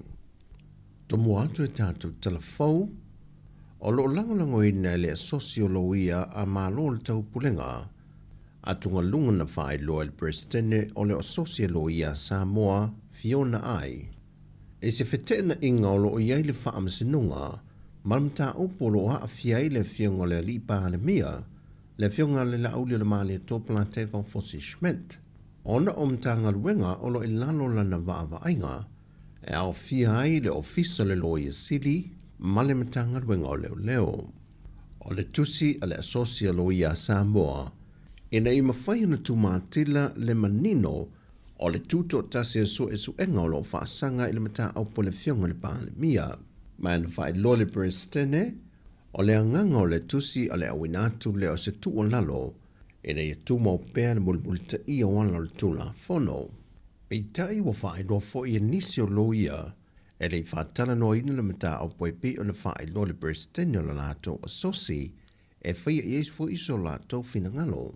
Ma watu ina mai ei, ma se lui mai i le prestene o le whaamasinunga, o le ngā yuinga, wa te tawai na whaamawai le prestene o le asosia lo ia Samoa. Wa tari fo le tamaita i lo i sili, e leo i eise vaenga le whaati nongo lato o nanga, o aia aina e le fionga le pāne mia. Ai ole finangana na whaalia le prestene o le asosi, alo ia malo le taupulenga, e leo mata aupo uma e au on whaatala noa. E iei lava mata aupo iei fite na inga, ma e au lava o na whia i eise ngā inga. O lo i lalo foi o le vaenga 5 pui wha, o ta iala o le asosi alo ia Samoa. O mata aupu whapea e le ono soa lau puleina, ai mai se lava i se mata aupu, o lo o muli ta ia hala o le tula fono. Ma o se pepa foi o whaamtalanga, mai le whaala popitonga o whaavao malo a malo le tau pulenga. E le asosi alo ia, o lo le lifa le lantou langolango i le sila mamao a le asosi alo ia Samoa, e alai o no lantou langolango ina le whaalau i loa whaalau i tele, o se fina ngalo le asosi alo ia le atunu, e mi se lava i mata o pea a fiaia lo le tula fono o le whaamsinonga ma le tuto tasi o ngā ruenga whaalo ia. E na whaadia manino le fionga le pāre mia le whailo inga ma lau tu stala, e le tu vaato mo tong fitinga i New Zealand, o le mata opu o tu inatu le official whaamsinonga, e wha wau le whaatinonga o lato ngā ruenga, i mata opu o loo a fiailo nei ngoa. O lo te talo le prestene o le whaalapopitonga tausi soifua le atunu. E nei e talo sia ai tau nuu i masina o lo te toi le tau sanga, le wha moe o lewa o ne tāli tali i aima ua mai a foi o na ioe New Zealand, e le toi fausia le o salato Hall Fou, e suia i le whale tuai le o lo tau whaatino i lava lato ngā ruenga, ma o te le se tūlang wha le tonu, ma o le ofi mo lato fuafuanga whanga solo. Wa mai au na toe whaia lea fo le tau fonga. Ia o le taimi nei ua umana whai o te leilo e po ua whai le evaluation process al tenders board. Ia au tatonu a nei a tau sanga wha au o ai whainga o le hola tau soifua. E 5 miliona tā lane tau ato le ngā ruenga na wha maonia mai, e le minister wai o le mtanga ruenga o le soifua malolo ina. Pe o le sila fio le ngā ruenga le nei, wa mai o na whaatino le sauningo le asuino le suo mo le ngā ruenga, e nisi o sui me le malo New Zealand ma sui le malo Samoa, e le tausanga e lua fesifun ma le valu, i lona no whanga fau le a whaatino i vei moso. Mai o sa ngā ruenga fo na wha ilonga ina, e le sauningo le atoanga o le se lang tausanga, o le mali liu o tātou tangate le wha ama iote le fulu, e le a feiva se lau se ful ma le valu. O le vai aso nei ua wha amanato e le eka le sia e wha ka saa, le tā ua ma le sao tangata mai Solomona i le atunu, na au maia i teimio pōle anga le malo si a mani Samoa e ngā lulue i whātu anga. O le whata ua le eka le sia e wha ka saa, ona o i lātou i na whātutuina nisi o ana e ka le sia, i mea sa ngā lulue hai. Mai tele tala mata ngō fie whaama moi loto na whaamtalina e nisi mātutua o i lātou o tā ua tangata mai a ele. O ngā ruenga sa whaatino fo i o lātou mātou o whai ilangi le wholaunga, e teimi o pūlenga whaakolone a o ngā rulue e te tono le atu no. Mai o se sau ninga fo o le a pine whaamau ma whaamanatu ina pē lava le Ekalesia, le sao tangata mai Solomona, le ua avea tangata Samoa, a ngai i le Ekalesia. Mai o se whaamoe wa fesoa soani mai ai le whaalapo betonga whaamisionare le Ekalesia lolangi, wa fo ina mai ai le se la wafe tā la pauni, po le lata atu le afa miliona tā la Samoa. E fausia ni polo kalame whaatino e le Ekalesia ma le pūlenga i mālua, mo le whaamoe fau i tausanga uma, mai wa whaapipi i nei fo le tala whaasolpito le Ekalesia e whakasai Samoa, le polo kalame fau le nei ua whaao popo atu iai. Ma o tangata mai Solomona wa vela wa o ni tō tino tangata Samoa, na o mai e sia mani e ngā lulua i whaatoanga, e le tausanga e a whe valu se lau. O tana fōia, whaamruia le tua ni aso, whaasoi fōia.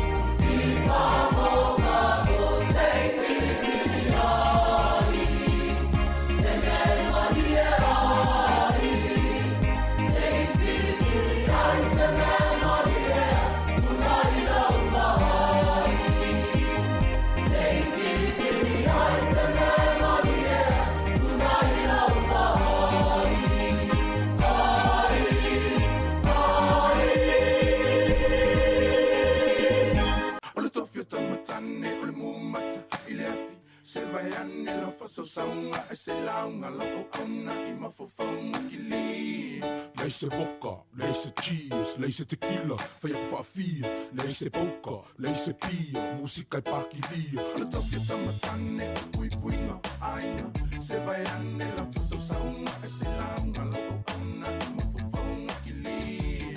Lei se boka, lei se cheese, lei se tequila, fai aku whaafia. Lei se boka, lei se pia, musika I pakilia. Kasi le kama e valua popo, o lesi kama e kakau. Lua kama e valu kau, o lesi e ofu au. O eke kumai ai le pusa le u, ola le mafofau. Ako fafia ngai au kuanga, whaloloa i o kau au. Fili mai lau ua, le anga e wapenga asa le umu. Wakungi ma a asa o lo saistu e le vai i a kumu. Ma a ilau i e ofi, ma le lau mango, oi I sulu e koe fili, ma le lau ua ngana wai fafo le uro le sumu. O ma a fea, le mawhainga kali e lango lango. A asa le anga o ma Amerika e le wai singango. Pasi mai le se sae, ka po e whai a mama. Me iai ni mea nga kukoianga poe, mga oi koe whaafanga. Ai ale ai, kango loi whasusu mai no pea kanga. Su te masau i e ofi, o le a o mule mua kama. Cinderella, sau oi I pe ai ke pae e. Lua lau niu le lei, va ai oi I se e. Biggie Mouse, Spider-Man. I oe vai oi se el nei a wauli toi whamalo atu tata o whafonga nei vai ngole aso. O awhatono lava le sipululua tautua si ufonga lau mua I Wellington e a polano ofisa whasala lau alo I porua nei. Ia toi whatalo whatu tata au whafonga maasani. Le nei a wauli o le aso lua o le aso fito o le maasino o ke topa lua afe lua lima. Ia toi whamalo atu ai malo lava le ono sai, malo le tawa tai. Malo fo le ngā lulue le au ngā lulue. Ia whamalo fo le tapua ai. Nei tātou mātua mātutua leo lo taputapua I mai tutono mauta malawa. Ia le ngata I lea. Ia o nei tātou tua sina leo lo whaafonga mai I tutono o mauta ngase ngase. Ia po tutono fo I o whale tau si o tātou mātua mātutua po rest homes. Ia le tele ina leo tele mai tau tua si fonga lau mua toi whaatalo whaatu. Ia tātono fo I o lo o alo whaiva I tau mawhitanga o la wauli. Ia tali fo ile sua nei tātou mātua I le nei vaenga o le awauli ia wafo ia la tofu ala au mas whaasiringa malosi mo le au whainga luenga ia le oa malolo mai le toi titi toi whaawau ia ngā luenga o le nei aso lua toi taliwa tfo I ma alum whanau ia unga ia le fo oa malolo mai ia ilo matua maltoa ina le sa tau stama ia I tamaiti I le taimau tuwanga toi wha malo lava le ono sai at ole whamanatu maasani lava o le awauli tautua nā le saunga le mu tautua nā fo I tau appointments pia whapewini a singa I fo mai le nei aso ia awane I ngalo ia pe vili fo iai pia wapea le mwhaiona pa awa tui appointments ia ono lo toa te le lava tangata ro whaatalitali ia ni awa noa I le fo mai o si mai pere whaafonga I musika so I whewhiloi o le nei awauli. Se vai ane la fasa saunga e se launga lau auna I mafofaunga ki li. Lei se boka, lei se cheese, lei se tequila, fai aku whaafia. Lei se boka, lei se pia, musika I pakilia. O le kama le mangu, e whawhanga I ke wila, whangala au I ila, o whenila, o musenta ma ke kapila au kako. Fiu e ai fusipau, salu lima, o se vai, o se sae, wai au ki poki wila, sau malea oa inga I kuki kalinga, o le kama I ke poko, e ngake whaonga inga, e vili leo leo ea, loka la loko inga, se kango I whapasenga, mai kausanga o langa kausinga, na makofu le manu, makiva le kango lima, nga o langa kusipa ia le sa lima ka ika inga, alofa lo uso, awangi fase inga, lo mafofau ia whako mua lo a inga, ia a aisa kausinga, o le kama samo mongi, lo kiuke leo skai, kusa pe au sange se makiva e whafsa ngai, mangu ia sa lilo, e mafu le whakufai, whamangu yanga mai makua, lo au lo mo le lumangai, se whakalakalango, so se whawhika uli kango I fofo whasamo, o le bonga e loa, e fofo ai le la mea, pa mai foa a e rap mai ngai peia o e le fuea. Se vai ane la fasa saunga e se launga lau auna I mafofaunga ki li. Lei se boka, lei se cheese, lei se tequila, fai aku whaafia. Lei se boka, lei se pia, musika I pakilia. Ala tau ke tamatane e pui puinga aina. Se vai ane la fasa saunga e se launga lau auna I mafofaunga ki li. Lei se boka, lei se cheese, lei se tequila, fai aku whaafia. Lei se boka, lei se pia, pia, musika e pakilia. O le tofi o tamatane, o le mumata, i le afi. Se vai ane la fasausanga, e se launga lo o ana, i mafufonga ki li. Leise vodka, leise cheese, leise tequila, fai a whawhia. Leise boka, leise pia, musika e pakilia. O le tofi o tamatane, o le pui puinga, ainga. Se vai ane la fasausanga, e se launga lo o ana, i mafufonga ki li.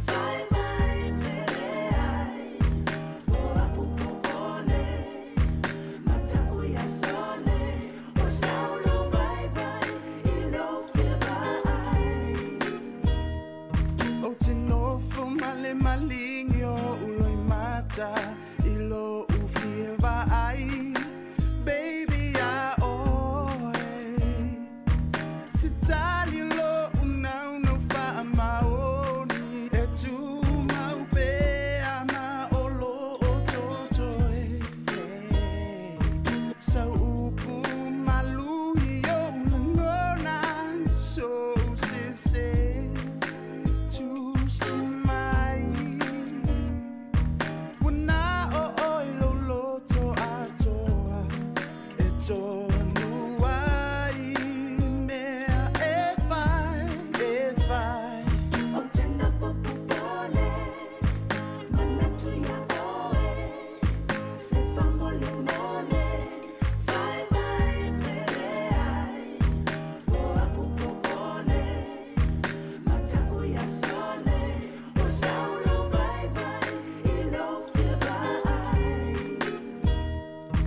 Masalo wayai o semea ufai esea ilotava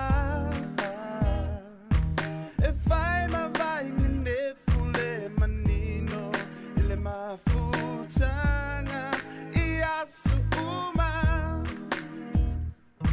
tatalo e ya yo se aso fa ata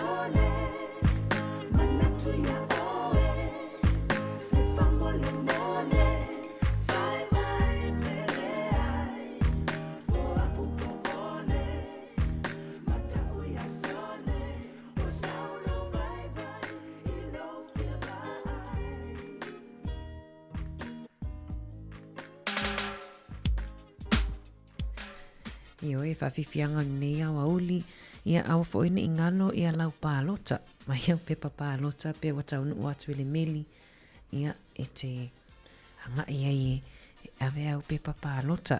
A whapele le tau nu atu ia pepa pālota ile pusa meli, ia po le te whatatali lava ile i o atu lava ile ole a o le aso sfutasi le whaangatai po le aso le o pālota tele, ia mo whainga malo la iti. O tātou lawa i e porurua o lo mawalewa noa e te alo e whailau pālota ia i le Porua City Council ia po le office o le council le i le Gopem Court ia naolo o mawalewa noa mai le asonga fua anga i le aso lulu. Asonga fua anga i le aso wharaile. O le asonga fua anga i le aso lulu ma le aso wharaile e te tala i le manoa mai le valu i le lima. O la sotofi lava ia e amata le iwa i le lima. Pea whapele le ini pepa o taunu atu pusa meli. O lo maua fo i mo Wellington o lo maua le manoa ia i le aso iwa, mai le aso iwa o se tema i le aso sfutasi. O lo no wingo taimini le alo te tala le manoa i nā i le Te Awe Library Election Hub. Na ina i le numero 2 o Brandon Street. Wellington Central i nai tele la mai tala mai le aso nunga fuanga i las to nai. Tato po North City Mall ia pole mall i la loia tato ia nai o lo mawale manoa i le aso sa mawale manoa las to nai. Aso fa o ki topa leo mamae o lo tala fo i le manoa i le tato library por fale tusi ina mwheona anga e whailau palota pe whapena fo i le Kenneth Creek Library ia male no fuanga al Porua City Council. Pea whapena o lele o atu lava o pepa pālota i lela o taipauni o vai aso. Pea nanga ia awaine ia se pāpui pui ina nei le whai alau pālota ia nei te wale malo lau suina te pio pālota i tā ua whai o lau pālota i whainga malo la iti ia esa ili foi po ai le pulinu o i whaina te whinangalo ia vema pulinu ia masui filifili o tutono pule ngā nuu ia le ngā tau nei porua ia o tai le hat ia ma Wellington ia whamalo ato ni sino whamanatu le sa tatano ato i fo i Maria Matasi tai au whamanatu la wal whaingo pālota e sel tā ua ia tato tomu mumu muli muli ane lava ini vaengo fo i ailan tato pālota ma ilo e le tususinga nunga Facebook no te whaita o tuai Pape mai va ailo le energy ia po le malo si le na alo ai finau palota Samoa. Tato e finau ai tato palota i nei o le olo tutongi tato text, tutongi tato la fonga. Ia ma tutongi tato rent, tutongi ma tato rates. Ia o le mana ia ile fa malo si tato e awale fatu tu. Ta ua i olo le fai palota ia alu e lunga tato numero tangata Pasifika. Ia ona nei te fai wa sauni stats poni wha mamonga whapea o tangata Pasifika le pa le whaingo pālota le na tātou la Samoa. Ia e moso se tunu fai o Pasifika tam whai la vei una e o e whai a tātou pālota. O le whawhiwhianga mai i le 5 stars ma le pese minoi patalo fatu ea si Lulu Bolton ma lola man mafuta mai patalo fatu Amelia wha moana le oro whapea mai Koko Samoa seki yummy. Ta mana vao o aso wha malu wha pene ai mana vatu tu atu matamaiti ai wa vila mai koko laisa lo matua la sa no fulfale. Ia pe pese la o tstafun ai mama le sa mama falta maftanga ile fai ungar vai aso. Pa vifianga mai le 5 stars ai o tos fulvalo minute ona tale le tu lai tas.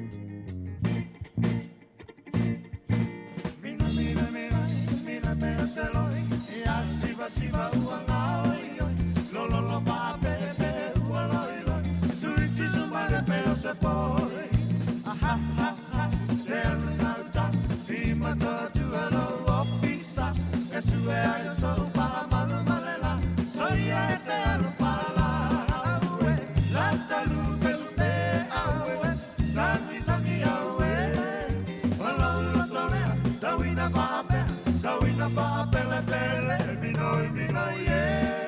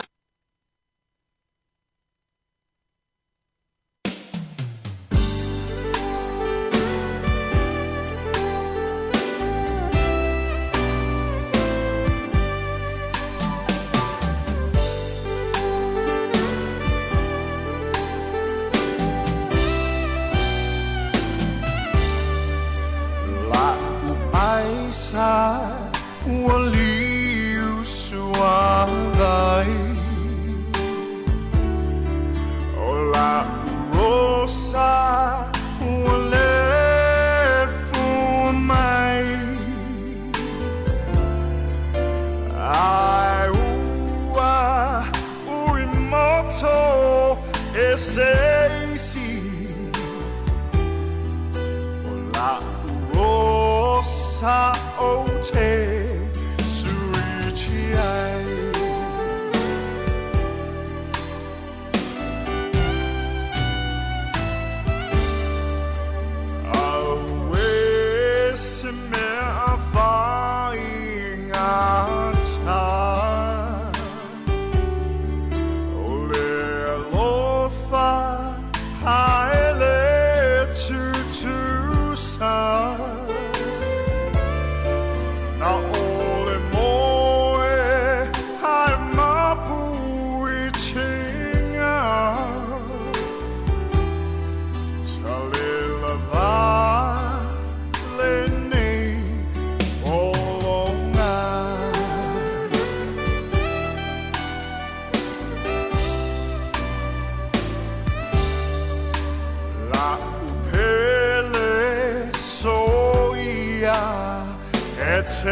세상이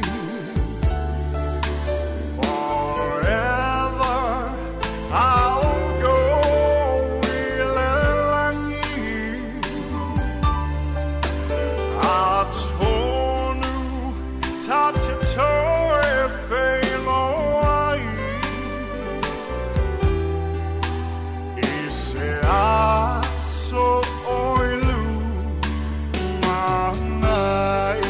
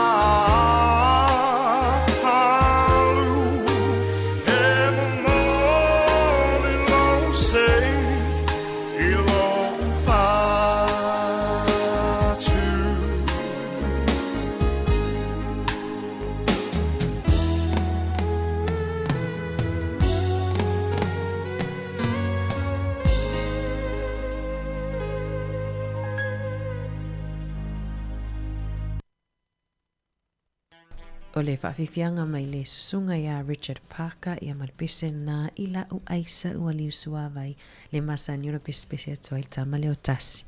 Ia i le aisa ua liu suawai.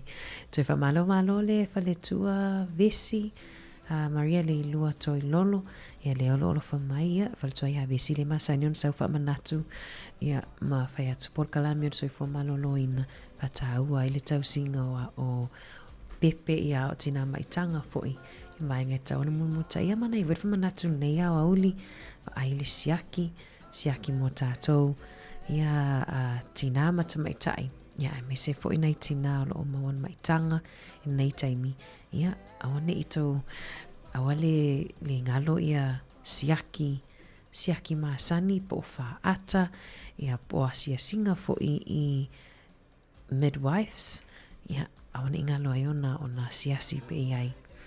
Ia ona e tahua waenga nene masani ona pau tua ile whale tua ia vesi. Ia taimi nei o le kuata lona whale nei wa alu ia mona i alum whanau. Ia o le kuata po fo ile apena le valu e pe iwa vai aso. Ia ona no fo ile o alum whanau. Ia mo le lata i le lua masina leo le atato mafutai matamaiti ia po le tuanga umi o kirisimasi. Ia tuanga umi ali Samoa e se lota look forward peta te whatalitali e lava e wae e ono le la alataina uma ia i lolo la au tua ia whaiotu wa ia o anu whanau mai savai. Ia wa le no wha onga ia pia pe no wha onga whai upolu pea onga mai upolu. Ia pia fia lava tamaiti ena talavo ena onga li University Samoa. Pe ora tuanga le pe se me fia wai o patastasi po el pasio va ai alu ai e o le wafu. E o ai savai to atoyo mai pe a ia le onga le isi tau sanga. e pe misia foi le mafutanga ma ainga ia tatou nei sili atu la fia o tamaiti e tu ai nei au le ni fe au e fai le la o fale e matua i faonga le wifi ma le Netflix ia mata alonga ia tatou sa mo lai fa tali mai le tele le lisio tatou tiu te mo fai ba ma fe au lai fa tali mai fale ia ai ono tatou taimi alo fa tu mo to o malama mafuta mai tatou tautua fa mahalo fo ile au nanga nei aso pe au yese upu le longo mali e lau whaafunga anga tatou wheloa ai le tai au le mafuta toi mo le tuanga nei a mari ia e whaau le tautua si ufonga lau mua ile nei vai aso ia au tatou rungo le YouTube ma le Facebook tatou eva pia se ia pa ia le itu lai lua tale tasi ona toi whaafunga le talafou pe on tape na ina le afionga e lau wano ati lawa talafou i New Zealand nei ia au talafou mai Samoa pe on tape na ele sunga ia ta sisa le Sam taurunga atu le tautua e lungo le frequency ile whaafifianga mai le tama porirua le o Waino po Wayne na ai vai sau ni folau lulu au fulu apa au ma fa au li o laula au fa asisi na sali lo mai vale vai a safale le taua o pa lauli o tama o leu amea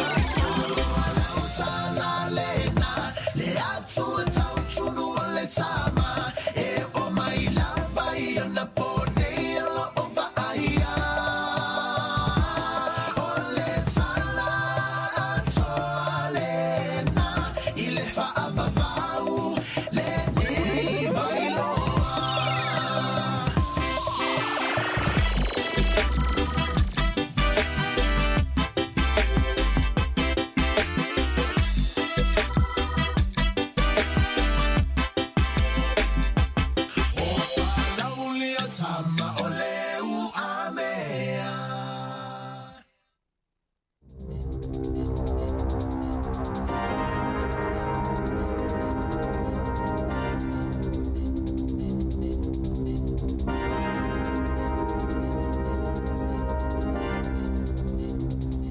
Talofa e nei foi vaenga o telefon o le si fonga o le lo mua. O le asonga fua ana nafi na amata ai ona sia ki fua e le te tongi ina i asu enga mo tangata o atoa le limas fulvaru tau sanga o le soifua i le maa i o le kānesa o le lawalo po o le bowel cancer. O le matua na iei mua o le ono se fulu tau sanga a o le ala ua whaapa uifo i le lima se fulu valu tau sanga i le teimi nei. O i tū malo o amata ai le asonga fua i le swinga e au fi ai au ki lani atoa whaapea i a Northland ma le motu atoa i saute o New Zealand. O le amtanga o le tausanga le asa fola ai le whainga malo i a le fuafuanga e whaapa uai i le 5 mai le 6 tausanga le mātutua o tangata e ngawaa mo siaki o lea ngā se whainga tā. E le ngata i lea ai o lea o tā fi ai o le o toe wha ua wina le malo i le polkalame whaata i ta i lea sa whaia na whaia fua ai siaki a tangata Maori ma tangata Pasifika mo le kānesa le nei o le lawalo mo tangata e amata atu i le 5 tausanga o le soifua. Whailo mai le main star le soifua maloloina ia Simeon Brown o mati o le tausanga asau e whaatoa amata whaatino ai i swinga le nei e whaia fua ai siaki mo tangata o 5 tausanga o le soifua mo le mai o le bowel cancer i isi vaenga uma o le motu i mātu o New Zealand. Ta ua le main star o le vaenga mua le nei o tau whainga le malo e tu i hoi lalo le matua o le tangata i anga vaai e whaia fua sa i ringa ma suenga o le kānesa o le lawalo ina ia tutu sa ai New Zealand ma Australia. O le teimi nei te tonu o Australia e le aise te tongi o le whaia o suenga o le kānesa o le lawalo mo tangata uma i le vāo le fās 5 ma le fitus 4 sanga o le soifua. E tele a onga i le tu malo le Waikato e le ia e la songa fua nafi e pei o isi a onga uma ona o whaale tonu i le sua mai tau mawha i lea vaenga o New Zealand. O lo o wha maluina i le teimi nei i lea vaenga o le tinu i a lapata inga ma whaatuanga ina ia whaapuna mua le sua mai a o le i whaau ngā ina. Ma fua lea ona o lea stona i taluai na i loa ai ni sa i linga le hawha ina o le whaatano mai le Rototuna Reservoir i le sia mai ngoa o le E. coli. O le whaatano le nei mawai le sua mai tau mawha mo le silia i le sefuru lua hawhe la wha inga o whale o ainga i mātu o le ai o Hamilton, whapea foi i a pitanu o iai Gordonton ma Puketaha i le tūmalo o le Waikato. Tusa mo le tolu sefuru hawhe la wha i tangata ua whautuaina ina ia whaapuna mua la lātou sua mai. O ia whaale tonu sa tāpuni aini a onga se malu e le ia ai la suana nafi ma a fia ai le sidi atu le wha awhe o ta maiti a onga. Mai na whaalia o lo o whaia tau mwhainga uma ina ia mwhai o na a onga nei i le aso lulu a tae ao. Pei ta ina whailo mai le pule a onga o le Endeavour School le li o Jeff Booth a whaia uma le nei aso le i maua mai se tonu mautu i le tūlanga saonga le mua le sua mai e mauti noa le toe whaao pōpō le isi a tonu aso e ta puni e pēna la toa aonga. Ta ua mai fwoi le ofisa o aonga o le whaai unga e ta puni a aonga nei e whaia e o la tau komiti whaafoe e fuafua i le tūlanga o le saonga le mua le sua mai tau mawha mō ta maiti a aonga ma whaia aonga. O le mai suka i le vaenga lua po le type 2 diabetes o le mafuanga leo le matuato tele o tangata o New Zealand ua whaale tonu ma mumutu ai ta maa i vae whaapea lo fi vae ma vae o tangata mai tari tonu fo mai whaapitoa e ma whai ona fo ia whaafi tauli pe a whai e vave ona i loa ua a fia se tasi i lea ngase whai inga taa. O se ripoti e le whanapoutonga le staff na ta uoma iai e whapea i le tonu o le taimi e le i atoa nei le se furu tausanga uoma vae sa mai tau ina ai le si itia lea siri atu le 5% o la fa ingo tangata na ave se ni vaenga o la tu vai ma tama i vai ona o le nei fa mai fa dia i fa mau mau le tanga luenga se fu ma lo loina e lanta i le afe lua se lau la fa ingo tangata na va vai ese ni vaenga o la tu vai le tu sanga tasi le tonu le tunu a toa i le mao le lua afe luas ful tolu ma le lua afe luas ful ma le fa e si dia le fitu se fulu vai o tangata na va vai ese ina ini to tonga ona o afianga o le maisuka le nei o le type 2 diabetes ai e valu se lau la fa i tama i vai ma le sidi atu le toru se lau o isi vai ngo vai e lalo ifo le turi vai na ave se ai ona o le nei lava ma i fai ngata e fa tu sa ia foi numela i la fa inga atoa e fitu se lau onus full fa o tonga uma ona o le maisuka sa fa ia le vale tu sanga luafes full lima ma le luafes full ma le ono o le se fumo le tolu o tonga na whaia i le lua afe luas ful tolu anga i mai le lua afe luas fumo le wha na haafi ai tangata e i laloifo le tolu se fulu te usanga le maru tua o na o a wha ina o le maisuka. Wha i lo mai foi o i tu malo e au fi ai Northland, Counties Manukau, au Kilani, wha pe ai le Waikato a toa mo Wellington e sa au pito i mau lungai le au wha ingo tangata na wawai ese ina waenga o lato wae ona ole ngase le nei o le maisuka e a whaina te le ai le whengasara i le leo le toto i tino o le tangata ma e a whaina i ne uro le tino whaingo fia ai una manu o nua e au noa malo lato sila fia pe langona ma e whaingatai o na tongo fitia ia manuanga ma o ai ina mana umia o na whaia se tautonga e ave ese ai se vaenga o le vae ma lofi vae po o tama i vai fo i o lato e a wha ina ai. E ono miliona tala New Zealand, pe tu sa leo le se fulu miliona tala Samoa, i le vai ngā tupe ua wha amatu atu le malo New Zealand, i le malo Samoa, e tau ia ai i a wha ina ma wha le tonu na mafua ona o le ngoto ai o le waa o le mana wanui i ngā te i whale o safata i le tausanga na te nei. Whaelo mai le tu langa i le aso tonu na atoa i ai le tausanga talu o na tupu nei whaalawe lawe le aso ono leo o ke topo le tausanga lua afe luas fulmo le wha. E pei o le sila fia o le waasu e suele nei o le malo New Zealand sa whea ngai mani sa ili ilinga wha apitoa i le ngā te i whale ai wheto ai ai malea au mai u ina mu ai mangoto i lea vaenga o le talawhata i saute o le motu o upolu. Whaelo mai le minstal mai whafo le malo New Zealand o wasa mana i Winston Peters o le se leni e se fulu miliona dala ua whaamatu atu i le malo Samoa o se tau i lea e pei o na whaatalo sangi mai le malo Samoa mai o se whaai unga na whaia maleanganga fia le malo o New Zealand. Na maua le tino maliua stangata mai le waitafe le Whanganui River i sa ililinga na whaia mo se tamaita i na le loa o le mawhine sa tau sa ilia limas furono tau sanga le soifua.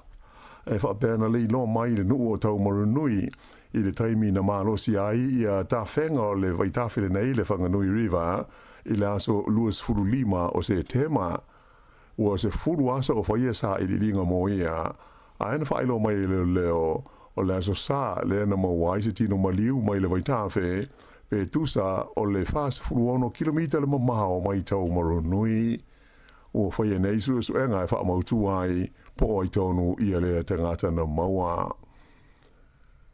E ono tau sanga ua whale pui ai se tau le ai saute o Taranaki ina ua wha maonia le wha amasinonga i le songofua lona soli tu la fono i le fasio tangata paivalea po le manslaughter o le tau le nei ngo ia Basil Thomas Anderson tolus furona tau sanga o le soifua na maliu na molia i le maliwai o lona te mai le ia aukuso le tau sanga te luai o nei wha lave sa fi ai le waila au wha saina le methamphetamine le ana mafuai una wha o lima le nei li i lona tua ai onus furu tau sanga o le soifua mai u ina umai lona ola sa fina wina e lo ia le malo se fa salanga se fulu tau sanga e fale pui ai le nei tangata ma fa ali ai o se fa la fa no tele le nei o sanga fa mauni ai le matua mo tau tia o le waila au le nei o le methamphetamine ia fa ina i le soifua le lei o tangata.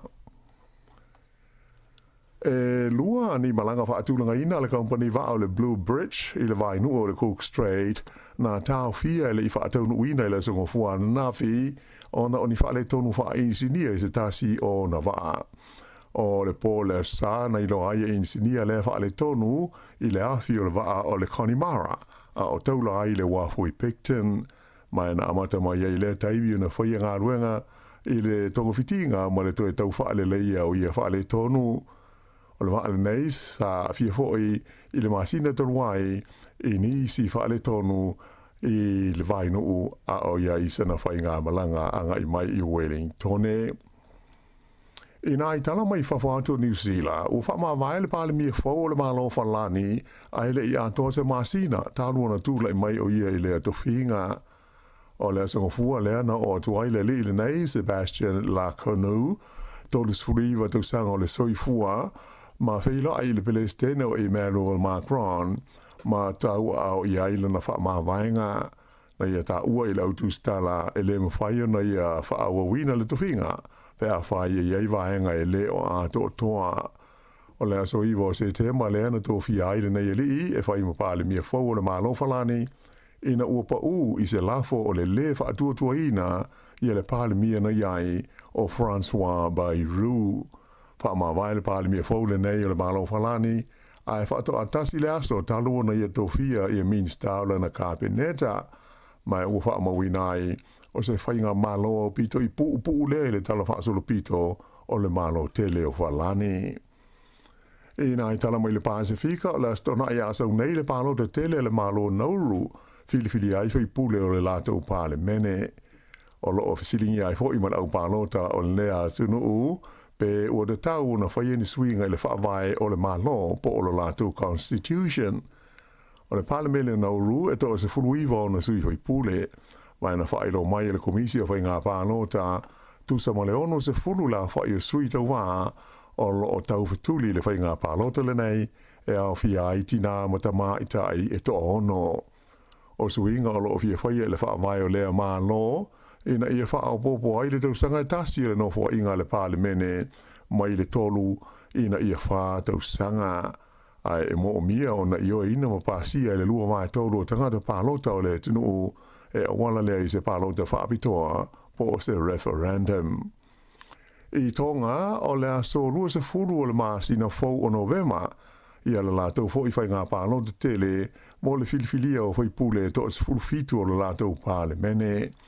O le aso lo fo i le tasi e whai ai ma le pālota whaapitoa, e filifilia ai sui e to iwa mo no fua ie whaapitoa mo ta mali i po nobles o le tunu o ta ua le whaatauno whai ngā pālota a Tonga o Peter Wuki, e tu sa mo le onu se fultolu wafe, la whai ingo tangata ia ua umona le istala e le tau o na pālota, o se sitanga le ititi pēr whaatusa i le pālota tele o le luafe luas hulma le tasi. O le aso malu ma le aso iwa o ke topa, o aso ia ua ato whaina e whaahulu i nā i swafa o sui tau wā. O sui tau wā uma e mo mia o na whaamaunia e ni tangata pālota se 50 i alo lātou a vea ai ma sui tau wā i tū mālo o le a tau whituli mai ai.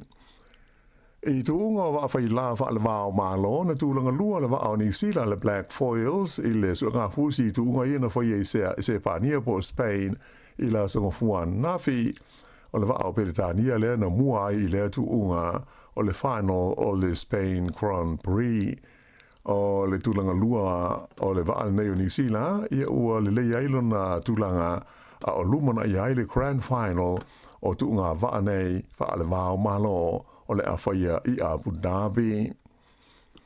E fitu la whainga o pine New Zealand na maua i le suenga sempini le laulangi i tāronga a Feleti mō tangata e le ato o tō le malo si o le tino. O le aso whai o ia tāronga i le ai o New Delhi initia na maua i le pine si liwaina li o Will Stedman i le oso mamao. Ai o le tamatai o Anna Grimaldi na pine apo me mea i le tuunga ta moe e lua se lau mita. O le tuwha ata singa o pine lau ta alo New Zealand mo i e ta longa whaapitoa na mawai pine auro e tolu, ta si le pine siliva ma pine apo me mea e tolu, tula i mai la tau i le tūlanga luas fumaltasi i le whaaso longa o au ta alo le laulangi sa tau wahai I initia. Whai unga le nā telefau.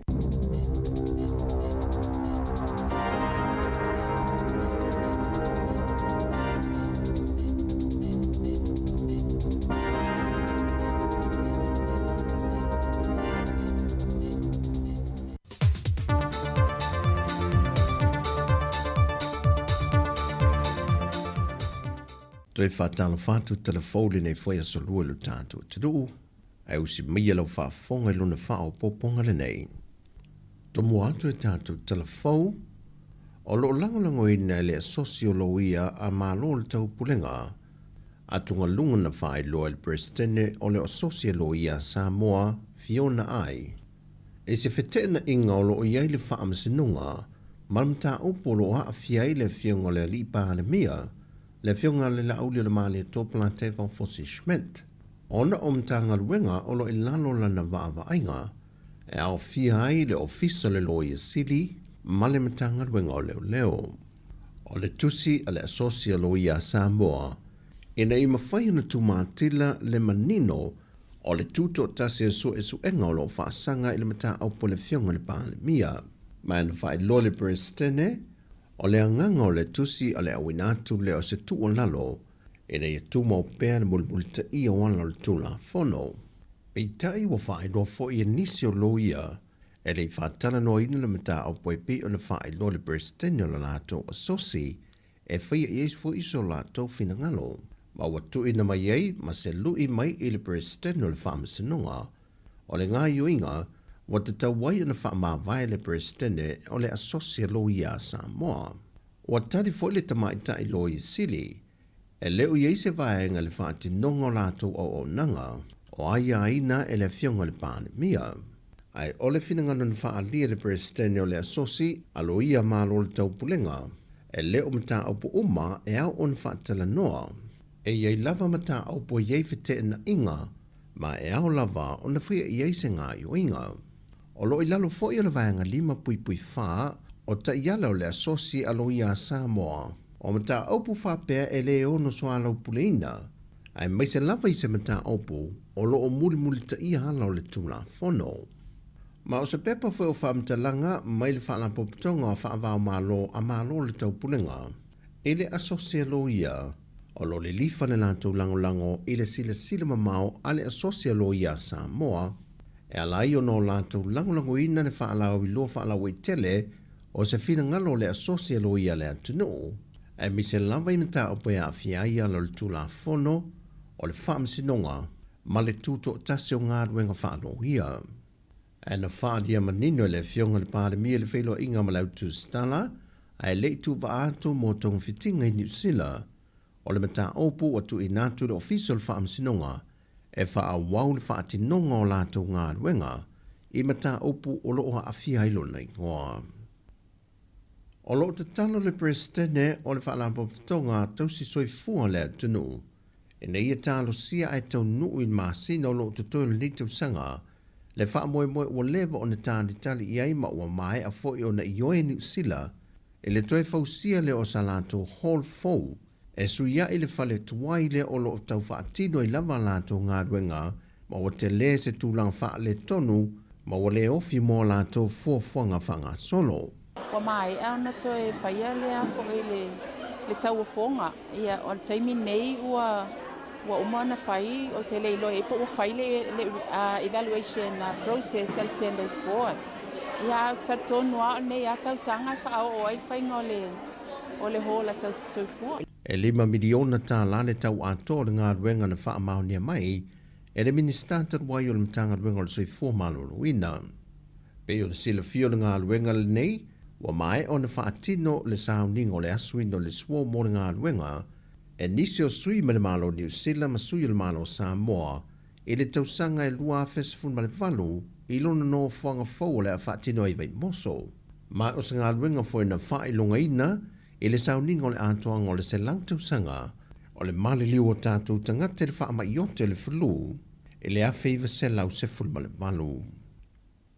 O le vai aso nei o wha ama nato e le eka le sia e wha ka sa, le tā ua ma le sao tangata mai solo mona I le atunu, Na au maia I teimio pole anga le malo sia mani Samoa e ngā lulue I whātu anga. O le whata wale ka le sia e whakasa. Ono I lātou I na whātutuina nisi o ana e ka le sia I mea sa ngā lulue hai. Mai tele tala māta kua fie whaamamoi loto na whaamtalina e nisi mātutua o I lātou o tā ua tangata mai a ele. O ngā ruenga sa whaatino fo I o lātou mātou o whai ilangi le wholaunga. E teimi o pūlenga whaakolone a o ngā rulue e te tono le atu no. Mai o se sau ninga fo o le a pene whaamau ma whaamanatu ina pē lava le ka le sia. Le sao tangata mai Solomona le ua avea tangata Samoa a ngai I le ka le sia. Mai o se whaamoe moe wa whesoa soani mai iai le whaalapo petonga whaamisionare le ka le sia lolangi wa fo ina mai iai le se la wafeta la pauni po le lata tu le afa miliona tala Samoa. E fausie ni polo kalame wha tino e le ka le sia malipu le ngai malua, mo le wha moe fau I tausanga uma, mai wa wha pipi I nei fo le tala wha solpito le e ka le sia e wha ka sai Samoa, le polo kalame fau le nei ua wha au popo atu iai. Ma o tangata mai Solomona wa vela wa o ni tō tino tangata Samoa, na o mai e sia mani e ngā lulue wha atu anga, e le tausanga e a fe valu se lau. O tala fowia, whaamruia le tua ni aso, whaasoi foia.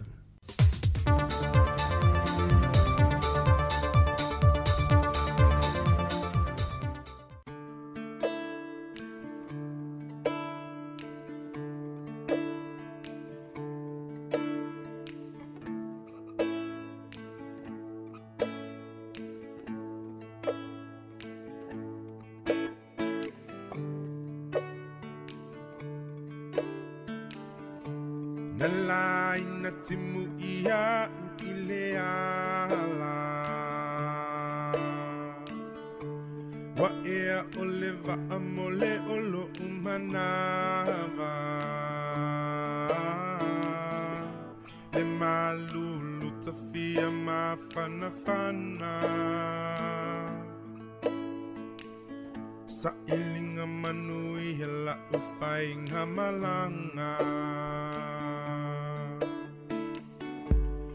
Taunu uatu le malaiva alele E fau ileva aine I fale tetele Pale mautonu lo ufatuanga tete Wana oa unei ua saulo ufefe Wataulo umafau fau ile Samaria hangalele Ole alo faiso o se tasi e peyola na tau singa isi ona te Ni hafa oe e te tali lele Ni hafa oe e te tali a une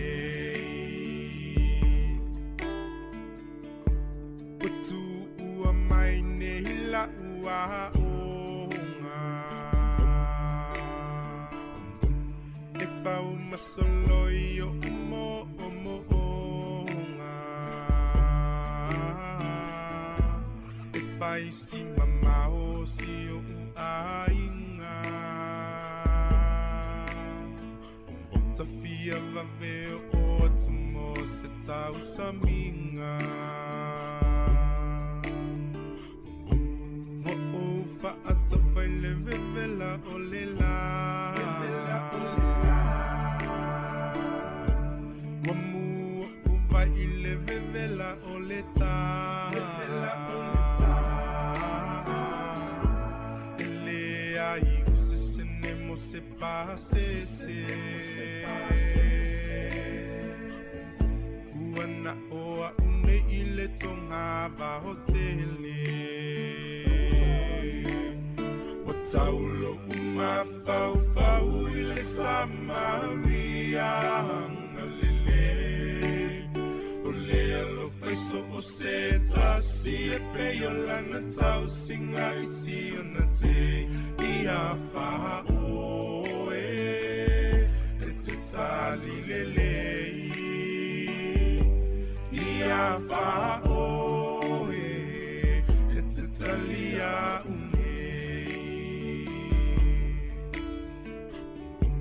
na o supo I le moa na sau sau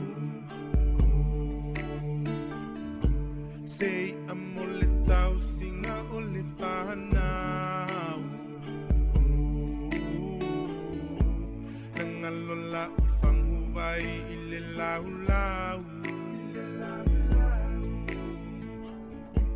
wale mau tonu lo ma fau fau se va a fango ta ua o lango na hina na o vala au ilo o matelaina wa o le mapeta u e mativa e alola o foe ai mana tuaina Taulo ma fau fau I le Samaria ngalele o le alo faiso o se tasi e pe lana tau singa I si o na te I ha wha o e te tali lelei ni a wha o e te tali a Taulo ma fau fau I le Samaria ngalele o le alo faiso o se tasi e pe lana tau singa I si o na te I a wha o e te tali lelei ni a wha o e te tali a a wha o e te tali a ni a wha o e te tali a ni a wha o e te tali a ni a wha o e te tali a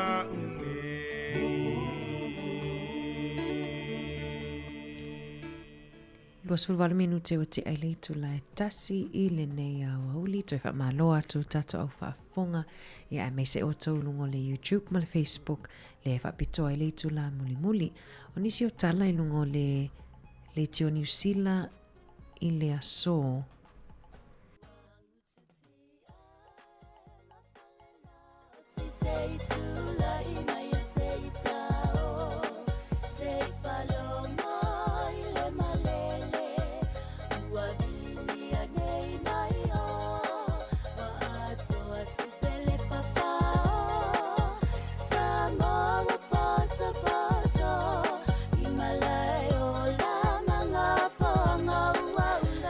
Malolo atu ona lele tato telefoni le sabili maitua ai onisio a tato tala lungo le tio New Zealand ia le ufa ala wiloa ile asoni suinga ua iai ia le malilienga le wasainia ele New Zealand Post ia po au nanga foi e la foina meli ia ini I New Zealand o le ua faititia ia so e kilivai meli ia po fa momoli po al lava vainga le teleina fa nga il malo le tunu ia au nanga ale New Zealand Post po tusi o le wa telele suinga ua nga ia le New Zealand Post ia po fa atanuina fo ile malo fofua e suia ia la to au nanga po nga nuenga fo ile vai aso o le wa fa pe wa filifilia ena o le lua aso I le vai aso o le ama fai ona fai ala tau ki liva I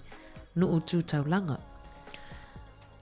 Ia o vaengi e la foi pusamili ia e tolu aso i le vai aso mo nuu itua mo nuu itua o le foi whailoa mai whapea mai i le lua whelua tolu sa lipotia ai sa fuafua i le New Zealand Post e ave e sea i anga luenga e fitu se lau 5 ia i tutonu o le 5 tausanga ia whapera lua whelua tolu le sa fola mo fuafua ai o lona winga le au fia i mali tausanga nei ia e fuafua i ave e sele i le fitu se lau 5 o ngā luenga mai tangata whai ngā luenga.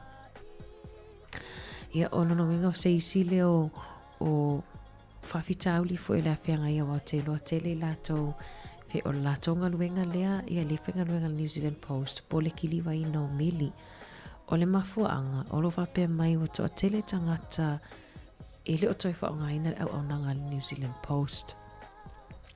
Ia ai ona wa tele ia le whaonganga o interneti o mwhai ia whatita inga whapeta te mana au e lafo se mea lofa fo ile po se mea lofa tatatanga whaatau ai lafo. Sa tele ina whaonga ile au nanga le New Zealand Post e ta te alu e lafo ai. Ia e wa tele ne aso na le o kasa au atua le whale oloa wala wei whale oloa le mo e nemo fo i au kilani wa tele la vaina tanga o kasa au ki di vasa au ai le whale lei ai wa tau le ua i e tau whaonga ia au nanga le tele o New Zealand Post po la po branches a le New Zealand Post i tono New Zealand o nisi nau tala fo te le mo atu leo te lenga i le aso a tai au ai tato atu pe whawhiwhianga su i whiloi a wale nei au auli le ua te lai titi le afaltasi tale lua i ona tatou whamamaelea lunga le YouTube ma le Facebook.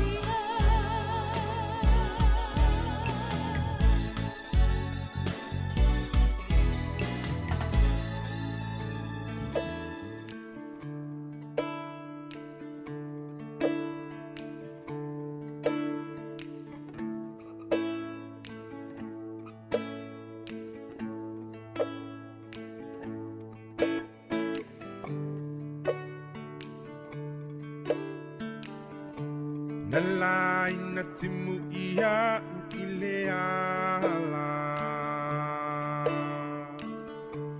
Wa ea oleva amole olo umanava Le malulu tafia mafana fana Sa ilinga manui hela ufaing hamalanga Utaunu uatule malaiva alele Efo wileva aine ifale tetele Ole mautonulo ufatuanga tete Wana oa unei ua saulo ufefe Wataulo umafau ile Samaria hangalele Ole alo faiso o se tasi e peyola na tau singa isi ona te Ni hafa oe e te tali lelei Ni hafa oe e te talia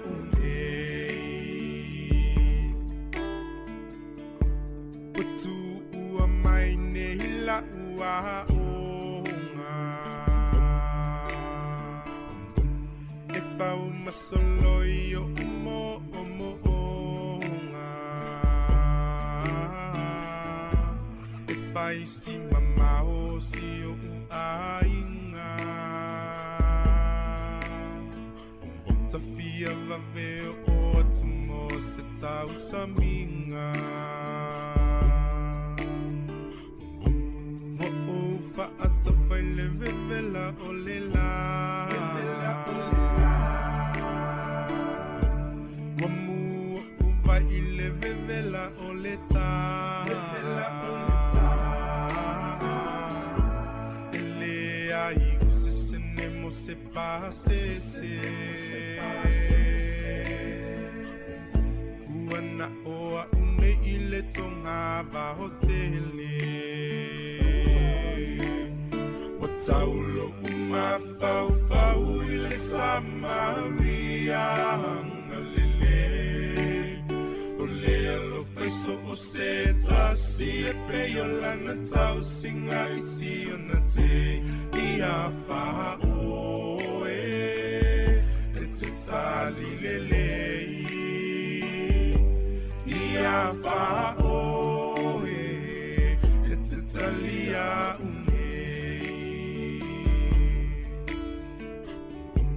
Na o supo ile moa na sau Sei amole tau singa ole whanau Nangalola ufangu vai ile lau lau Ole mautonu lo umafau fau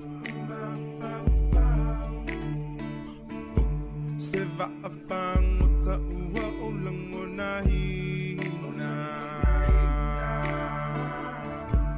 Na o vala au ilo umatelaina Wa o le mapeta u emativa E alola u foe ai mana tuaina Taulo umafau ile Samaria hangalele Ole alo faiso o se tasi e peyola na tau singa isi ona te Ni hafa oe e te tali lelei Ni hafa oe e te talia Whawhiwhianga mai le songa ia Vania Toloa ia manisi ona whawhiwhianga po whātunga tuai ia lea loo awhiawhia tua i le Samarianga leia. O ai nao mawalana Samarianga lei, wa mawalana lunch le nea auli. Whaftai le nā Samarianga lei, sa maua fwele maa ua Samarianga lei, ma Marian nei le awauli. Maua le maa kale, ta maa kale ai le anaisa, mala sonua ia. Pai sau wha malo stino le waa matau na mana, ian mawhana mai o aso. Ia, ai poe ele o, e mo ia ele o tutusa le tau aso umai a tātou lava e Wellingtoni, o le aso wa savili ana pō, ma losi de savili ana pō, ia talatua nafi le sa timu, ia o nei aso, e mo i lava o mana, ia lava le sulu meo le la, ia e sosoani fo i tanga lava, nei tātou tina ai e te leina nafa ma le whamaina o lava po le tanga o tanga lava, ia a whapele se dryer po se masini whamango ofu. Ia leo mana ia me nei aso e mamango al savili. Leo tois fulono minute o na tale li tula e lua. Ua o fo i le taimi o ato i tamaiti, o mai fo i tamaiti ma pepa fo i o le swimming. Ia mantua o le kuata nei whamalosia i le whaio pūlou. E whai le pūlou ma le la. Ia ma le kuata fo i nei a matai ona o swimming lessons. Ia po o a onga a au. Ia a onga. Ia o nisi o vasenga le fuafuala tau camps. Ia i le whai ungo le masina po le amatanga fo i o Novema. Ia nai te leina whatanu i nai ia camps a onga. Ia tautua nā fo i le saunga le mu tautua nā le pepa teina matama e ave a mama daddy o po nena papa ia e ave saini. Ia pia whapele te fiaru le campa le a onga. Ia po o fuafuanga fo ia wale vasenga sfutolu ma vasenga sefululua e le whaangaloina tatou NCEA po a tatou suenga. Ia o te loe le umi fo ia na e atu le vasenga sefululua ma sfutolu. Ia ai tu ua mai e whaiala tau study weeks. Ia na mwhaiona onga to i tatou le whale. Ia ma study ai a wā ia suenga o le NCEA. Manu ia le tāpenanga o au tau suenga. Le wale toma mao le ole a whawhene masino o ke topa. Ia ona fufua le ia Novema, te le fo ia onga tu ua whai ungo Novema. Ia pole amatanga fo ia te sema, e whale o loa amatau na tāla tō pese kirisimasi. Ia mawe anata toi soro muli mai whale o loa ia. Ai tate le fiu mafufau kirisimasi. Ia wa wawe tele le whatu ata o ke topa. Ia ai ni te ia o whai mai se fesides ta mai titi. Ia o la ala le mea lo whale kirisimasi.